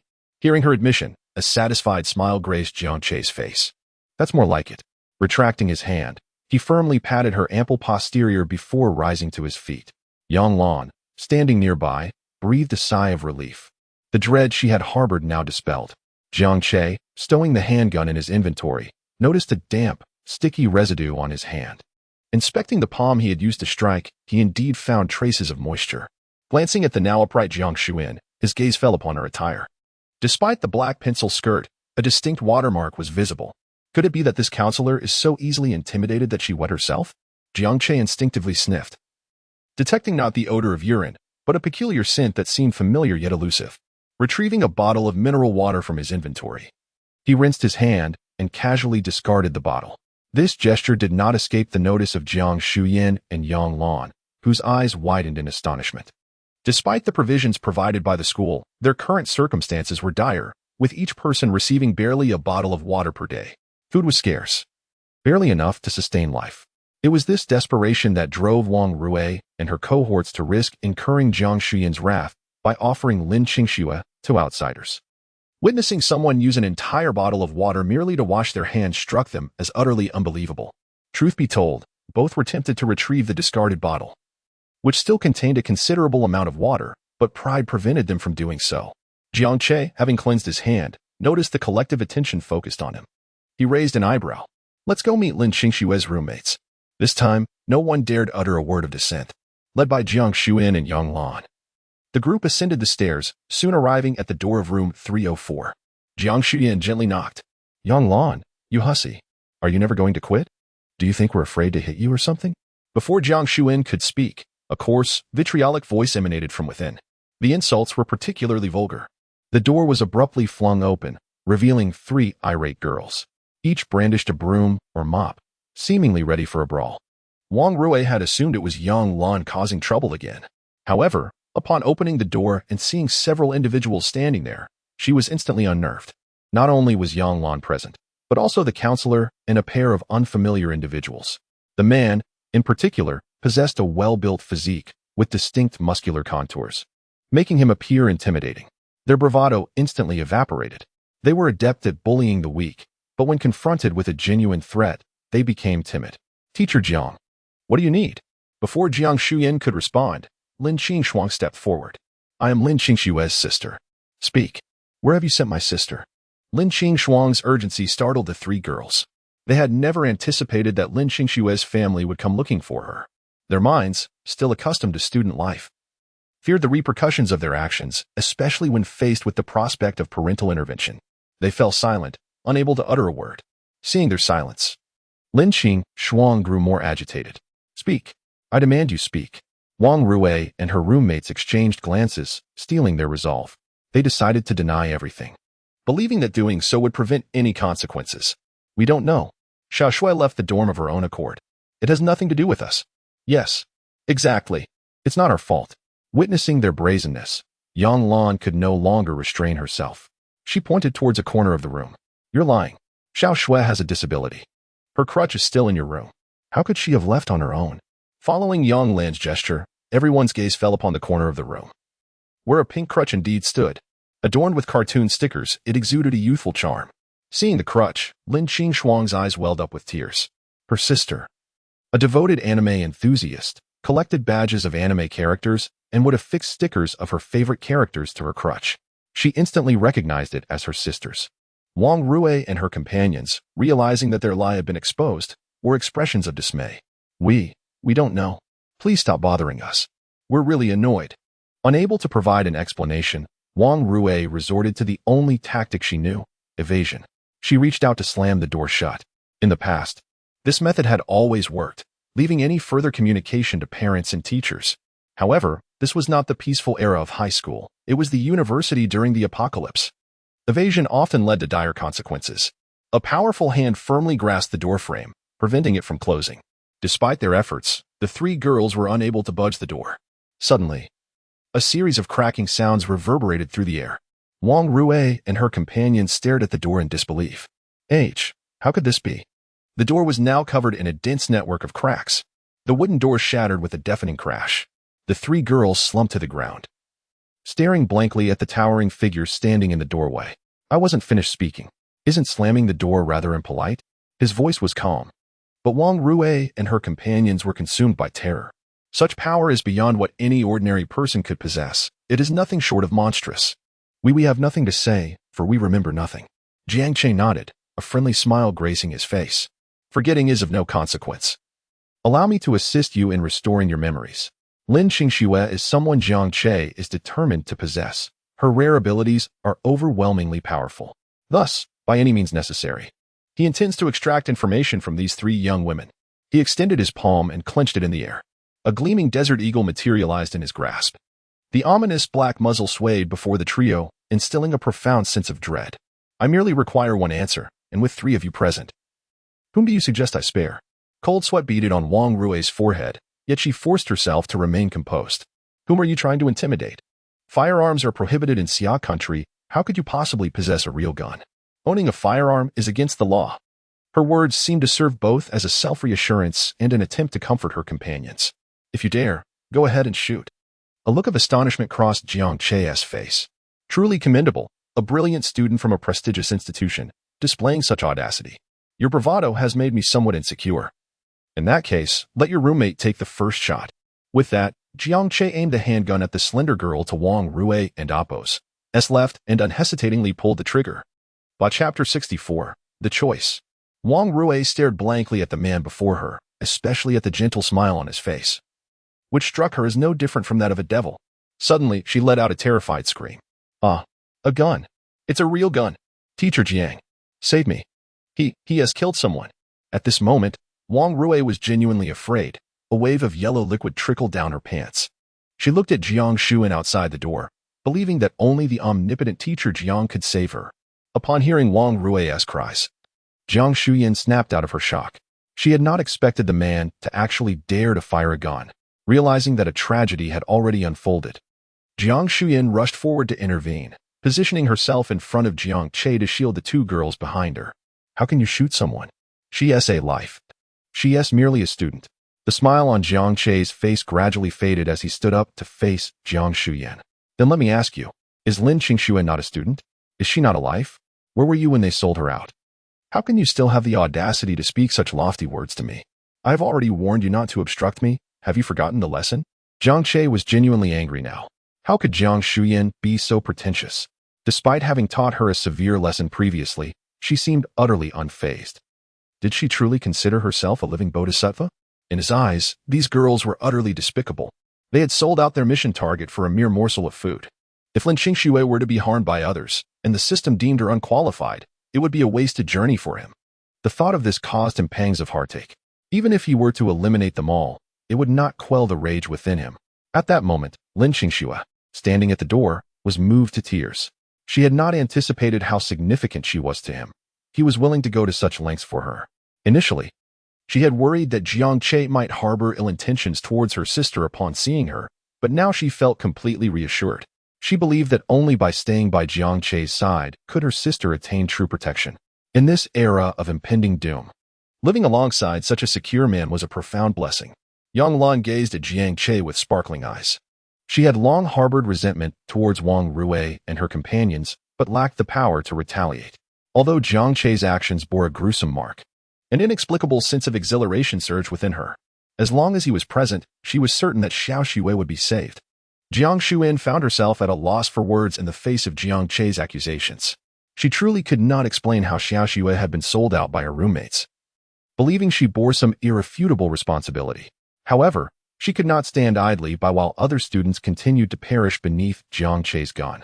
You've already killed one person. Isn't that enough to exchange for Xiao Xue's life? Can't you spare the others? Jiang Shuyan persisted, standing her ground before Jiang Che, her stubborn gaze unwavering as she locked eyes with him. Jiang Che was somewhat speechless. Exchange a life? With what? Was she worth a rare level ability? Jiang Che realized that Jiang Shuyan was indeed a true saint. How delightful. His favorite pastime was to train such saints. Noticing some commotion behind him, he turned to look. A crowd of female students had gathered outside, drawn by the gunfire. As they witnessed Chapter 65, the military feeling the resistance beneath her, Jiang Shuyan watched as Jiang Che was about to leave the room. An overwhelming urgency gripped her heart. In her quest to save more students, she set aside their previous bond and reached out, forcefully twisting Wang Rui's arm. Wang Rui, I am truly sorry. I hope you can forgive me. Whether it was Jiang Shuyan's strength or Wang Rui's fragility, a sharp crack echoed through the air as Wang Rui's forearm snapped, contorted grotesquely. Ah, it hurts so much. Wang Rui let out a heart-wrenching scream, releasing her grip and rolling on the floor in agony. Those who could gain admission to Jinhai University were the cherished darlings of their families. Wang Rui had never experienced such suffering. Yet, she still glanced towards the door, hoping Jiang Che had already departed. To her despair, Jiang Che stood at the entrance, a smile gracing his face as he observed the chaos unfold. At that moment, she could no longer maintain her composure. The reality of her impending doom settled in. Jiang Shuyan, you wretched woman, you won't save me. I curse your entire family to perish, never to find peace. Wang Rui erupted in fury, her broken arm causing her eyes to bulge. Saliva dripping as she resembled a madwoman, frantically cursing Jiang Shuyan. Overwhelmed by guilt, Jiang Shuyan remained silent, her gaze lowered as she walked outside. Jiang Che found the situation amusing. He was the true villain, yet Wang Rui dared not direct her anger towards him, only unleashing her wrath upon the very counselor who had once protected her. Such was the fate of a saint. Seeing no further obstacles in the room, Jiang Che approached the two female students sprawled on the floor. Their psychological defenses had completely crumbled. Before he could speak, the chubby girl crawled to his feet, repeatedly bowing. I'll tell you everything. Just spare my life. Jiang Che pressed the barrel of his gun against her plump face, neither conceding nor denying her request, signaling her to continue. The chubby girl, realizing negotiation was futile, quickly recounted the events. 3 days ago, a stranger added Wang Rui as a friend, offering abundant supplies in exchange for Lin Qingshuang. Our dormitory was out of food, and we were starving, so we had no choice but to agree. Just yesterday afternoon, he entered the dormitory and took Lin Qingshuang away. We only tied her hands and feet. We didn't do anything excessive. Jiang Che found her reason as Jiang Che's gaze converged upon her. Jiang Shuyan hastily turned her head, wishing to avoid any semblance of eye contact with him. Jiang Che stepped forward, forcefully adjusting her chin to compel her to meet his gaze. As she felt the firm grip on her chin, Jiang Shuyan was struck by an electric jolt that sent her body into a frenzy of tremors, as if something within her were on the verge of breaking free. You wait for me here, do you understand? A warmth surged from her legs, and in her bewilderment, Jiang Shuyan instinctively nodded. Chapter 66, Invisibility? At Jinghai University.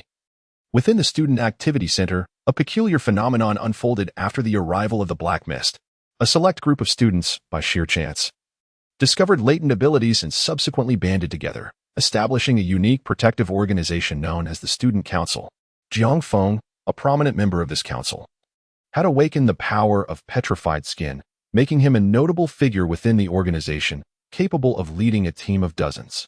At this moment, he was intently engrossed in a video on his phone, recently posted on the university forum.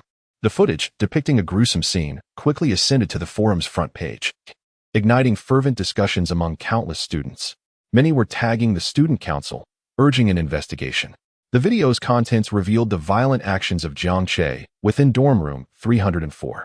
However, Jiang Feng's focus was not on Jiang Che or Wang Rui, as he was unfamiliar with either. He assumed the conflict stemmed from a dispute over resources. Instead, his gaze fixated on a girl near the entrance. She possessed an ethereal beauty, reminiscent of a snow lotus blooming upon a frigid mountain, alluring yet untouchable. He paused the video, magnifying the image repeatedly. Qingshuang, is it truly you? His hands trembled with excitement. He and Lin Qingshuang were classmates, and he, a minor affluent heir, had relentlessly pursued her through various extravagant means. Despite his efforts, Lin Qingshuang remained indifferent, even going so far as to block his friends before their senior year concluded. Yet, he had not given up hope. Upon gaining his powers and joining the Student Council, he began to search for Lin Qingshuang, yearning to possess her entirely, leveraging his newfound abilities. But she had seemingly vanished without a trace. Just as his feelings began to fade, destiny presented him with the opportunity to behold her once more. Though he had mingled with numerous vivacious university girls since rising to a leadership position in the Student Council, Lin Qingshuang remained his unattainable ideal. Now, he was determined to include her in his harem, even if it meant resorting to force. No, Qingshuang is perilously close to that brute. She is undoubtedly in danger. I must rush to her rescue. He envisioned himself as a valiant hero, swooping in to save the beautiful maiden from peril and winning her affection, paving the way for a life devoid of shame. He burst through the classroom door, rallying his fellow team members. Gather round. A violent criminal has breached the girls' dormitory. We are going to eliminate this threat. Everyone, arm yourselves. Upon issuing the command, a team of 30 swiftly assembled, departing the Student Activity Center and advancing towards the girls' dormitory. Meanwhile, Jiang Che and Lin Qingshuang traverse through the black mist, heading towards the laboratory. Jinghai University sprawls across 3,000 hectares, primarily divided into 3 zones: the academic area, the residential area, and the research experimentation zone. The laboratory, nestled within the latter, remains inaccessible to the public, housing cutting-edge equipment exclusively for the school's foremost experts. The presence of military forces at Jinghai University is attributed to the multitude of international experts, particularly in the field of biology, making it a national leader. Although both Jiang Che and his sister were studying financial management, they had a modicum of understanding regarding biology. The university's renowned biological engineering program is largely credited to Professor Bai Li. Rumors suggested that the entire experimental building was constructed according to his vision. As Jiang Che employed his mental detection, attentively observing the surroundings, he listened to Lin Qingshuang recount the university and Oppo's affairs. It was evident that the military presence enhanced safety, as they had not encountered any mutated animals on their journey. However, an abundance of mutated plants remained, as the university's landscaping had been commendable. Yet the encroaching black mist posed a significant threat. Approaching the experimental building, Lin Qingshuang continued to speak softly about the school. Suddenly, a warm hand gripped her firmly. Lin Qingshuang froze, turning to Jiang Che, uncertain of what transpired. Noticing Jiang Che's furrowed brow, she felt a wave of anxiety. What's wrong, Jiang Che? Did you sense something? Though Lin Qingshuang possessed mental detection abilities, her range was undoubtedly narrower than his. From Jiang Che's vantage point, he spotted several bodies sprawled on the ground near the laboratory, their limbs dismembered in a grotesque display, a scene steeped in bloodshed. Each was clad in black combat attire, unmistakably soldiers stationed at the university. Most alarmingly, Jiang Che observed that the bodies were still oozing blood, implying they had perished recently, and that a dangerous entity lurked nearby. Stay behind me. There may be a ferocious beast lying in wait, Jiang Che warned, his demeanor grave. Though Lin Qingshuang had perceived nothing amiss, she unconditionally trusted Jiang Che, clutching his clothing tightly as she followed closely. They slowed their pace, cautiously advancing towards the laboratory. An unsettling silence enveloped them, devoid of any sound. As Jiang Che scrutinized the environment, he found it peculiar. Typically, predatory BEA API call failed with status code 429, error, code 429. Message, resource has been exhausted, e.g. check quota. Status, resource exhausted, chapter 67, the serpent. Under Jiang Che's mental probing, it became apparent that the creature before him was a humanoid being. Its shoulders heaved noticeably as it hunched its body, and its forelimbs swung restlessly. Most striking was the elongated tail that writhed uneasily behind it. Just as Jiang Che was attempting to discern the nature of this beast, it suddenly emitted a series of crackling sounds. The noise was soft yet remarkably penetrating. Jiang Che was baffled by its meaning, but at that moment, a faint sound echoed from behind him, as if something was approaching. Was the beast calling for its companions? A wave of dread washed over Jiang Che. He realized his previous assumptions had been somewhat naive. Jinhai University was far more perilous than the Jinjiang community. Without a moment's hesitation, he activated his laser vision, determined to eliminate the creature swiftly. If he allowed it to continue calling, who knew what other ferocious beasts might be drawn to them? The strength from every part of his body began to converge towards his eyes. A brilliant red beam erupted from Jiang Che's gaze, carrying an unparalleled force that instantly pierced the creature and Appo's chest. The beast attempted to flee, but it was already too late. The power of the laser vision was utterly domineering. Once it had penetrated the body, attempting to escape meant enduring the excruciating agony of being sliced apart by the laser. A roar erupted from the creature, a terrifying sound filled with anguish. The piercing cry echoed sharply, causing Lin Qingshuang to blanch, her hands pressed tightly against her ears, fearing her eardrums might shatter. Jiang Che narrowed his eyes, and the crimson beam abruptly thickened. The scarlet laser coursed rapidly through the creature's body, swiftly cleaving it into 4 large pieces, silencing its cries. As he retracted the laser, Jiang Che turned to confront any approaching beasts. However, to his astonishment, silence enveloped him.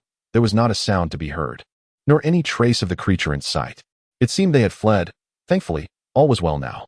Unfazed by the retreating beast, Jiang Che turned to Lin Qingshuang, then strode towards the remains of the creature he had just dispatched. Once it had lost all signs of life, its previously invisible abilities vanished entirely. He was eager to discover what manner of beast could possess the power of invisibility. Its fur was frost-like, tinged with a sickly gray, and skin was exposed between sparse tufts, revealing dark red veins. The face was grotesque, with a shortened snout that exposed its gums, particularly its extraordinarily developed fangs. It was a monkey, a mutated white monkey. But why would such a creature appear on a university campus? Jiang Che quickly deduced that some form of live experimentation must still be taking place within the laboratory. This creature was undoubtedly a product of the lab. As for how this monkey ended up on campus, it was unclear whether it had escaped by accident or if it had been deliberately released by the laboratory. Contemplating this, Jiang Che's suspicion towards the so-called laboratory deepened. Could the encroaching black mist that envelopes the world be related to some experiment? He dared not ponder further, leading Lin Qingshuang into the experimental building. Rescuing Lin Qingshuang was now of paramount importance. Just moments ago, on the 3rd basement level of the experimental building, in Laboratory C1, the laboratory was vast, measuring 500 square meters. The room was dimly lit, with metallic walls clearly reinforced with special alloys. The 979th experiment is about to commence. A voice as cold as ice resounded throughout the expansive laboratory. The speaker was a woman clad in a white lab coat. Her delicate, oval face bore skin so pale it was nearly translucent, revealing faint bluish veins. Her elongated phoenix eyes had slightly upturned corners, and her irises were a rare silver gray. Her gaze was chillingly indifferent, regarding the people around her as if they were mere corpses devoid of emotion. The dozen or so staff members present immediately sprang into action upon hearing the directive, the sound of polished shoes striking the floor resonating throughout the laboratory. Professor Bailey, perhaps we should pause for today? You've been working for 2 days without rest, and your mental state could affect the success rate of the experiment. A man dressed in tactical combat gear, with a submachine gun slung at his waist, approached Bai Li and spoke gently. His name was Zhang Bing, the captain of the Special Operations Unit stationed at Jinhai University, tasked with ensuring Professor Bai Li's absolute safety. His gaze was exceptionally tender, particularly when directed at Bai Li. Captain Zhang Bing, this is the 3rd time you have attempted to interfere with my experiment. Should there be a 4th? I will notify your superiors and request a replacement. Bai Li's voice was icy, her eyes devoid of any emotion, not even sparing him a glance. A bitter expression washed over Zhang Bing's face. He knew Bai Li was not one to jest. Her words were resolute and unwavering. What troubled him most was that they had worked together for 3 years, and she would consider replacing him over a single well-meaning suggestion, leaving him with a profound sense of desolation and loss. It's all right. Professor Bai Li is simply like this. She treats everyone the same. If I persist, I will surely thaw this icy demeanor in time. Zhang Bing reassured himself, the bitterness fading from his expression, rekindling a glimmer of hope. Professor Bai, all preparations for the experiment have been completed. A staff member approached Bai Li earnestly. Bai Li nodded. In that case, let us begin. Her fingertips tapped a button on the display screen. The lights embedded in the ceiling illuminated one by one, concentrating their beams on the massive glass chamber at the center of the laboratory. As the black cloth covering the entrance was gently pulled away, the creature within was revealed to all. It was a large serpent, its body exhibiting an eerie purplish-blue hue, adorned with a multitude of tubes. The once smooth scales had morphed into sharp-edged bony plates, each reflecting a cold metallic sheen. Coiled within the chamber, it measured nearly 5 meters in height. If it were to stretch out, one could scarcely imagine its true colossal nature. Fortunately, the serpent lay in a dormant state. Its spine jutted out at intervals, resembling forcibly assembled mechanical joints, emitting soft clicking sounds with each breath. Upon seeing the serpent for the first time, Bai Li and Apos' breathing quickened, her eyes sparkling with an unusual brilliance, a strange flush spreading across her face. How beautiful! How could such a magnificent creature exist in this world? Observing Bai Li's ecstatic reaction, Zhang Bing felt a surge of displeasure. Just a mere snake. I've seen dozens of them in a day. Am I not more capable? I can take care of your daily needs and ensure your safety. What can it do? He tightened his grip on the firearm, jealousy and resentment creeping into his gaze as he looked at the serpent. Zhang Bing was perplexed by his own emotions. How could he feel envy towards this mutated beast? Under Bai Li's direction, the staff continued to adjust parameters diligently. API call failed with status code 429. Error. Code 429. Message. Resource has been exhausted, e.g. Check quota. Status. Resource exhausted. Chapter 68. Mutation. Cell activity is normal. Mental fluctuations, normal. As she listened to the reports from her colleagues, the smile on Professor Bai Li and Apos' face became increasingly pronounced. She was not only the technical backbone of the laboratory, but also the epitome of beauty within the research institution. Although she often presented herself as an unyielding pillar of ice, her smile infused the laboratory with a palpable warmth and vitality. Not only did a few young researchers steal glances in her direction, but even Zhang Bing, who stood beside her, found himself captivated. The laboratory operated in a methodical manner, seemingly just another busy and fulfilling day. Yet, at that moment, a ferocious roar erupted from above the laboratory. The sound was piercingly clear, audible even 3 floors underground. Instantly, panic swept through everyone in the lab. Although they regularly conducted experiments involving ferocious beasts, those were typically either asleep or deceased. The thought of encountering a living beast was something these delicate scientists would never dare entertain. That sound, it seemed somewhat familiar. An elderly professor furrowed his brow in contemplation, struggling to recall its source. However, Bai Li recognized it all too well. It was the 3rd experimental subject, the white ape.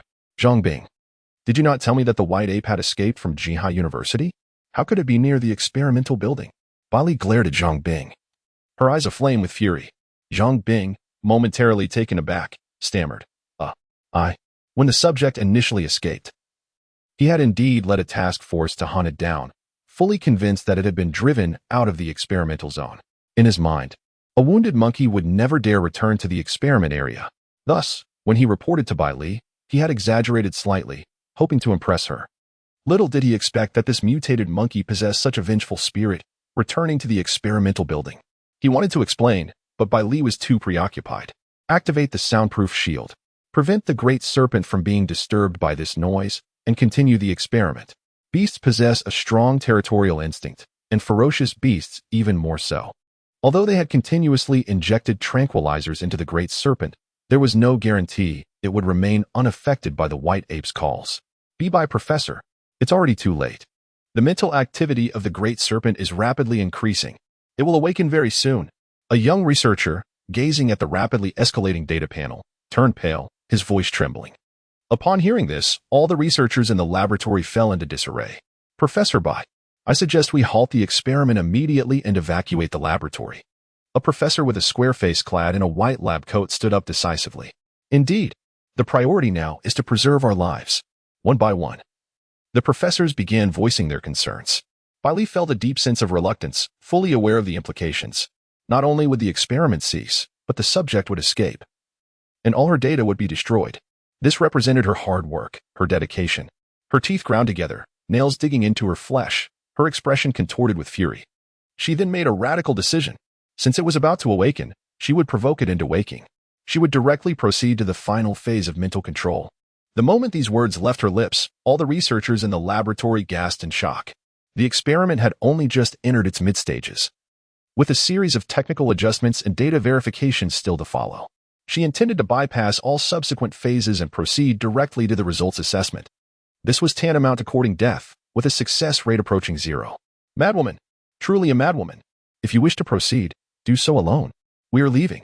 Even the older experts, who had previously been amicable towards her, wore expressions of grave concern, refraining from outright expletives out of respect. They began to remove their lab coats and head towards the exit. Jiang Bing dared not impede them.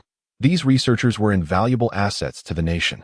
Not only was he unable to stop them, but he was also obligated to arrange for their safe departure. In fact, on the first day of the apocalypse, headquarters had issued orders for them to escort the experts to the capital. Yet, it was by Li's insistence that had led to the continuation of research at Jinhai University. In an instant, the majority of the laboratory's researchers had fled. Several young scientists also hastily exited. Jiang Bing watched the great serpent's body writhe violently, swallowing hard in trepidation. He had witnessed the creature's growth firsthand, fully aware of the resources it had consumed. In many ways, this serpent was the most formidable mutated organism within the entire institution. Professor Bai, we must leave at once. Experiments can be restarted, but life is singular. However, Bai Li was in no mood to listen, as if enchanted. No. Even if I die, I will perish here. Who knows how many years it will take to restart this experiment? I cannot wait. With that, she descended from the platform and began deftly manipulating the experimental equipment below. If those unwilling to continue the experiment, she would proceed alone.